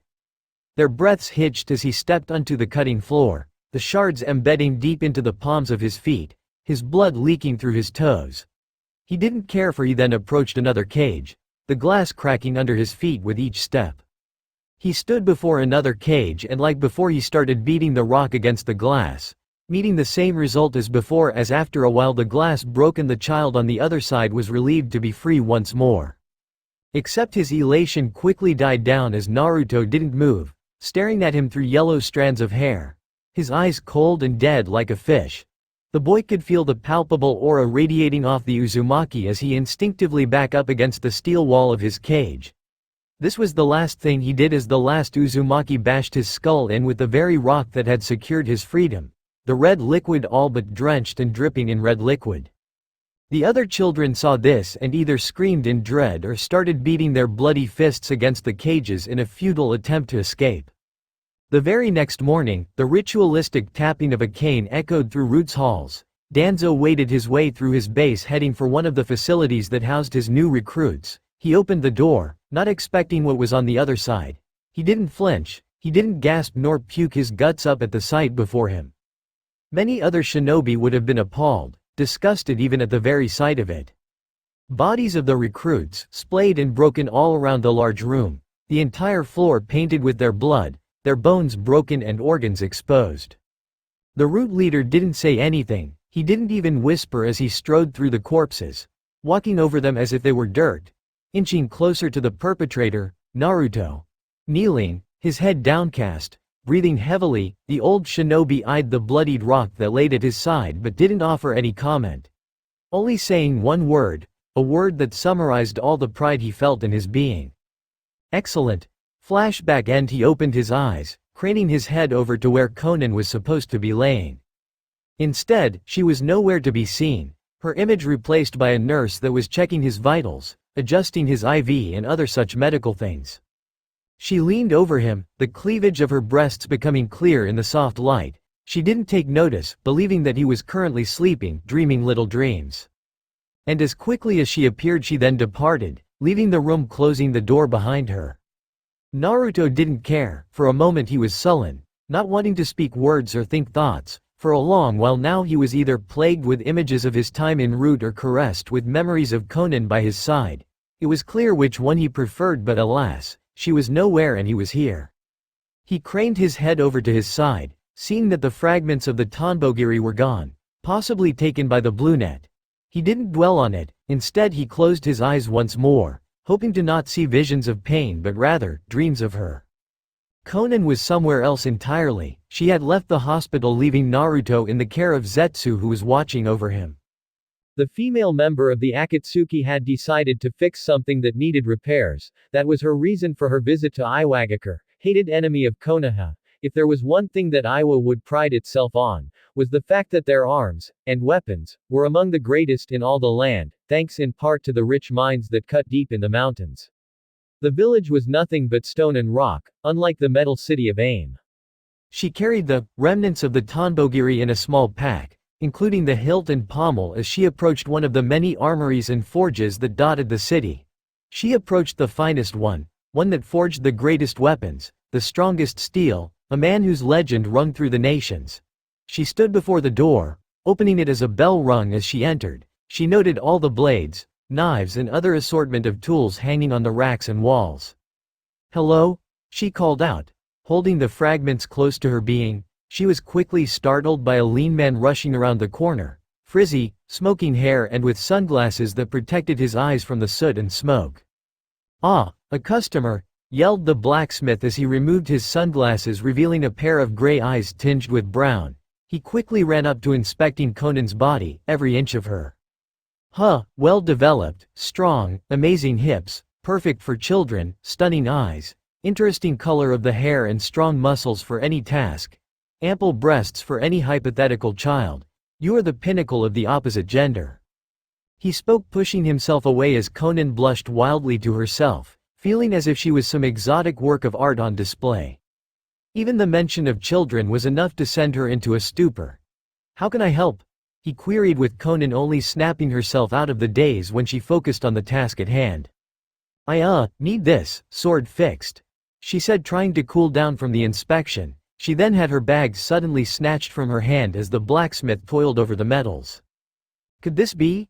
No, it couldn't. Is this the Tonbogiri no Tsurugi?" squeaked the smith, as giddy as a schoolgirl, hunching himself over as tears streamed from his eyes. Conan only nervously nodded as the man full-on wept. "I'm holding history itself. A legend still in the making. I promise to never wash these hands again," continued the smith as he curled up into a fetal position as he held the shards to his chest, only remembering the slight detail at hand. "Oh my God, it's broken," he yelled, throwing the pieces across the room. "That's why I'm here. Can you fix it?" muttered Conan, inching herself closer to the door after watching this maniac scream to himself. She raised her eyebrows as the smith pushed himself off the ground and dusted off his clothes. "Yes, I can fix it. I can do more if you want," spoke the forger as he picked up the bag and placed it onto his countertop. He shook the bag around, allowing the pieces to fall onto the wood, to which he inspected the metal. Conan, however, slowly took steps forward, bemused at the maker's change of attitude. "Oh dear," he said, causing Conan to almost jump at his words. "What, can't you fix it?" she queried as the smith breathed a heavy sigh. "All my years making weapons, I have never been able to fix a sword to the way it was. It's simply impossible. It would make the blade weak and brittle like glass," commented the smith as caused Conan's features became downcast. "But with the materials I have here in my store, I can make it stronger than it ever was, maybe even make two," continued the smith as the brunette snapped her head up at him. "You see, this blade was made nearly 5 centuries ago. The design is archaic, outdated. Back then it would have been invincible. Now though, well, no wonder it broke. But with today's works, my own skill and special materials, I can make it stronger than it ever was. So, let's get to work." Conan could only smile in response, an awkward, forced one that described this entire conversation. "How do you feel?" asked the nurse as Naruto watched her switching his IV bag, the kindly doctor flanking her as he watched, a smile on his face. "Do not worry, my friend, this hospital owes allegiance to no village. We would even place 2 hated enemies beside each other if we wanted to. You are safe here. Your wife has gone to do business elsewhere. She told me she would be back at latest, the end of the week." Naruto raised his eyebrow at this. Wife? He wasn't married, or maybe that was just an assumption of theirs after seeing how close Conan was to him. Or maybe it was a lie she told them so she could remain at his side. It didn't matter in the end. "It's been a few days after we removed those blade fragments from your leg. You should have regained the strength to walk. Don't worry, we are here to provide assistance should you need it." He then positioned himself on Naruto's right while the nurse remained on his left, and the two carefully pulled the young man into a seated position, the blonde grunting as they did so from the soreness. "They say before you can walk, you have to stand, so let's get to it." The nurse and the doctor pulled themselves away from Naruto as he carefully and painfully moved his legs over the side of the bed. He shivered as his feet touched the cold floor as he shakily pushed himself off the bed. Thankfully, after regaining his balance, he was able to walk again. He would have taken a step forward if he didn't fall back onto the bed. "We are making good progress. Excellent, more of these exercises and you should be running all over the place again." He felt his heart starting to race once again as he stared at the stump of a right arm. He lied down so to calm himself, before things got out of hand. Now then, we are just going to administer a drug that will put you to sleep and strengthen your body. Don't worry, it's incredibly procedural. Spoke the doctor as he had Naruto lie down and covered his lower body with a blanket. The nurse and himself quickly administered the drug through the IV drip. It won't be instantaneous, but you will feel nothing, drawled the doctor as the nurse quickly left the room. As soon as she left, Naruto, in the corner of his vision, spotted a pool of blood that leaked through the crack of the open door. His heart raced at seeing this, but the doctor paid no heed as he looked at some charts. He couldn't speak, the drug was beginning to set in and he saw an Enbu belonging to Root walking through the door. The doctor quickly took note and cut the IV drip, knowing that Naruto would need his strength. Unfortunately, this was the last thing he did as the Enbu slit the doctor's throat, leaving him to choke on his blood. You're not an easy one to find, Naruto. Danzo-sama has been very keen on ending you, before you become too much of a threat. Spoke the Enbu as he circled around the bed. Naruto could barely lift his arms to defend himself, the drug temporarily numbing his body. Have no fear, I will make this quick, said the shinobi as he covered the blonde's mouth with his hand and held a kunai at his throat. Except, the only blood that was spilt was the Konoha as a wooden spike impaled his torso, killing him instantly. Zetsu, murmured Naruto as the black and white man stared down at him from his position before retrieving something from one of the nearby cabinets. I know, I just wanted to have some fun, don't worry, I was out scouting the entire area. Root has found you. They'll be swarming the entire hospital soon, killing everyone and anyone. Your body is barely able to stand, nor can you use chakra, far too dangerous to use now, because of the drug. Drink this, spoke Zetsu, offering the blonde some kind of drink that he quickly swallowed. This had the intended effect of strengthening the man's muscles, causing him to, at the very least, crawl across the ground. Like a sick dog, the Uzumaki crawled across the ground, Zetsu telling him to go down the halls and to find an exit while he would scout the place and try to slow down Root as he melded into the ground. And with that, the student of Madara staggered out of his hospital room. Thankfully, no other Root soldiers had made it to the floor, and he was quickly regaining whatever strength he had to shakily walk across the hall, leaning against the hard walls for help. It was horrible. The halls were near pitch black and fires raged outside. Screams could be heard ringing outside the windows and the sound of clinging metal resonated through the ground. Naruto found himself a long strip of windows, and judging from the height, he was somewhere on the upper levels of the hospital. And from his vantage point he could see more shinobi jumping up from the ground and landing on the roof. He knew they would be here soon, and in his current condition, he would be no match for them. His ears perked at the sound of footsteps, and with his keen eyes he could see the blurred silhouettes of more shinobi rounding around the corner. Thankfully, because of the night shrouding in him darkness, they had yet to spot him, but he didn't want to wait around for them to find him. He quickly ducked into a closet, full of cleaning tools, and the door having a few gaps in its frame, allowing him to see outside the small room. He narrowed his eyes as they walked past, listening, watching, waiting for something to come around the corner. It was clear that none of them were sensor types, as they had yet to find him in the closet. When he was sure the coast was clear did he exit the small room and continue his hasty trek through the hospital, and with each second he could feel minuscule specks of his strength return to him. He was thankful that there were no more on the floor that were close by. Thus he ducked into a room that housed several patients, all of whom were coughing and choking and struggling to get out of their beds.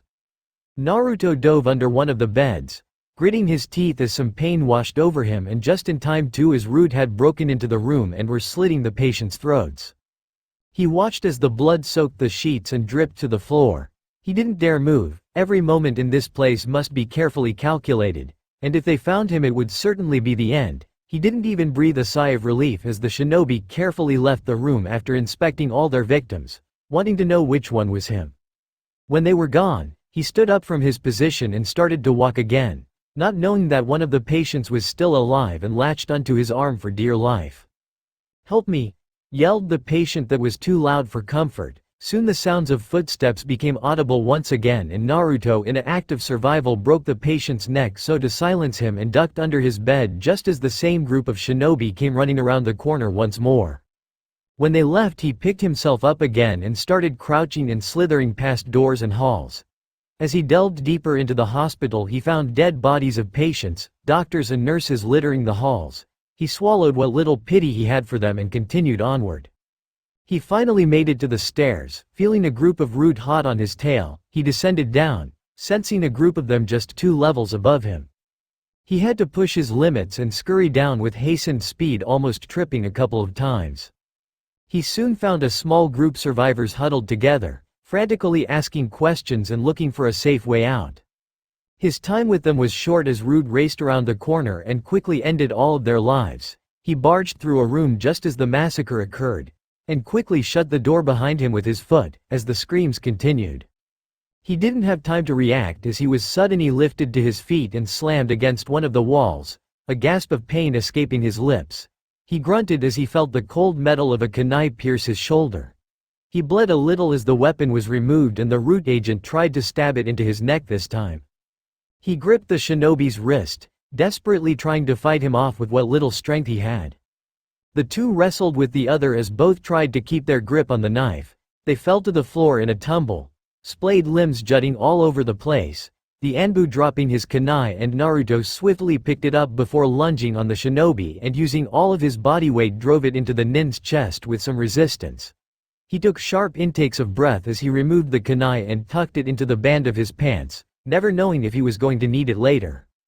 Not wanting Root to find their friend with him by his side, did he crawl across the ground, keeping low like a predator stalking their prey. He almost flew across the ground as he ran across the floor, coming upon a hall of corpses that were left there by Root. He approached a gate that barred anyone from trying to run away or keep them in. He opened up the gate, keeping the kunai in hand as he traversed down another set of stairs. He ducked into another hallway that led to the front gate of the hospital. It was slightly foolish, considering that Root were surrounding the facility. But sometimes one has to take risks. He was thankful that he ran into little resistance, and as he opened a door in the side of the great hall leading out of the hospital did he finally slowed. There were far too many Root for even him to take out. The one he battled earlier was an act out of desperation rather than ease. He wasn't able to ponder this for long as Zetsu appeared from the ground, effectively distracting the group as he battled the Anbu with ease, almost as if he was playing with them.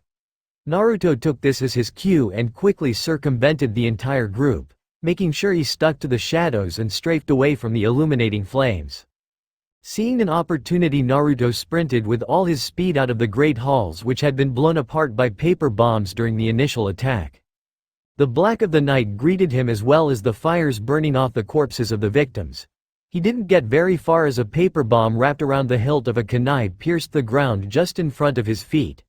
He didn't even have time to react as the paper exploded in a large plume of tearing shrapnel and burning flames, sending him flying across the ground and skidding along the concrete floor.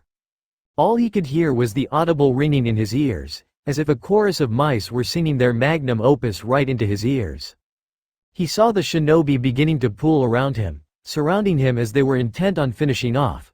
They stopped however as a purple-cloaked figure quickly bashed their skulls in with a giant gunbai before disappearing in a swirl, happening so fast that Naruto could barely even remember it now, nor did he wait to find out what happens next.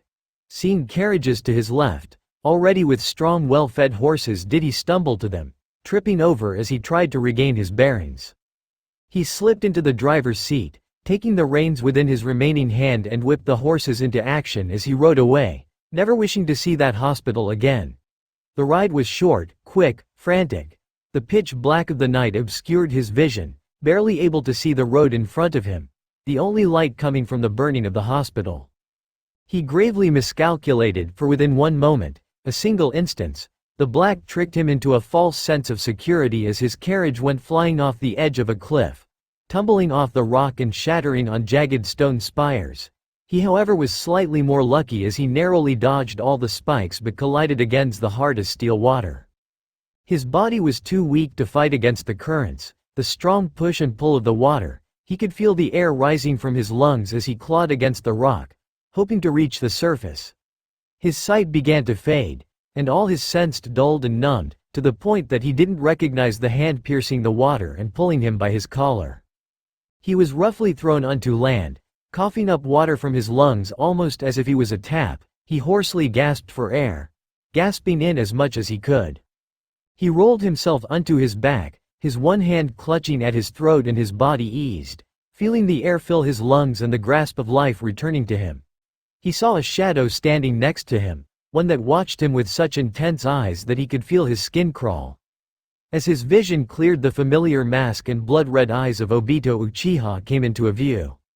Widening his own sapphire orbs at the man, he tried to stand, ready to aim a punch at his pursuer, but this was not meant to be as he was stomped in the ground, coughing up blood as he was rolled onto his stomach, soon feeling the pressure of the man's soul at his skull. "There's no need to be so rude, little demon.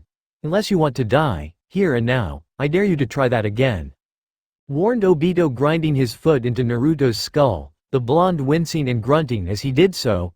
"Now that I look at you, like this, all pitiful, it reminds me that we are no so different." Naruto said nothing other than glaring at him through the corner of his eye. "We are both scorned by the world, Naruto. We both desire power to achieve what we want. How does that make me your enemy? You tried to kill me. You tried to kill Konan. You took my arm. You work for the one who has taken everything from me. Well, there's that. I know your pretty little girlfriend is out there, but she's not here to protect now, is she?" The Uzumaki's eyes widened in shock and surprise as Obito chuckled to himself. "We were watching this hospital ever since you arrived, but we didn't act. Oh no, we waited until she left, giving us the perfect opportunity. But, after all that, what fun is it to watch you die to a stray kunai? No, I have something specific for you, Naruto. A warrior like you doesn't deserve the embarrassing death of being killed by an underling. No, you deserve to die at my hand, in a true battle. Honor, valor, two things you wouldn't expect from someone like me. I'll make you a deal, Naruto. Face me at our chosen location, where we will fight, and one of us will die, and Konan will be safe. No vendettas, no assassins, nothing, not a single hair on her head will be harmed. I make this promise to you, even if I should die tomorrow. She will be safe," spoke Obito, removing his foot from Naruto's head, to which the blonde sighed in relief, only to have the back of his head yanked by a powerful tug. "But break this little promise, and there will be one more thing I shall take from you. And I want you ready, full power, mostly, so take this," spoke Obito, channeling a large pulse of chakra through Naruto's spine, reactivating a seal that governed his life force that he had planted there during his days en route. "See ya, tomorrow," muttered Obito, releasing Naruto as he disappeared in a swirl, leaving nothing of his presence behind. The hours passed and Naruto was barely able to move. His life force was nourishing his body, licking his wounds and setting his bones back into place. He surmised that he would be fully healed by tomorrow, but the weariness that dragged him down still dogged his steps even now. He traveled along the coast that he had fallen onto, a rocky cut in the earth with little footing, no sand or hard rock to step on. He even slipped a couple of times, scratching his feet, bleeding into the water. He was fortunate to find a cave-in along the walls, one dry enough for him to sleep in. As he sat against the wall, contemplating what he was going to do next, another memory flooded over him, one that led to this entire mess. Flashback: Danzo slept in his private quarters of Root HQ, single eye closed, his breathing slow. He was content, if one could call it that. Everything was falling in place for him. Naruto had proven to be a greater asset than ever before, coming back from every mission and with nary a scratch and always carrying it out with brutal efficiency. Things were finally going his way. Well, at least when goals were concerned. But for a single beam of orange light crept into his visible eye, rousing him from his sleep as he sat up from his position, the words, "fire," and "smoke," ringing through his ears. He approached one of his windows, scanning the outside as he saw a great blaze consuming everything in his path. He readied himself, heading over to his cabinet where he contained his weapons. As soon as his hand touched the metal, something menacing burst through his door, splintering the wood and crashing into the room. He barely had any time to defend himself as he held back a hand, holding a kunai that was precariously close to his neck. With a quick flex of his arm he was able to throw away the assailant and pinned him against the wall. It was Naruto, blue eyes blazing in anger and gritting his teeth as he glared at the master of Root. Danzo then threw the boy across the room while Naruto threw 2 kunai against 2 separate walls and then formed a single hand seal that activated the seals on the kunai. Before Danzo had any idea at what happened, he was suddenly forced to his knees as a great weight was dropped on his shoulders. Naruto then launched himself in the air, flicking out a pair of kunai as he dove atop the shinobi no Yami. But Danzo was not some weak old man who couldn't walk without his cane. He grabbed Naruto by the face with such ferocious speed that not even the blonde was able to keep up. He then slammed the head of Yellowhair against the ground, fighting off the invisible weight and managed to knock the boy out with a single strike from his concealed right arm. "You're a disappointment, to think that an animal such as you could even dream of scratching me. It's absurd. For this simple punishment is not an adequate sentence. I suppose I must give you over to Hiruzen, in pieces," spoke Danzo, flying through hand seals and unleashing a powerful wave of fire that incinerated the young boy at his feet. Naruto could do nothing but scream in pain and curse himself for his failure. Flashback end. He was broken from his thoughts when the distinctive sound of footsteps resounded through the small cave. He flickered his left eye, peering through the corner of his vision, and to no surprise of his own he found Konan, drenched in rain, carrying 2 cases in her hands, one robust and square-shaped and the other long and rectangular. He could see, it was clear, the image of him, tired and broken before her eyes hurt her more than any wound or scar. He said nothing else than diverting his sight to the ground, not wanting to look her in those brilliant honey-colored eyes. She couldn't help herself but stare at the stub of an arm, a grim reminder of his defeat, grimacing at the sight as the flesh healed over. She placed the cases on the ground, taking cautious steps forward, acting as if Naruto was some cornered beast that would attack within a moment. Her lip quivered as the man adjusted his position, his back now firmly facing hers and the soft light of the moon leaking into the cave. "Naruto, don't shut me out," pleaded Konan, silently but still loud enough to hear. Naruto said nothing other than releasing a sigh that didn't go unnoticed.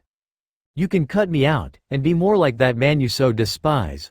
Wallow in your self-pity until you're nothing. But I won't watch turn yourself into this." Naruto said nothing more as he glared at the dirty ground.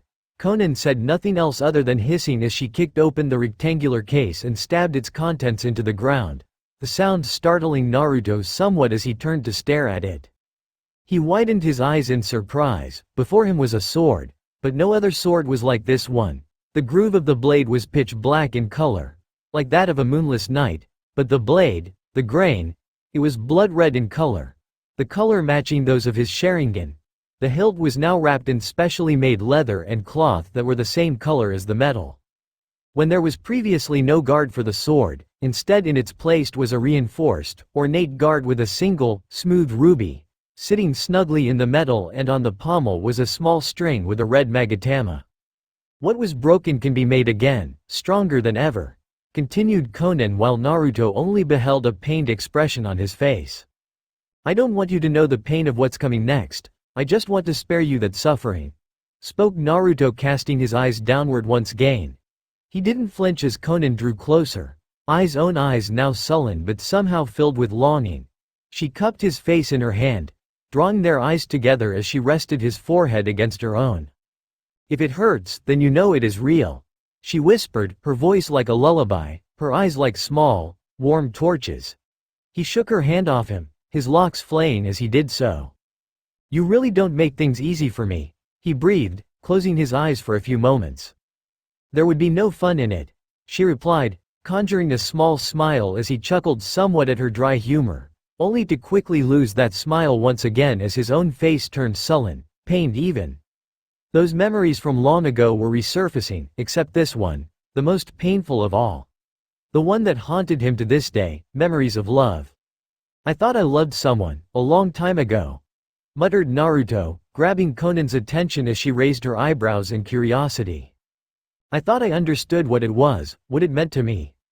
I thought I had found what I had been looking for, but I was wrong. What I fear most is not death, nor pain, not even my own past. What I fear is finding that one thing again, only to realize it never existed," spoke Naruto, unconsciously letting a tear drip down his cheek, as Konan stared, pained over what he was speaking of. "It was during my time, training, did I finally understand this. Some things that you believe are as true as the moon in the pond are just imaginary. Flashback: Naruto was punching Zetsus as part of his intensive training under Madara's tutorship. Said old man was currently sleeping upon his throne, unconcerned with what was happening around him. Naruto, however, was punching through wood and stone, honing his body into that of a weapon. Sound familiar? Root. Yeah, it seemed like that. But there was a big difference. Madara actually cared for him, in a way he had never experienced before.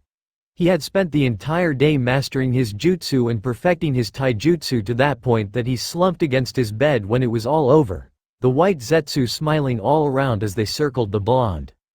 That was very well done. Madara will be happy, spoke one of the Zetsus as Naruto wiped away some sweat off his brow, his chest rising and falling in time with his breathing. Already you have mastered your jutsu to well above Kakashi's level. In a few months you will match Jiraiya. Jiraiya's level isn't good enough. I have to go beyond, be stronger, faster, more powerful, countered Naruto as he stared at the wall, Sharingan brimming in the dark. He remembered the hatred you held for the Sannin, abandoning him when the child needed him most.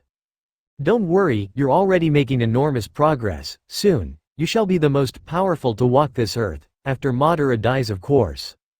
Don't be so nonchalant, as if a weak bug like you can even match up against him is an insult, spoke Naruto, furrowing his brows as he breathed in response.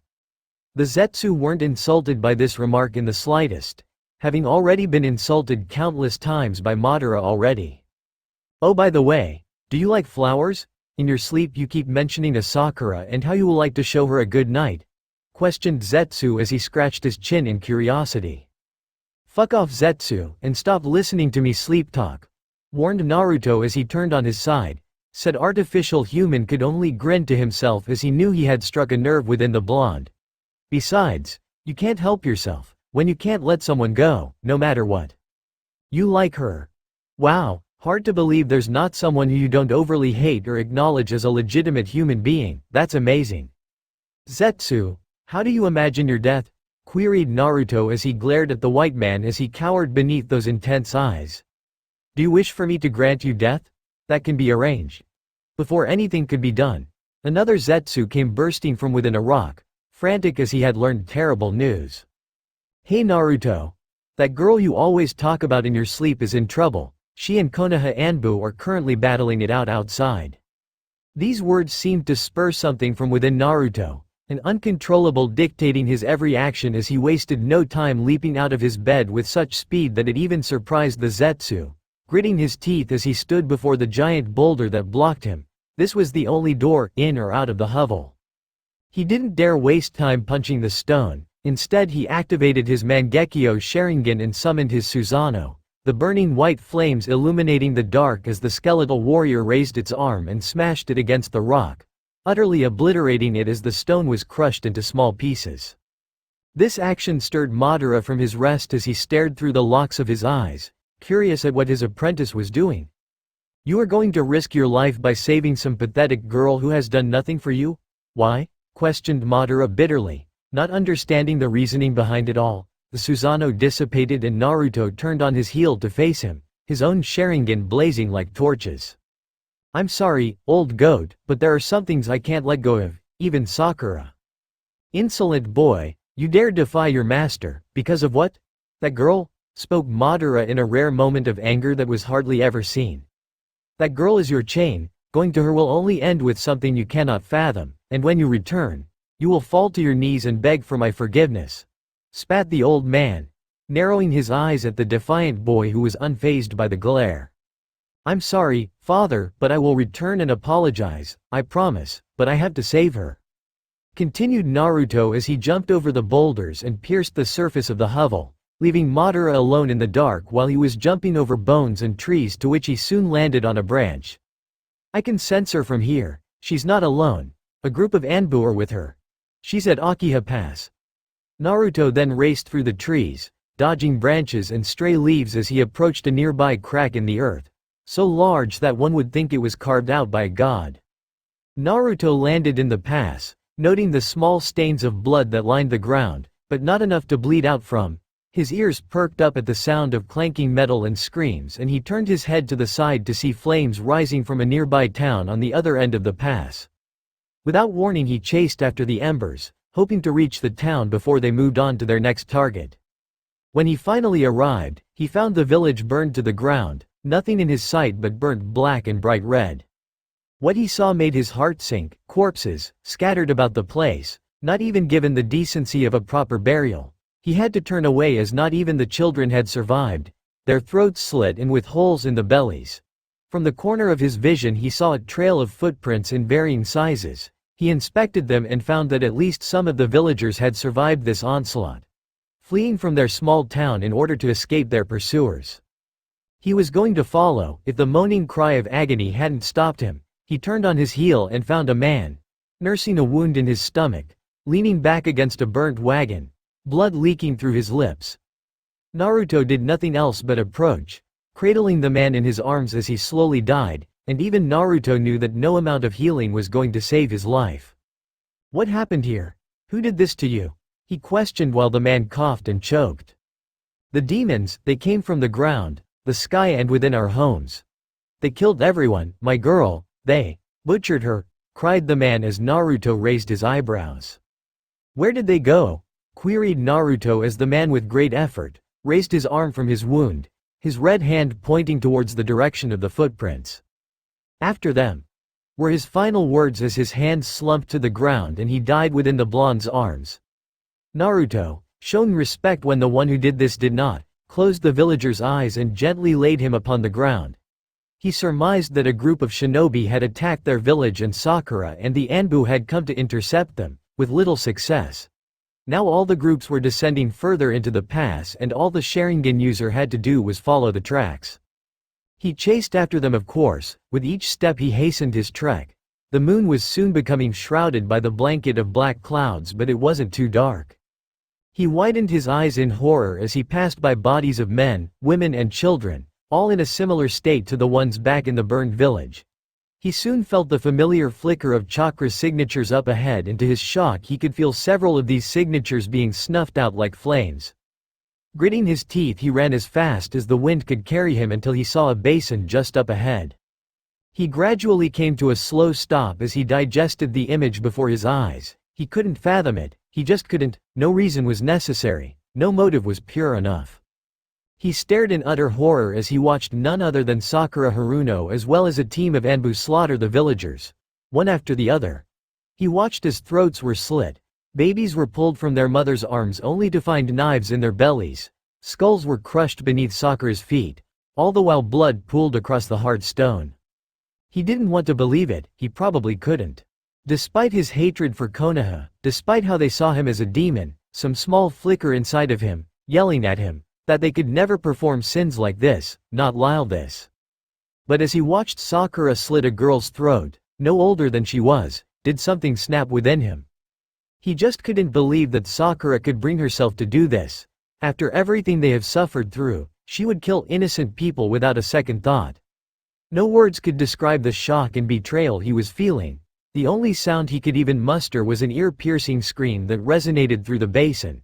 This scream sounded more like a wounded animal rather than a man horrified at what he had seen.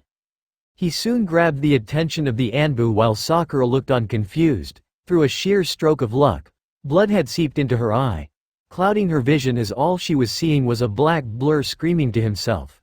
Silence reigned over as Naruto snapped his head, almost as if he was struck by something, falling to his knees, his Mangekyo Sharingan blazing in the dark. He breathed hoarsely as he felt the stinging sensation in his red orbs, his nails scraping against the hard rock, cutting his fingertips. I just can't, he thought to himself pushing his form off the ground and standing shakily on his legs. His eyes flickered for a single moment as a hail of kunai and shuriken pierced his flesh and cut his skin, penetrating his body firmly as they remained stuck there, jutting from his flesh as his blood trailed down his limbs. I just can't, yelled Naruto as he then erupted into a mighty sprint, the ground beneath his feet splintering with each step. He neared one Anbu who drew his sword ready to counter the blonde's advance. This action was his last as Naruto planted his flat palm against his chest. Kamiyo Nanayo. Shinto, way of the gods, and several spiked hands erupted from his body, killing him instantly and anyone who was even close. The splatter from the blood painted his face as he then turned to a survivor who had suffered just a measly scratch. Several more Konoha Anbu came racing from behind and speared the blonde's chest with swords, hoping that it would be the end of him. They were wrong as Naruto spun around on his heel and planted paper bombs on their chests that he had kept on him previously while training. He then kicked them away with such force that it broke their bones and their comrades perished within the devouring flames of the respective explosions. Quickly Haruno grabbed the intel, yelled the captain, but with his words, something snapped Naruto into a primal frenzy as he then raced towards Sakura, who was bolting towards a certain body among the masses, not focusing on the blonde beast that was nearing. As he raced through the Anbu, Naruto was cut, stabbed, sliced and suffered all kinds of wounds, but not once did this faze him as he shrugged them off or completely ignored them. When he broke through, he didn't even give Sakura a chance to defend herself as he smashed his fist right into her head, sending her skull plummeting to the ground, causing spider web cracks to emanate from the impact. He continued this as he slammed his foot into the back of her head, feeling it crack beneath his heel. He then picked her up by her collar and viciously head-butted her, right in the forehead, causing his own to bleed somewhat. He could tell that he had knocked her out. Her blank expression was proof of that. He stared at her for a few moments, mulling over the wounds she had suffered, cuts and bruises there, nosebleeds, split lip, a possible concussion, and that wasn't even the worst of it, and in his mind, she hadn't suffered enough. He slammed her to the ground yet again and viciously pummeled her face with his fists, aiming for nothing else, screaming as he did so. A minute passed and his machinations came to a halt as his fists were broken, his fingers bent, blood leaked from his knuckles and his wrists were bruised. All the Anbu that watched were terrified of his ferocity, the limitless level of savagery. He looked up, stepping off Sakura, whose face was now a bloody mess rather than anything beautiful. He stared at all of them, his eyes cutting deep into the spirits as they flinched at the sight of them. He raised his broken arm, holding it vertically as all the men prepared for what was to come next. "Kamiyo-nanayo," whispered Naruto, bringing forth one of his most powerful jutsu. The Anbu never stood a chance. An invisible force washed over them like a tsunami, hoisting them into the air and began slowly dismembering, disemboweling and tearing the very skin off their bodies, breaking the bones like sticks and splaying their blood everywhere like paint. Their screams permeated the air, creating a haunting symphony that would haunt those that heard it. What ensued afterwards was a deep crimson rain, falling freely from the sky as the bodies were planted in the air by an invisible force, like a clothesline. Naruto breathed, taking in coarse gulps of air as he stared down at the battered body of his former love. Now as he stared at her, he couldn't bring himself to feel anything for her. To be honest, he didn't feel anything now, no anger, no joy, no melancholy, only a blank space where all those things were meant to be. I can't feel anything. In this world. I'm nobody," gasped Naruto as a tear unconsciously fell from his hair, stained with blood as his Mangekyo still shone like flames in the night. Flashback end. She stared at him in a mix of pity and horror, to think that a village that Konoha could perform so disgustingly brutal. She did have low opinions of said village, but she could never think that they would bring themselves to perform such atrocities. It made her want to vomit. As it turns out, Iwa Shinobi had broken into the village, stolen vital intel regarding the Anbu Black Ops. They disguised themselves as simple villagers and slowly made their way across the countryside. Konoha followed, and because of some little trickery, they butchered every village between Iwa and Konoha in a mad rush to retrieve the intel, until I put a stop to it. In the end, Sakura lived, though I believe she carries the invisible scars from that battle. His features soon became forlorn at the idea of her. Even their meetings over this short time has dredged up thines he would prefer to keep buried. "You loved her," stated Konan, her lower lip slightly quivering, dreading the probably answer. "Yes," he said. The words hit Konan like a ton of bricks as she lowered her head in slight hurt. She stared at the ground as she tightened her fingers, grabbing handfuls of her clothes. "She was the only one I ever truly loved, someone who I could not cut away." After that moment, any shred of feeling for her was removed. The illusion of her dissipated as I fell into the bowels of my own cage. Soon enough the only one I would love after that was the old goat. The only one who showed me true kindness. With him gone, there was no one, for a long time. What about now? Queried Konan, head still bowed down, Naruto's eyelids lowered for just a second, contemplating the question he had been asking himself for so long now. He could feel his heart beating against his chest, the blood racing through his veins, the undeniable thirst at the back of his throat. He turned to face her, hoping to force the words through his lips, but he couldn't bring himself to say it, he just couldn't, so instead, perhaps his actions would speak louder than any words. Lemon warning, he cupped her by the chin, an act that took her by surprise. What was even more surprising was the fact that he pressed his lips against her own. Overcoming her surprise, her gently closed, savoring the touch, this small moment between them as she wrapped her arms around his neck, deepening their connection as their passion for each other poured forth. Their tongues gently worked their way into the mouths, caressing their teeth as both battled for dominance. This dance of theirs persisted for minutes, each movement, each pause of breath was perfectly in sync with the other. But it was clear from their throes, they wanted more, they wanted to kiss, explore, learn everything about the other in this exchange of feelings. He smoothly pushed her to the ground, never breaking their lip lock as she laid on her back, his sole remaining arm, balancing him as their chests pressed together. The heat was inebriating, each touch, exhilarating. They had been waiting for this for so long now. It filled them with more euphoria as they continued their ministrations.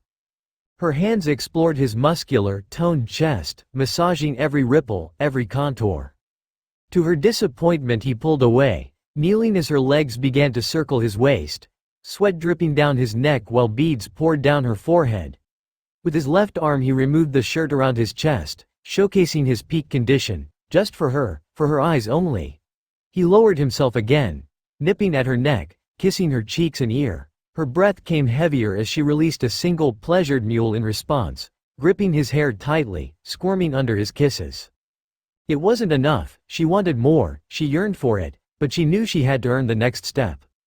She bit her lip as she pushed the blonde away, placing a hand on his chest and easing him onto his own back, earning a small groan of displeasure as a reward. She didn't mind, it brought a wry smile to her lips as he tensed and writhed at her touch. She carefully straddled him, sitting on top of him as his hand explored her thighs. Removing her own hand from his sculpted chest, did she gracefully remove her cloak, letting it fall to the ground like a leaf, showcasing her clothed bust. Her smile grew larger, seeing his annoyance at her assets being covered by a simple cloth. Her hand reached to the back of her robe, the one she would wear under her cloak, and pulled down on the zipper, slowly, an attempt to torment her lover even more. For him, the weight was excruciating. This one enjoyed toying with him, toying with his primal instincts. He released a gasp of release as she removed the article of clothing, revealing her splendorous breasts. He wanted to say something, compare her to the angel she likened herself with. For, in his eyes at the very least, she was heaven itself. He pushed himself up, meeting with her lips as they began their oral war once again. This time a hand cupped her left breast, massaging it in his palm.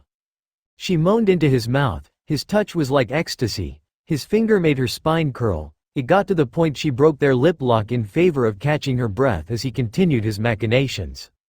She arched her back in surprise and pleasure as his lips circled the hardened bud while his sole hand continued to play with her other breast. Her raspy breaths rose in frequency as he suckled on her nipple, tugging it gently with his teeth. In response she gripped his hair, almost pushing him further into her embrace as she cried and moaned in delight. He moved his tongue and lips at an tortuous pace, sweet revenge on his part.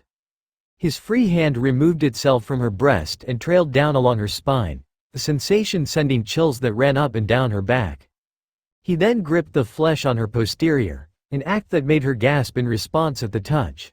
Normally she would kill the one who dared touch her this way, but Naruto's touch, the softness, the luscious feeling, it made such feelings fade away in the bliss. It didn't help with the fact that she felt the rock-hard pillar poking her in her sacred places. And no. Not yet. She breathed, a blush covering her features as Naruto stared up at her, relinquishing one of the buds as she gazed down at him. "Take it off," she ordered, standing up and taking a few steps back as the blonde moved his hand and removed his pants, receiving some help from his lover. When it was released, Konan gazed at the firm rod. She noticed Naruto sitting up, sorting himself into a seated position, but she would have none of that. The brunette pressed her hand against his chest, guiding him back to the ground. "No," was all she said. She stood up to her full height, and softly removed her pants, her fingers slipping them off her supple legs, hiding her lower lips with her hands, teasing him some more as he watched from his laid-back position. She got down on her fours, like a cat, her amber eyes shining in the moonlight. He gasped as she licked at his cock, the sensational feeling of her tongue licking the tip, the saliva that dripped down it. Now his own back arched and he gasped in pleasure at what she was doing. It anguished him, knowing that he wasn't in control, that he was at her mercy. It was all he could think of as her mouth encircled the tip of his penis. She could hear her name escape his lips, lost in the act as he felt her teeth scrape against his shaft. She bobbed her head slowly, gently, eliciting eager mewls and groans from him as she licked and lapped at the tip of his sex. She could feel it twitch upon her lips and his legs moved and squirmed in response. She didn't care, for so long he had experienced insurmountable pain. For tonight, she wanted to wash that away with joy and delight. She stopped her ministrations seeing that they both wanted something more. She moved again, her hips swaying as she moved on her fours, her honey-colored eyes locking with his own blazing sapphire. She barely had any time to react as she was soon pinned on the ground, Naruto having taken the control back from her. They stared at each other still, their hot breath hitting the other's face and his hair tickling her cheeks. She kissed his neck and he pushed her onto her stomach, lying prone on the ground as his shadow enveloped her. He kissed her neck once more, her skin shivering at his touch. "I've wanted you for so long," he spoke, breath raspy, his eyes foggy as he nuzzled his face into her neck. "Please, I want you," she begged as he lined himself up at her in trance, her sex, wet and moist, longing for him. He kissed her cheek as he plunged himself into her. She gasped, a small trickle of saliva escaping the side of her lips as he filled her up. He was gentle, pushing himself deeper, slowly, gracefully, ensuring she wouldn't be hurt. For him it was hard not to ravage her. Her walls squeezed his girth. To lose control, it was a task to even restrain himself as she moaned under him. Naruto felt his heart flutter in his chest and he pressed himself deeper into her sheath. As the two had become one, he was sure. No doubt clouded his mind. No trickery was at play. He felt something for Konan, something that he was torn out from him a long time ago. She breathed again. Upon the wind he could hear her begging, more, harder, faster, and so, with those orders in mind he drove himself into her, faster, harder and with more passion. As he quickened the pace, the sound of her mewls became louder, heavier, right against his ear and the sound of naked flesh. Slapping naked flesh was soon audible. She bucked her hips, matching his rhythm, something he grit his teeth at as he tried to contain himself. He then claimed her mouth, a difficult task since he was on her back, but he still accomplished it nonetheless. She moaned into his lips as he pounded into her. She gasped for air when they separated only for him to kiss and lick her neck. She felt his walls tighten under him, a small clue that she was close. He never stopped, never wavered, he only pressed his lips against her ear. "I love you," was all he said. He had said it, the words he couldn't bring himself to say earlier. She smiled, not one overcome by passion. No, this was the kind of smile reserved only for the most content of moments. His hand gripped hers tightly as the elation washed over them. He grunted and breathed as he gave slower, heavy slams into her as he released his seed into her womb. She screamed in pure bliss, her fluids gushing out as the two let the orgasm ride over them. The two remained prone like this, never moving, only breathing as their weary eyes closed for a single second. She opened her eyes, the sight of his hand encircling her own, stroking her fingers. She moved under him, his length being removed as she stared at him, his eyes half-lidded as her free hand stroked his cheek. She pressed her lips against his, never capturing a sweet kiss but not pulling away. She had to say it, let the words loose like a floodgate. "I love you," was she said as she snatched his lips in a tender, chaste kiss. Lemon and the hours passed by, and the two had drifted off into content sleep, bodies pressed together as their warmth staved off the cold in the cave. Except, one had to wake from this dream of bliss, one who was reminded of the constant reminder of his coming fate. Naruto awoke. In a few hours he would be forced to fight Obito, to decide his fate as well as Konan's, a fact that he had hidden from her. And when he looked upon her face, smiling, little dreams did a painful pang in his chest reverberate through his being. He sighed, carefully removed her entangled limbs from his own, quiet like a mouse. He sat up, staring at the cases that Konan brought with her, the reforged Tanbogiri jutting from the cast. His eyes upon the second case and approached that one instead. Opening it up, he widened his eyes slightly at what it was before returning his gaze upon Konan's naked, sleeping form. A few minutes passed and he was now fully dressed in his brand new battle attire. He now wore a pair of Toby pants decorated with gray lines, a golden sash around his waist with a blue sea and waves design, held together by a single rounded buckle with the ends of the sash hanging between his legs. His shins and feet were covered in old-age shinobi greaves, arranged into metal segmented pieces that ran up his shin. His entire chest was covered in segmented but highly durable metal that allowed for flexibility and protection. His shoulder guards, however, remained in the same as it was previously, as was his gauntlets, but now lacking less spikes. The last few articles were a gray scarf that wrapped around his head, leaving only his face. The final piece, however, was an oni-shaped, white and red mask with black accents. A demon, fitting for someone like him. He then approached the Tanbogiri, slipped it into its specially made sheath and slung it over his back for later use. He had no clue that his prepping had awoken the sleeping Konan, who wore a somber look over her features as she heard the clicking of beltings and the folding of metal. "You're going?" she questioned her lover, barely above a whisper but loud enough to hear. "I thought you were sleeping," he countered, lowering his head in shame at what he was going to do. "I was, but everything's colder without you," she continued, causing Naruto to purse his lips in response. "You're going to fight Obito," she stated, tightening her fist at the mention of the name. "For you," replied the blonde, raising his head and staring outside the entrance of the cave. "That's not what I asked for," hissed Konan, her face contorting into that of a scowl.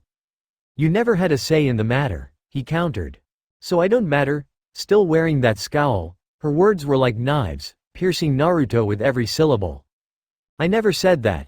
If I don't do this, then what comes after would break me. I can't live like that, not again," he pleaded, the pain washing over him as his body shook like a leaf in the wind.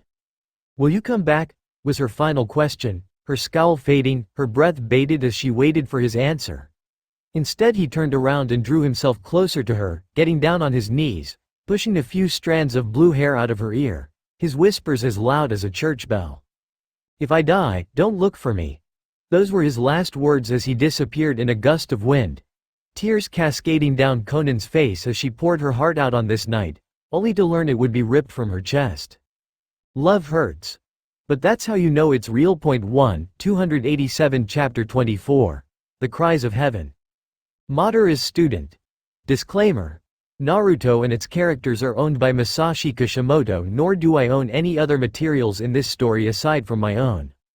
First, before we begin, I should mention that all future images for this fanfic and others will be found on another image hosting site now. We'll have more details on that later. The Cries of Heaven. The forest was serene, quiet, tranquil in its own way. The green leaves swaying in the wind, the gentle chirping of the birds, the running streams of water all created a melodious tune that elated all who heard it, including the dour Naruto as he sat on a rock, the reforged Tanbogiri stabbed in the ground, the palm of his hand, outstretched, facing upwards, bearing seed as he fed the birds, just as small rays of the sun were beginning to rise. He sighed, despite how he abhorred this world, how broken it was.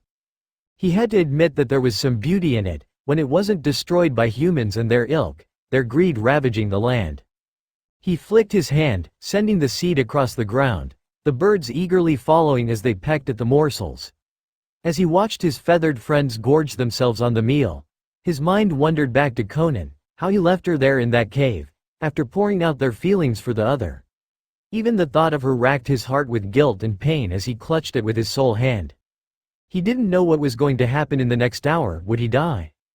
It was certainly a possibility. Would he go and kill Obito? Same answer as before really, but for some reason, he never had the feeling that he was doing this for himself, for you see, Obito had delivered him an ultimatum. Come and fight him, or watch Konan die before his eyes?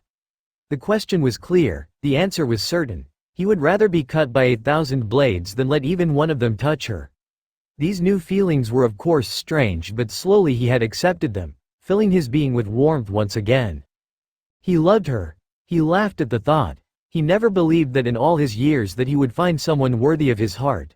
She treated him like no other, inspired him to be better. It was almost nauseating to think about the effect she's had on him. Making him feel all these things again, it was almost alien to him. All he had known was hatred, and now in its place was a warmth like no other, and now, hatred and love was guiding his hand. As cheesy as that sounded. He was snapped from his thoughts by the rustling of leaves, the sound alerting the birds as they quickly took to the sky. He wasted no time, he whipped out his kunai, hunched over, ready to attack, his Sharingan eyes blazing red. What emerged was a white wolf, almost ghost-like in the soft morning light.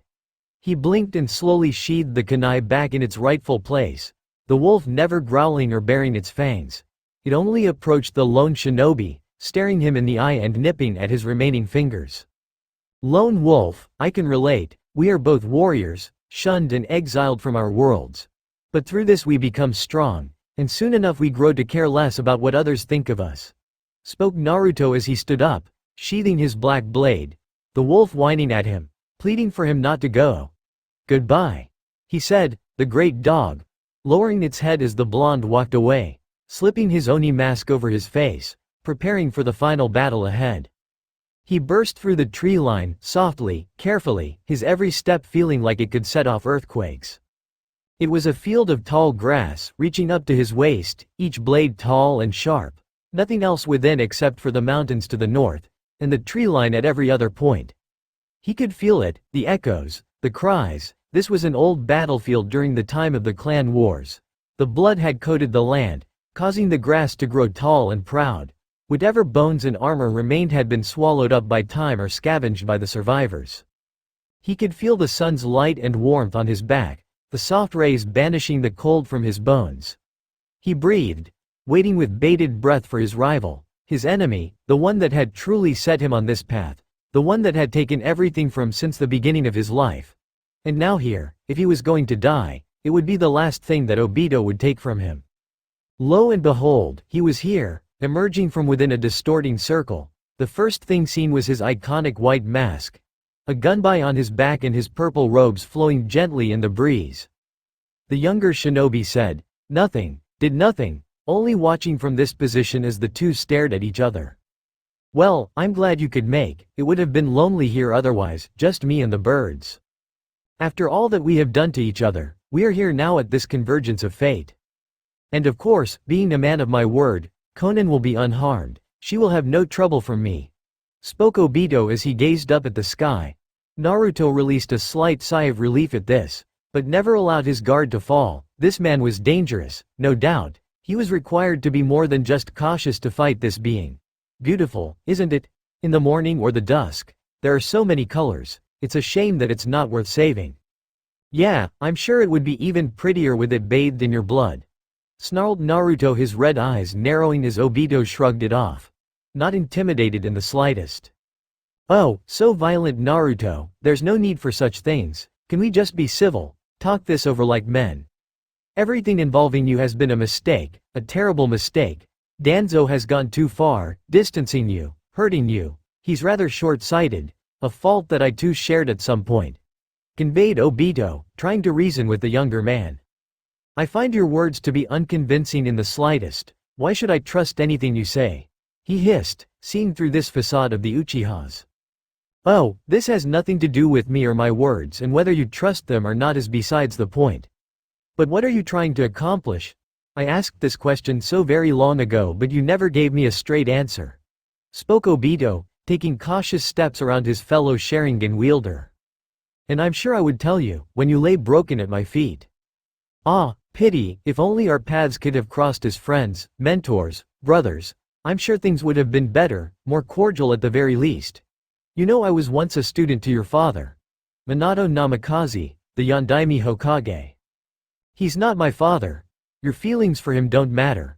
Only the blood you two share in the days leading up to your birth. He was shouting to the entire world of his excitement, I know this because I watched from the sidelines. He regarded you as his son no matter what, even if you were made a sacrifice in the eyes of his people.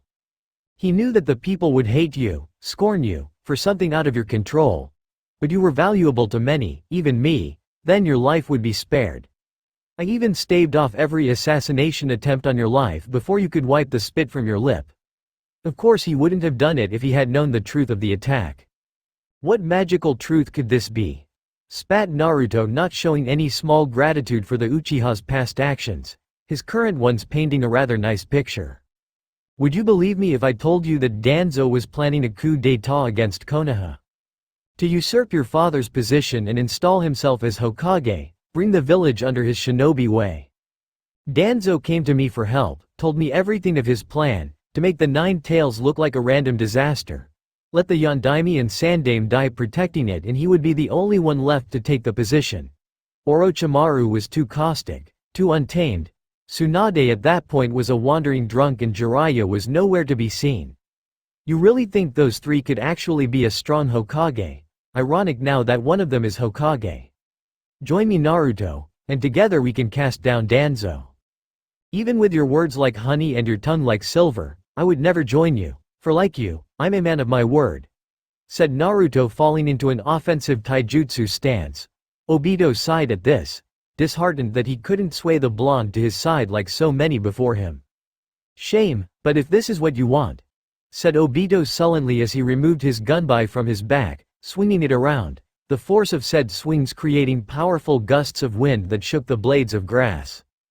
Naruto only huffed at this small display, not deterred in any way from the show of force.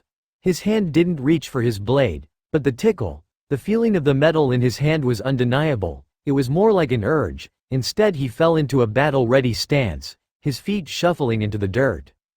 He decided to make the first move as shuriken appeared from his hand and he flung them with such speed that it was lightning fast. To no surprise the shuriken phased through Obito as if he was a ghost, never once leaving a mark. Naruto then jumped in the air, unfurling more shuriken in hand and performing a jutsu with a quick flicker of his fingers. Shuriken Kage Bunshin no Jutsu. He roared, the few shuriken becoming many, all falling on Obito like rain. The same result. The shuriken passed through him like a mirage, but that wasn't what piqued Naruto's interest. It was at the last minute, subtle, a small movement to the left, something which Naruto narrowed his red eyes at. He channeled chakra into his left eye, his eternal Mangekyo Sharingan blazing like the sun. Kamiyo Nanayo. Suteppo no Shinigami, Steps of the Death God. Obito had no time to react as he felt the cold sting of a blade pierce his chest, causing him to cough up blood from within his mask. He craned his head over his shoulder, Naruto holding the Tanbogiri that speared his chest, the unique pattern in his eyes saying all that was needed to be said. The blonde pressed his foot against the Uchiha's back, pulling his sword from his chest, and the survivor's body fell like a falling rock. "That was disappointing, I expected more," said Naruto, flicking the blood of his katana and sheathing it on his back. He turned on his heel and began walking away, never paying a mind to the corpse of his nemesis. It was over. All this conflict, all this pain, had been ended within a single second. He was finally free. "I'm sorry the prologue wasn't to your liking," said a voice, causing Naruto to raise his eyebrows as he was smacked in the face so hard that it sent him skidding across the ground, splitting the skin above his left eyebrow, under his mask, as he grunted in pain. His ears perked at the sounds of clinking chains and he looked up to see Obito, perfectly fine, dandy, and not a scratch on him. But the show has yet to begin. It would be rude to not see this through to the finale. Naruto only stared in shock. He was sure of it. He was dead as one could be, nothing but a corpse. He knew some other force was at play. This was no genjutsu. He could feel that none of their chakras were being tampered with. So what? Perhaps this required another demonstration. The blonde picked himself up, his eyes glaring at Obito like that of a snake. Obito slammed the tip of his gunbai into the ground, forming hand seals for a fire jutsu. Kaden. Hosenka no Jutsu. Fire release. Phoenix Sage Flower Jutsu. Yelled Obito as he breathed out multiple small fireballs that came flying at Naruto with almost frightening speed. The blonde didn't dodge. He only took out more shuriken and launched them at the flames. The metal impacted against the small balls of fire and were quickly enveloped by the burning streaks, creating flaming shuriken, turning Obito's attack against him. Seeing this, Obito only grabbed his gunbai once more, and blocked the burning projectiles. He widened his eyes as Naruto came rushing forward, Tanbogiri in hand, and stabbed it through the tough wood of the gunbai, an act that shocked even Obito. Before he even had a chance to react, both weapons were kicked away by the younger shinobi, cocking his only hand backward for a powerful palm strike. Obito decided that this would be his chance. With little effort he blocked Naruto's strike, gripping his hand in his own, chuckling to himself. The Uchiha's right eye began swirling like that of a maelstrom, with Naruto quickly being sucked into the eye of the distortion. What his opponent didn't realize was this was all part of a sly plan. As he was being sucked in, Naruto unsealed an explosive tag from his wrist seal and quickly detonated it. Obito's face was completely blown away and Naruto was sent flying back, skidding across the ground, his only arm being slightly singed. When he looked up, he saw that half of his nemesis' face had been blown off, all the way to the bone. A grisly sight to behold. The Uchiha slumped to the ground once more, dead, again. But the student of Madara breathed no sigh of relief, no gasp of freedom. He remained impassive as the body of Obito dissipated into nothing, as if he never existed in the first place. A few paces away was the very same man walking over to his gunbai, picking it up and removing the Tanbogiri from its wooden frame. "You are a sneaky one, Naruto. A simple but ingenious plan could have turned deadly were it not for a single detail," muttered Obito, throwing the sword to Naruto that landed by his side, just as he was picking himself up. "Izanagi," breathed the scion of the Uzumaki clan. Obito clapped in amazement at the realization. The technique that rewrites all things in this universe, even death. That's right, the forbidden jutsu of the Uchiha clan, one that led to decades of bloodshed among my clan. I must admit, Naruto, you are stronger than me, possibly smarter. Our scuffle on that train, you were defeated because of many things hampering you, debilitating you. But this time, nothing is stopping us. Whoever dies here will fall to the other's wit, not their power. But I will let you in on the secret. I have incorporated many Sharingan into my being. Gifts from my clansmen to prolong and extend the use of the Izanagi. But unfortunately, it comes with a small cost. Your intangibility, it now lasts only for a minute, instead of the usual 5.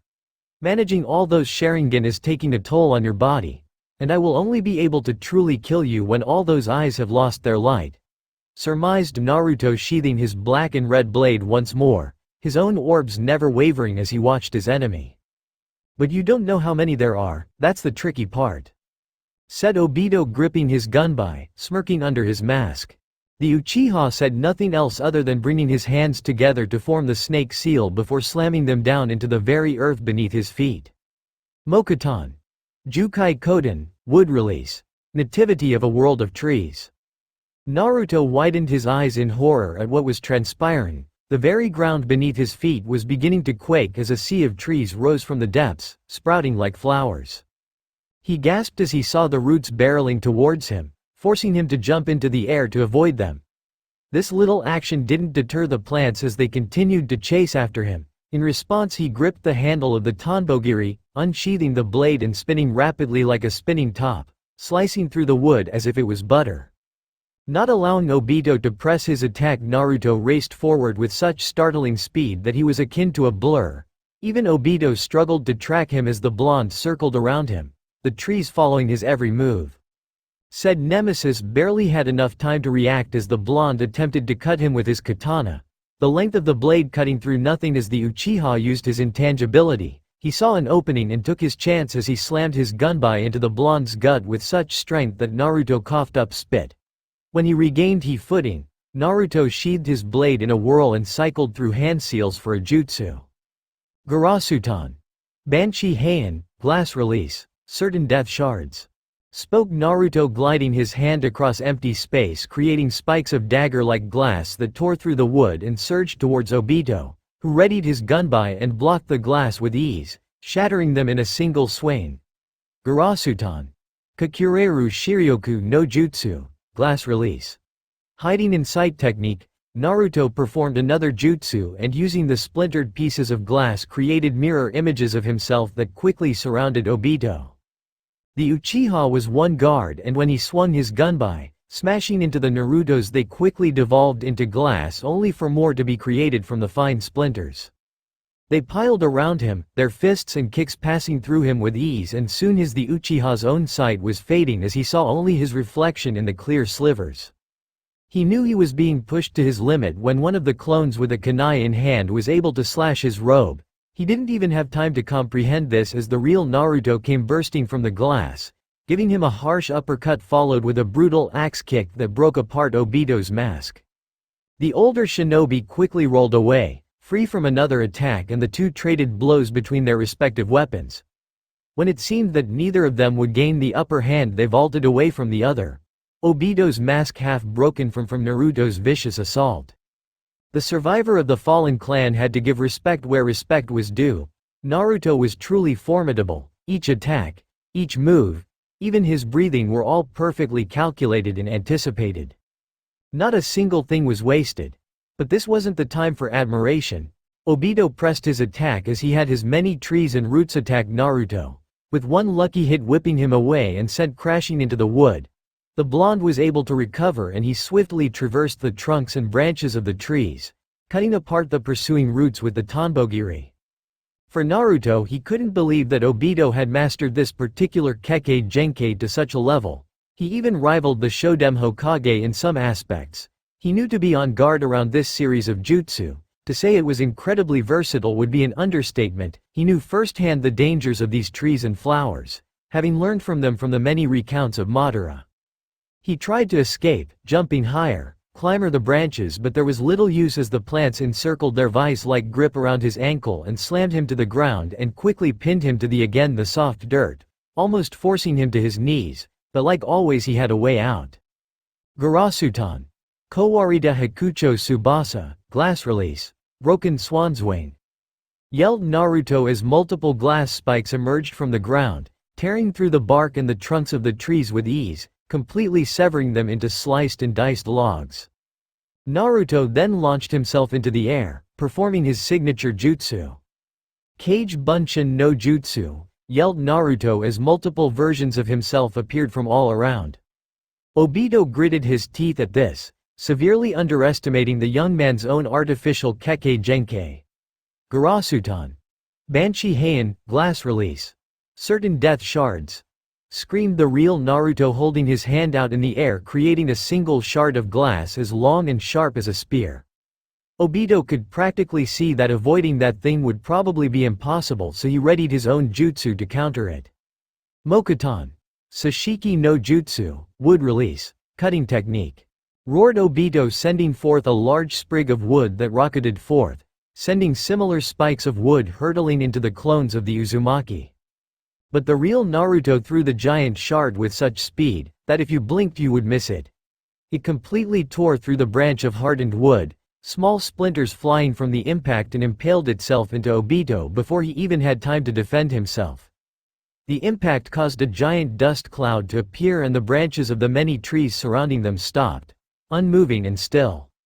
The Uzumaki landed on the ground, panting slightly as he observed his handiwork. The impaled Uchiha turned into a human kebab, blood leaking through his lip as his entire chest was decimated by the technique. To no surprise, the image of his opponent faded away, leaving only the shard of glass where it stood. He flicked his head to the side, peering through the eye holes of his Oni mask to see Obito, with only half his mask still remaining and revealing the right side of his scarred face. Naruto gritted his teeth under his mask and performed his signature jutsu once again, knowing that his fellow Sharingan user's eyes were firmly on him. Kage Bunshin no Jutsu. And in plumes of smoke numerous Narutos appeared from the fog, surrounding Obito as he prepared his gunbai once more for the battle to come. They all surged forth towards him, each with their Tanbogiri drawn and Obito responded in kind. Kaden. Bakufu Ranbu. Fire release. Blast wave wild dance. And he breathed a gigantic stream of flame that swirled like a cyclone. This had the intended effect of dispelling the clones but also causing the small forest that was created to be engulfed in the inferno. the heat rising with the size of the plumes. Enten. Kagetsuchi, Blaze Release. Added tool Earthlord. Roared Naruto created a small stream of black flames that shot spiked-shaped projectiles made of the black flares. Obito quickly channeled chakra into his gunbai upon seeing the spikes and swatted them away.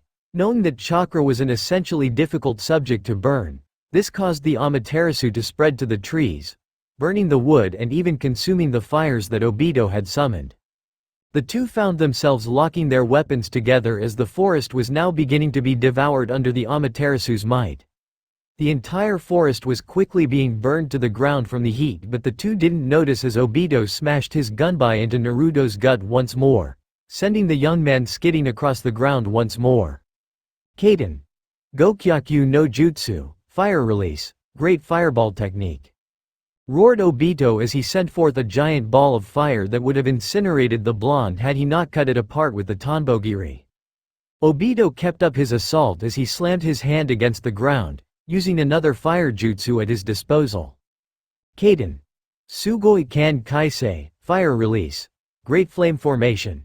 As streams of fire erupted from the ground like a volcano, Naruto jumped out of the way from the flames, but only to be cornered by Obito as he swung his gunbai downward onto Naruto's head, the resulting cracking of mask and bone becoming audible as Naruto's face hit the hard ground.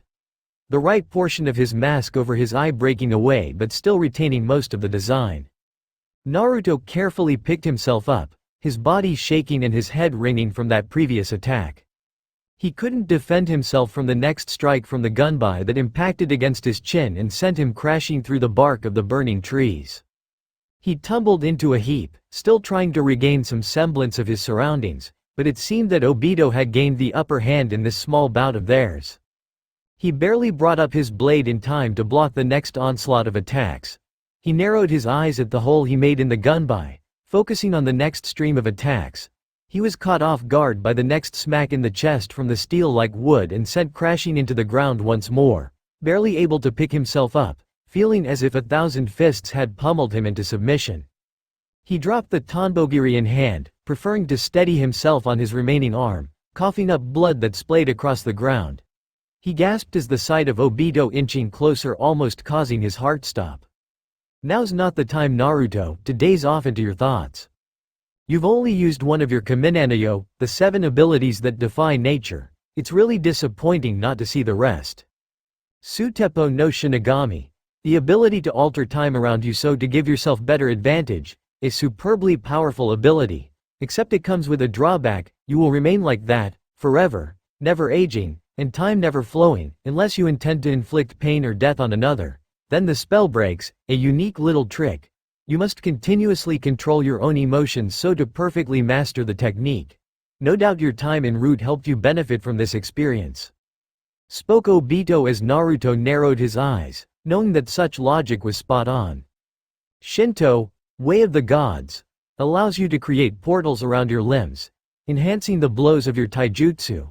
Except these limbs only move in a linear fashion. You can't properly defend yourself while using it. There are others, but those are the 2 I've seen. If you're going to defeat me, you will need to rely on all your abilities, not just the limited tricks you have shown me. Naruto only openly glared at the Uchiha. He was taunting him, in his own unique way. He knew that he was forcing his hand when Obito raised his gunbai so to smack Naruto once again. Kamiyonanayo. Chikyu Tentu no Ibuki, Earth-reducing breath of heaven. Naruto whispered. A massive plume of gray ash appeared from the nothingness, effectively blocking Obito's attack. Said Uchiha smirked and then jumped away as Naruto gripped the Tanbogiri and summarily sheathed it away. Hayden. Fujin, Ash Release. God of Wind. Within a flash the ash began swirling around Naruto before exploding outward like a cyclone, eviscerating the burning forest around them, quickly leaving the battlefield as a scarred landscape.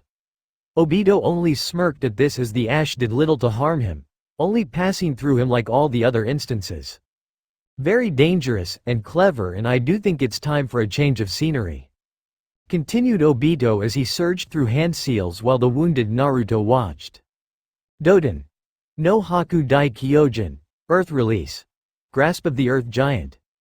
yelled Obito, slamming his hands together in the snake seal as Naruto widened his eyes at the immediate effect. The very ground beneath began to shake and quake. Naruto even lost his footing as he felt an enormous pressure wash over him. The very air itself became thin as he suddenly realized that the both of them were being hefted into the air by the land itself. His ears rung with the sound of thunder as he turned on his side to see mountains itself rising from the earth. Obito had created an entire array of floating rocks the size of small towns. Naruto could only gasp at the sheer scale as he scanned his head to stare at each individual platform. "Much better, and now, for you, the fall would be deadly," said Obito as Naruto raised his left arm and had the ash rocket forward towards Obito, who allowed to pass through his form without worry. "You understand now, Obito, you can't touch me nor get close, not without sustaining fatal damage to yourself. I have a shield of 10,000 blades protecting me now," spoke Naruto, regaining some semblance of authority as he stood to his full height, his wounds becoming meaningless as he glared at Obito, who quietly chuckled to himself. "How wrong you are," spoke Obito, causing Naruto to raise his eyebrow in response. "You may look around and see floating rocks, but that's not what this jutsu's true power is. It's the power of domination, control, observe," spoke Obito, raising his hand towards Naruto, who only stared at it with cautious curiosity. He widened his eyes as he felt a small prick on the tip of his index finger and looked down to see that his only index finger was bleeding on its tip. "All things material belong to me now. Your blades can't touch me." Naruto widened his eyes once more as the image of Obito's gunbai struck him in the chin, sending him hurtling across the surface of the floating rock, surprised that his ash didn't come to his defense. "You must never lose control over your emotions, they may end up betraying you," warned Obito as Naruto picked himself up, glaring hatefully at the Uchiha. "The blades of ash, even under your control, is still a material you create to exist in this world. Thus, while in this barrier created by these rocks, they are under my control. Even your own Tonbogiri is willing to betray you now. All these things in this world are subject to control. But that control is robbed from you, and now even your own senses are belong to me while inside this sphere of influence. Do you ever shut up?" spat Naruto, carefully watching each blade of ash carefully with his Sharingan. "Under your control? I hardly think so. All things created by my hand, all exist to serve me. So you made stones float, spectacular, it won't make a difference," warned Naruto as he stood to his full height, boldly standing against Obito as he smirked at the blonde. In a flash, Obito appeared in front of Naruto swinging his gunbai, which was blocked by the ash, something that astonished Obito as he should have full control of the technique. It was a jutsu he learned specifically to kill Naruto. He struck again, only meeting the same result as the ash came to his defense. "Perhaps you lack the power to subjugate my power? If so, then this grand technique of yours is useless." Obito was only surprised by this little trick of Naruto's. He could see, with his Sharingan it was clear. Naruto was pouring a massive amount of his chakra into the ash, gaining back control of the multitude of blades. "All things are in my control. Even you," spoke Obito, raising his hand once again, causing Naruto to freeze in his spot, his entire body becoming paralyzed by the Doden technique. Even his ash came to a halt also as Obito put an end to this cunning little machination. "I wonder what it's like, to be cut by 10,000 blades," said Obito as he allowed Naruto the luxury of looking up just as the ash came falling on top of him, consuming his entire being. Blood sprayed out like a sprinkler as the blonde was shredded by his own technique. He wasn't even allowed to scream as he endured the kisses from the swords. It came to an end as the ash fell to the ground in a heap. Naruto standing there, components of his armor torn and frayed, deep wounds cutting into his entire body, his blood leaking like a tap, his left arm having suffered the brunt of the attack, a little gift from Obito. "Without your only arm you won't be able to use ninjutsu, all you can do now is kick me in the shin," spoke Obito as he approached. "But I see you were able to survive that assault. Likely because you commanded those blades not to cut you by pouring even more chakra into that jutsu. It definitely saved you from being nothing but meat at this point." Naruto only breathed hoarsely, his own mask now being similar to Obito's with only half of it remaining on his face now. The younger shinobi inched forward with what little strength he had, managing to raise his only arm, shakily, with all the strength he had in his body. Cute, but you should know that. The Uchiha was silenced from speaking further as he coughed up blood, his hand covering his mouth as blood poured through the gaps of his fingers, almost vomiting it up as he fell to his knees clutching at his throat. Even if all things are in your control, the space in your lungs seems to exempt from this. Spoke Naruto as he dropped his arm as Obito fell to the ground, blood pooling from his mouth, his corpse fading away into nothingness as Naruto released a gasp as Obito's grip on him broke. He couldn't enjoy this for long as his opponent reappeared again, unharmed, standing atop another rock that was above the Uzumaki. The blades of the Kamiyo are so minute that you wouldn't even notice breathing them in. You breathed in too much and all those compacted blades did the trick, tearing apart your body from the inside out. I just had to put on a show to buy some time as you continued to breathe them in and even you can't avoid the damage from inside," said the blonde as he dropped to one knee. "Even still, that trick won't work a second time. You can't perform jutsu, your blades work against you. And now you are out of options," said Obito raising his hand, not seeming so smug as he was previously. Feeling the pulse of his enemy's chakra, Naruto forced more chakra into his eyes, using another one of his techniques, one that could save his life or end it in an instant. Kamiyo Mojiretsu Sono Kankai Unmei, string that ties fate, said Naruto as an ethereal thread sprouted from his wrist, the other end situated in the beak of a small bird just as the ash of the Kamiyo collapsed on top of him. Obito believed this to be the end. Imagine his shock when the ash dispersed only to find Naruto completely unharmed but in the same state as he was previously. To be sure, Obito had the ash circle around the blonde, supposedly tearing him apart.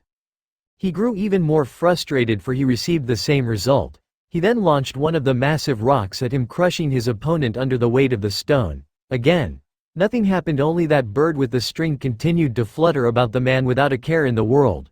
This irked the Uchiha to no end as he then jumped down, foregoing the danger of the ash and instead ruthlessly began to beat the blonde with his fists, kicking him onto his back. Not able to use any jutsu to defend himself, Naruto only took the punishment without complaint. Nothing happened, his fists impacted against his face but he suffered no wound. His mask didn't break, he didn't even bleed now. He kicked the young man in the teeth, instead there was no chip, no knocked out incisor. He didn't even scream in pain. Easily annoyed by his enemy's antics, Naruto kicked him off, not strong enough to hurt him, being too weak to pose even a threat now. Obito only gritted his teeth at this until his sight settled on the small blue bird flying around with the red string in its beak. It had something to do with this phenomenon, it had to. Thus Obito smacked it with his gunbai, feathers dropping from its form as it tumbled to the ground in a small heap, dead, the string being dropped from its mouth. The Uchiha then cast his eyes back on Naruto, who miraculously had completely healed from all his wounds, no longer bearing deep cuts, no longer suffering from any trauma. Obito's vision then went black as he slumped over, dead. His body fading just like before. He appeared right in front of Naruto, perplexed at what just happened, not being able to wrap his head around it. "Never, sever the thread," warned Naruto, his eternal Mangekyo Sharingan brimming like embers. The thread was the thing that tied us together, the bird, the representation of our life. This Kamiyo was probably the most perplexing jutsu in Naruto's arsenal. It only works when both parties had suffered extensive damage to the other, Naruto's beaten state and Obito's many deaths. It never would have worked on the train for Obito had suffered little to no damage at all. And whoever severs the thread pays the price for such a sin. Both shinobi suffer no damage between the other and all suffering they endured would be reciprocated upon the sinful party, the one that would sever the thread or kill the bird. Killing the bird resulted in death. Severing the strings would mean they would only suffer the injuries the other sustained. It was a handy little trick, with the innocent party being healed for their wounds because of their lack of sin. But it only occurs once a week, a very picky jutsu. If neither sever the thread or kill the bird, the small creature would join the strings together and the one who first inflicts damage on the other would suffer the consequences. Naruto then unsealed the Tanbogiri, a portion of his strength having returned to him. Obito, having regained his body, readied his gunbai, and the two met in a clash of sparks once more, unbound by the limitations of their respective jutsu. They slashed and stabbed, swung and cleaved, and neither of their attacks left any opening. The embers freely flew from their strikes, and Obito's gunbai was suffering the most. Each block, each attack chipped away at the wood, splintering it. They met in a final clash, their faces inches away from the other. "You are truly worthy of your power. I've never met anyone as strong and cunning as you. I'm quite jealous actually. But, only one can triumph here today. Kaden. Gokakyu no Jutsu, fire release. Grat fireball technique." Obito spewed forth a gigantic ball of flame that was 3 times his own size right at Naruto. "Raiden. Raikoho, lightning release. Thudner roar seer," yelled Naruto, holding out his only hand as a powerful lightning bolt pierced through the flames and struck Obito's gunbai, which he had brought up to defend himself. It was like this for several minutes. The two were trading jutsu after jutsu, never able to lay a scratch on the other. Even the ash came to Naruto's defense on several occasions. But something was wrong. Obito could sense it. Somehow, the two traded blow after blow with perfect accuracy, never gaining, never faltering. He realized too late that this was a ploy from the start. He was trapped in a genjutsu and he had no time to break from as he was stabbed multiple times by the Tonbogiri. The illusion never letting him realize that he had been killed once again. Like before, the Izanagi activated and it swept away the events and returned him to normal. "You must think me a fool," spoke Obito when he came back into being, something which Naruto smirked at under his mask. "You think your clever little tricks will have any effect on me? They are having an effect on you," stated Naruto, his eyes conveying the smug emotions he was feeling. Irritated, Obito then charged at Naruto, the Uzumaki remaining nonchalant about it as he threw the Tonbogiri right past Obito's head, missing him entirely. The Uchiha scoffed at this and continued charging at Naruto, bearing down the gunbai upon the blonde's head. Just as the wood was about to make contact, the younger shinobi uttered a single chant. "Erna, fine white hair," spoke Naruto, simply forming a seal in his hand as the Tonbogiri suddenly pierced Obito from behind. A special space-time jutsu that allowed Naruto to recall objects or people to him. Obito faded away once more, the Tonbogiri cluttering to the ground, to which Naruto simply picked it up. Even the blood on the blade dissipated. Naruto blocked another attack from the gunbai, Obito's swings and offense becoming more manic and wild. Sloppy, even as Naruto was able to anticipate every single blow without effort. They engaged in their power struggle once more with greater force and effort that with each swing it caused a dust cloud to grow with each swing and block. Garasutan. Hashira Shizuka Raijin, glass release. Pillars of silent beauty. Roared Naruto as he summoned forth glass pillars that stood high and proud as towers upon the floating rock. Even Obito was forced to absorb some of the pillars with his kamui to avoid getting skewered by them. In the commotion and having to dodge the pillars, the Uchiha had lost sight of his prey and was skidding across the glass trying to locate him. He didn't have to look far as he received his answer when he blocked a strike of the Tonbogiri from above, even smashing through one of the horizontal pillars as he stared into the blood-red eyes of Naruto. He had no time to react as the Tonbogiri itself was coated with black flames that engulfed its entire length. "Enten! Kagetsuchi!" yelled Naruto as the flames exploded and outward, even ascending into the sky above. The pillars were destroyed with ease, their glass fragments being scattered about and breaking upon contact with the stone ground. Obito was unlucky as a small plume latched itself unto his cloak and was quickly spreading through his form. He was quickly swallowed by the ebony fire and like before faded from existence entirely. Naruto was swiftly becoming exasperated by how many Izanagi Obito had at his disposal, but judging by his level of chakra now, he surmised he had about 4 more left, 4 more chances to get it right. From the splinters of glass his opponent came roaring, foregoing his intangibility in favor of cutting down the blonde. Kamiyo Nanayo. Shinto. Way of the gods. Naruto only outstretched his hand, which was devoured by a brimming orange portal. Another, larger portal appeared at his opponent's side, grabbing Obito by the arm as 3 more appeared from the empty space and tore the Uchiha apart, ending his life once again. He could see it, he was becoming desperate, like a starved animal, casually throwing his life away just for a single attack now. When his body disintegrated, Naruto ushered forth all the flames of the Amaterasu into the sky, the fires soaring through the clouds and darkening the sky. Almost, he just needed time now. He received his wish, slightly as Obito appeared once again, his gunbai hanging limply in his hand. "Obito, enough. You can't win." Such words struck a chord in Obito as he swung his warfin at Naruto's head, the blonde effortlessly blocking it with the Tanbogiri. Gritting his teeth, the Uchiha only slammed his fist into the ground, again and again, expressing his pure frustration at not being able to overcome the blonde. He even shattered the rest of his mask as he pummeled his head into the stone of the floating mountains. Naruto looking on in pity.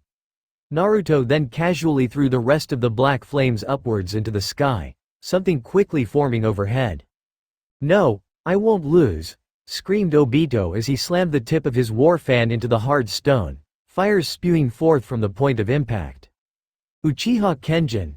he yelled, Naruto taken by surprise as a pillar of blood-red flames shaped into a wall surrounded Obito, before an explosion went off in a mad attempt to kill Naruto. It was so powerful that the many rock formations floating in the sky were swept away by it, and Naruto survived only by taking cover behind one of the large fragments. He only remarked at how this jutsu was beginning to augment and further what he had already created, as he saw the winds gather and swirl just above his head, the trees being torn apart on the edges of their battlefield, the many animals and birds fleeing from the sight. When it was over, whatever remained of Obito's Doden jutsu quickly fell to the ground, Naruto emerging from some of the rubble as he stared up at the sky, an enormous hurricane beginning to form overhead. He still needed more time, just a few more minutes now. Naruto scoured his red eyes amongst the rubble, careful not to trip over loose stones and uneven ground. He found Obito in the exact same spot, his robes torn and breathing hoarsely as he stared up at the hurricane forming above. They were in the eye of the storm, away from the dangers of the winds as Naruto quietly approached. "Why won't you die?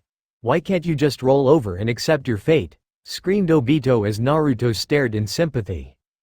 "Because, I have someone worth fighting for. Love? You think something like that exists in this world? This world that has taken everything from me, taken the one thing I cherished. The one thing you have now, love. I loved someone, as you do now. But instead of having her with me, she was snatched away. Never to return. How can you stand there and proclaim that I am in the wrong? How dare you stand there pitying me as you are now? You don't even deserve the luxury," roared Obito, charging forth the two trading blows once more, although Naruto seemed as if he was effortlessly dancing around the Uchiha, like water flowing by a stone. "You have someone who loves you, and I don't. She would stand with you, shield you from your pain, while the love of my life cared for someone else. And she was nowhere afterwards. Can you say the things you say now after experiencing what I did?" The Uchiha brought the warfin over his head, swinging downward, intent on cleaving Naruto's skull, but the Uzumaki with one powerful stroke completely obliterated the gunbai, splintering it into many hard, sharp wooden pieces that tore through Obito's skin and left him with deep gashes. He even attempted to jab what remained of the handle into the blonde's flesh, only receiving a slash across the stomach that spilled his blood all over the stone. He impacted against the hard ground, dead once again. Naruto watching as he faded from view, he offered a short glance at the sky, seeing the lightning arcing in the winds of the hurricane, feeling its sheer power and majesty. It tore the land apart, ripping out trees from its roots, and the mountains shook and crumbled beneath its majesty. He felt Obito's presence once again, the Uchiha's back facing him, and only then did he see it. Rows of Sharingan peering through unnatural eyelids, exposed through the ripped fabric of Obito's robes. That was his secret, there's where he put them all. Naruto couldn't help the swell of pity that rose up. What was once a fight to the death had evolved into something more. It had become clear through the blows that were traded, the wounds they suffered. Obito wanted to die. But yet, his fervor to see his loved one gain drove him forth, willingly ready to defy the laws of nature. And as he watched the shaky survivor, all he could think about how they were similar and yet so different at the same time. How can you have these things? Why can't I? He questioned, but Naruto had heard enough. His jutsu was ready. And now, as he thought about it, this next attack was more out of mercy than anything else. He released a breath sheathing the Tonbogiri and stared up at the hurricane above, raising his left hand as his Sharingan eyes stared at the natural disaster. This jutsu, this thing that formed overhead, if was able to be quantified, he would say it was SS rank jutsu, if such a thing existed. No, it was probably an SSS rank jutsu if he were being perfectly honest. This technique has the power to destroy Konoha 3 times over. It is the most powerful jutsu in my entire arsenal, probably the most powerful in the world. The power of a god at my fingertips. Ryujin, Dragon God, said Naruto as he released a burst of his chakra into the hurricane. Soon enough the hurricane twisted, contorted and changed its very shape as it came descending down to the earth, its tail whipping about as strong gusts of wind were blown about the place. Naruto himself was raised up by the strong winds, almost like a prophet as his sole hand swirled with wind. The hurricane soon took on the shape of an Asian dragon, its body completely composed of cloud and breeze with glowing red eyes like rubies and roar akin to thunder. The preparations for this technique are acute. I can only use it once, for the conditions to use it will be depleted, but it will destroy everything you see, for as far as you can see. So, Obito. Disappear with the cry of heaven. Spoke Naruto as he lowered his hand, ushering Ryujin forth, and with a mighty roar, the great dragon impacted against the ground, right on top of Obito, the Uchiha remembering only its jaws encircling him. The effect wasn't immediate, there was a tense wait as the accumulated energy began to disperse, but when it came, it carried such power that it could make the world tremble in fear. With a violent burst of wind, with speed that rivaled even lightning, did the winds tear apart everything in sight, like an atomic bomb being set off, shaving off everything even remotely close to the impact as a great dome of sharp gales and gusts ripped everything in its wake. Nothing survived its onslaught, not trees or birds, not even the small creatures living underground. The winds like powerful blades swept through the land, tearing through anything in its path, swallowing all within its maw. Even the pressure was enough to break bone as a large portion of the Land of Fire's map was erased from existence, becoming nothing more than a destroyed gray basin that seemed as if the land itself was carved with a butter knife. Was it overkill? Some could say that, but in Naruto's mind, to protect the one he loved, he would do anything within his power to ensure such a thing. And just as it appeared, it swiftly disappeared, leaving a crater 3 times the size of Konoha. Naruto landed on the ground, having been protected from the winds, the touch of the hard ground sending shivers through his toes. He peered into the sky, seeing the soft blue of the day. He couldn't sense Obito. He surmised that his technique was so powerful that even Izanagi was unable to overcome it. He stared up at the sky, squinting his eyes as the sun shone, alone, not a single cloud in sight. It was almost peaceful, even despite the devastation around him. The world was cruel, but it was indeed beautiful. This thought was dashed when the Uchiha faded into existence right in front of him. Sweat pouring down his brow and every limb of his was trembling. Naruto couldn't believe, he was sure that his opponent's own stubbornness was the only thing keeping him alive. To survive such an apocalypse, it was almost madness. "No, I'm not letting it end like this, I will see her again," yelled Obito, slamming his hands together to form the snake seal and channeling an enormous amount of chakra. Naruto gasped and tumbled as the ground began to shake once more. He managed to push himself into a kneeling position as the earth cracked beneath his knees and a large ominous shadow blotted out the sun, making everything go dark within its shadow. The Uzumaki craned his head over his shoulder before turning his entire body to face the monstrosity before his eyes. It was easily the size of a small mountain and even intimidated Naruto with its vast size. Mokuton. Shin Suyakuju. Wood release. True several hundred hands. Roared Obito as the behemoth-like construct gazed down at Naruto, like a predator staring down their prey. While it was nowhere as large as the variant Madara had told him about, the one he faced during his days fighting Hashirama, it was still gigantic and could easily wipe out an entire army if given the opportunity. "Now I will take her from you. Just as she was taken from me." Naruto widened his eyes in horror, knowing the meaning behind it all. "Keep her out of this. You gave me your word that she wouldn't be harmed," reminded Naruto, but his nemesis didn't care. It was clear now, he had driven Obito over the edge and her life was in danger because of it all. He, who had come here to protect her and funnily enough, going to protect her some more. But he couldn't help but feel the overwhelming rage at Obito's words, breaking his promise, threatening her. He wouldn't let this stand. With the chakra I have left, I'll only be able to maintain it for 5 minutes, even then I wasn't able to keep it up for long. But I have just enough time.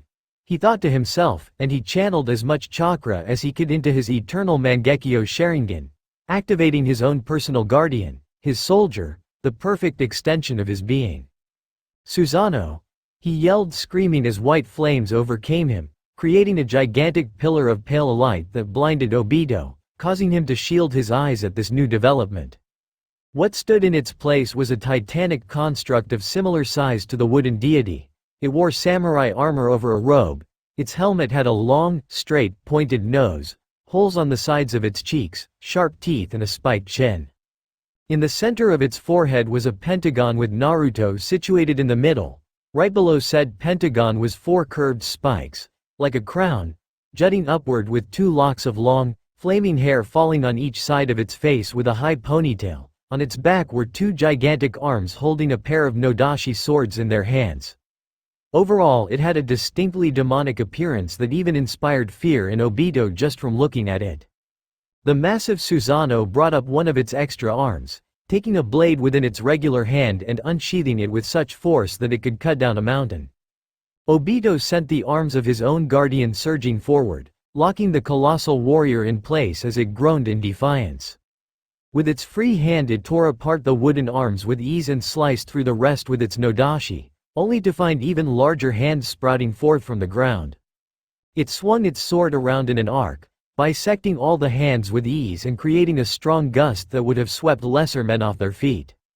Obito's own Buddha construct began to inch forward and the Uchiha had to swing its multitudes of arms towards Naruto's own Susanoo ready to pummel that armor into submission.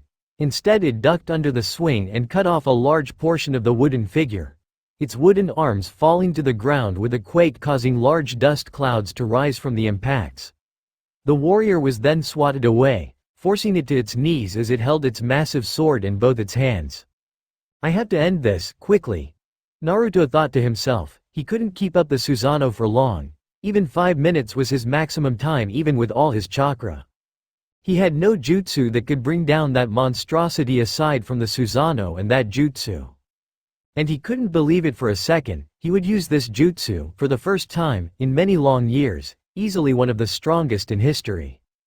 The warrior raised its free hand, its Nodashi still in the other as it gathered up a tremendous amount of chakra.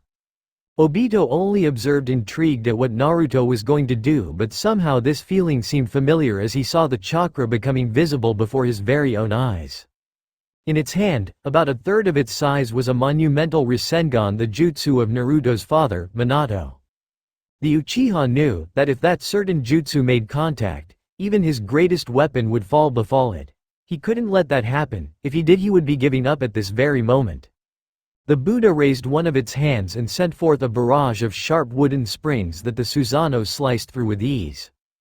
Kamiyo Sutepo no Shinigami, roared Naruto as the spectral warrior disappeared from Obito's view and appeared right behind the Uchiha and his wooden monster, ready to slice the idol apart with its sword.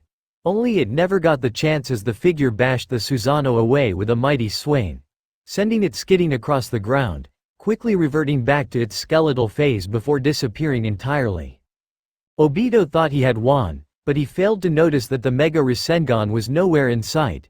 Only did he shift his head goreward did he see Naruto flying towards him, the giant orb of spiraling energy in hand smashing it into the Titan before it could act. Rasengan! Screamed Naruto as the statue was completely demolished under the Rasengan's power. The hardened chakra grinding into the wood, breaking and splintering into literally a million pieces, possibly even a billion. Even Obito was swept up in the power as he was shredded into nothing but blood and paste, becoming nothing more than a smear as the Rasengan launched forward, punching a gigantic hole through the state and shattering through the outer edges of the Great Basin before exploding into a massive shining of light. It was over. Naruto landed on the ground harshly. From that height and with his durability he would survive. Of course, the impact created spider web cracks in every direction in the ground, and every cell in his body was aching and screaming at him. The sheer pain of using almost all his chakra coupled with the Susanoo had left him nearly unable to walk. But fighting through the pain, he managed to push himself to his feet with his sole arm providing some level of stability. He scanned his eyes across the landscape. That beautiful green field of tall grass was replaced with a continental basin of flat gray.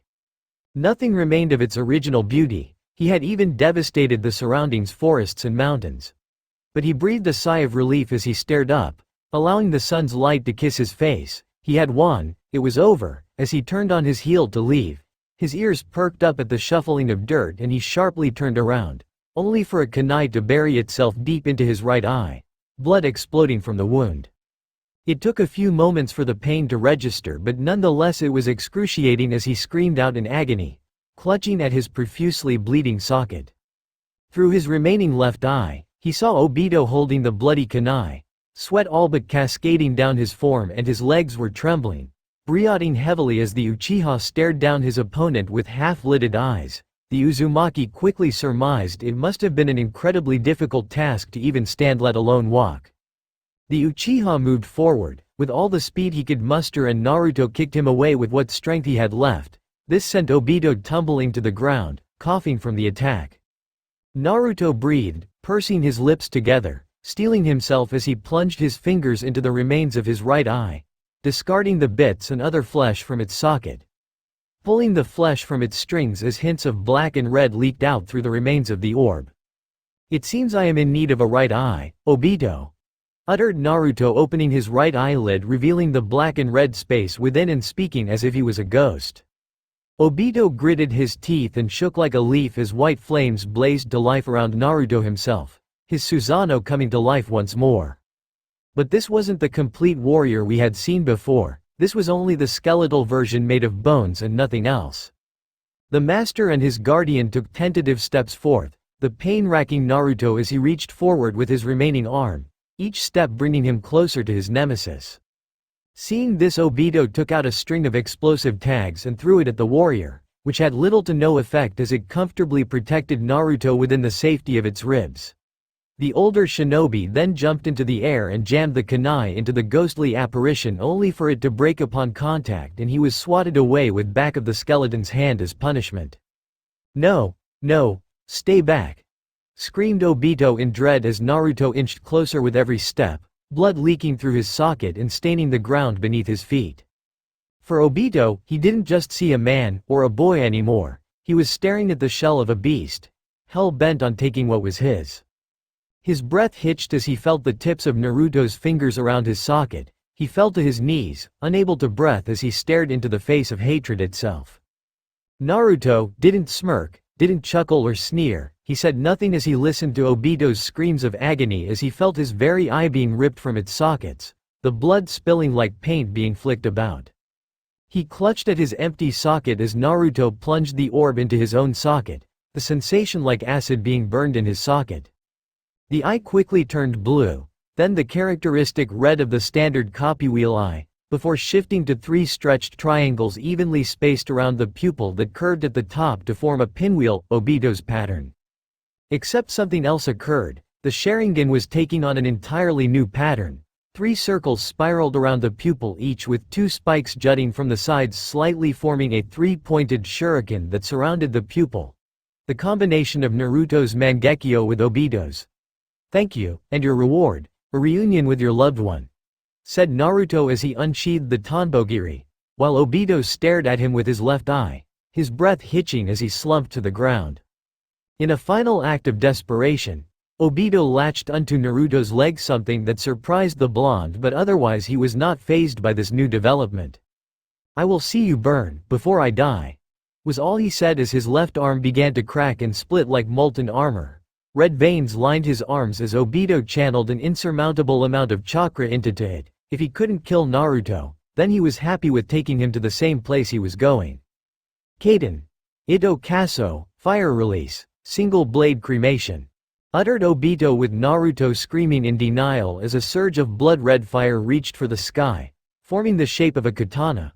The fire was so hot it could be felt many miles away, as even the air around the flames burned with an unholy fervor. It scorched parts of the basin the two were standing in, and the sky went blood red and black as the flames burned.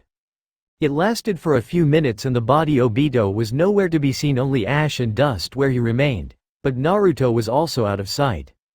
In Konoha, the village was still reeling from the destructive force of that sudden hurricane. It came without warning, it appeared and disappeared as if it never existed in the first place, and what followed were strong winds that could uproot trees and the shaking of the earth akin to an earthquake. Tsunade, the Godem Hokage, was sitting in her office, watching her villagers run around trying to quickly clean up the mess. Her ear perked when she heard a knock at the door. The individual entered without permission, but Tsunade knew who it was. The distinctive tapping of a cane and the temperature in the room suddenly decreasing all pointed to one person. "My lady Hokage, you?" He started, only to be interrupted by his Hokage as she turned to face him. "I know, the hurricane, the earth shaking, the heat rising, these are no natural disasters. My agents have found the center of this catastrophe, and with your permission I would like to leave the village and ascertain the source of these problems." Tsunade instinctively narrowed her eyes at this. It was odd that Danzo would ever be personally interested in a subject such as this. All she gave was a nod, and Danzo. It took about an hour to reach their destination, but nonetheless they made it anyway. Despite their emotionless states, even the root agents were taken back by the sheer level of destruction they saw, claiming that this destruction exceeded the battle with Hashirama and Madara. Danzo knew this to be false. The battles between those two gods left an entire country scarred and broken. The Valley of the End was just a small scar compared to that level of devastation. Still, even the old Warhawk knew that the great basin they were standing in was intimidating, unnerving. It filled him with dread just thinking about how this power would be turned on the village. "We should go, Danzo-sama," said one of the agents, turning to leave. Even the old veteran was turning on his heel when something came flying from the sky and pierced the very ground in front of him. A black and red blade, undamaged, not even a scratch, standing there like a mountain weathering the great winds. The shinobi no Yami narrowed his solely visible eye at this and watched as a hand grabbed the sword and yanked it out of the ground. He could literally feel the glare crawl across his skin as the frequent thorn in his side stood there, emotionless. "Shame, I was hoping Obito would have finished you off. But he sealed his fate when he challenged you. Is it too much to ask that you just roll over and die?" queried Danzo as the Sharingan eyes of Naruto hatefully glared at him. But he didn't carry the same strength as he did an hour ago. For one, the armor on his chest had been completely burned away, and several armor components on his arm were now missing. Scratches, bleeds, bruises, burns and deep wounds all coated his body, the blood still freely pooling at this very moment. "I don't know how you survived Itokaso, single-blade cremation. But knowing you, the Susanoo would have shielded you. But it looks like it only protected against the brunt of the damage. But even without the Sharingan, I can see that you can barely stand. Your chakra is at such a low point. Even performing the most basic of ninjutsu would be a miracle. Do you really intend to finish me off in the state you're in?" Naruto said nothing, just listening to the old man talk. It was grating on his nerves as his hand shook and his blade trembled. "Just shut up, I've already had an earful of Obito. I doubt I would want to listen to you," yelled Naruto as he swung the Tanbogiri, black flames dancing off the length and its tip. He then charged at Danzo, swinging his sword in an arc. What caught him off guard, however, was the fact that old man grabbed him by the hand, dispersing the flames and pinning Naruto to the ground, the force of which caused it to crack and break. The blonde would hate to admit, his enemy was right. He was far too weak, too low on chakra. His body was screaming at him in abject pain, and even standing before him was a task. Mustering all the chakra he could, the Sharingan faded from his eyes as he channeled a Rasengan into his hand, aiming for Danzo's face. Instead, the older shinobi swatted it away and stabbed a kunai into Naruto's neck, blood exploding from the wound. "I must thank you, Naruto, your cells," muttered the Warhawk, unfurling his hidden right arm and tightening his fist. "They are wondrous, so much strength, power, fortitude. Ultimately you were too weak to face me at this time. Perhaps when you were to your full strength you may have proved more than a match for me. But as it stands, you must die here, forgotten, never to see the light again." And let this show how far beneath me you are. Continued Danzo as Naruto clawed at the kunai, choking on his own blood. I always intended to kill one of you. It just remained to see who would be the last one standing. I knew it would always be you who would stand triumphant. I would expect no less. Goodbye, said the old man, walking away, escorted by his root as Naruto died, slowly, painfully, clutching at the last few threads of his life. His body still, his hand flopped to the side of his body. The light in his eyes disappeared as his muscles relaxed. Except, there are some things in the world that never should be. The hours passed and Naruto's lifeless body remained where it lay, the kunai still in his neck.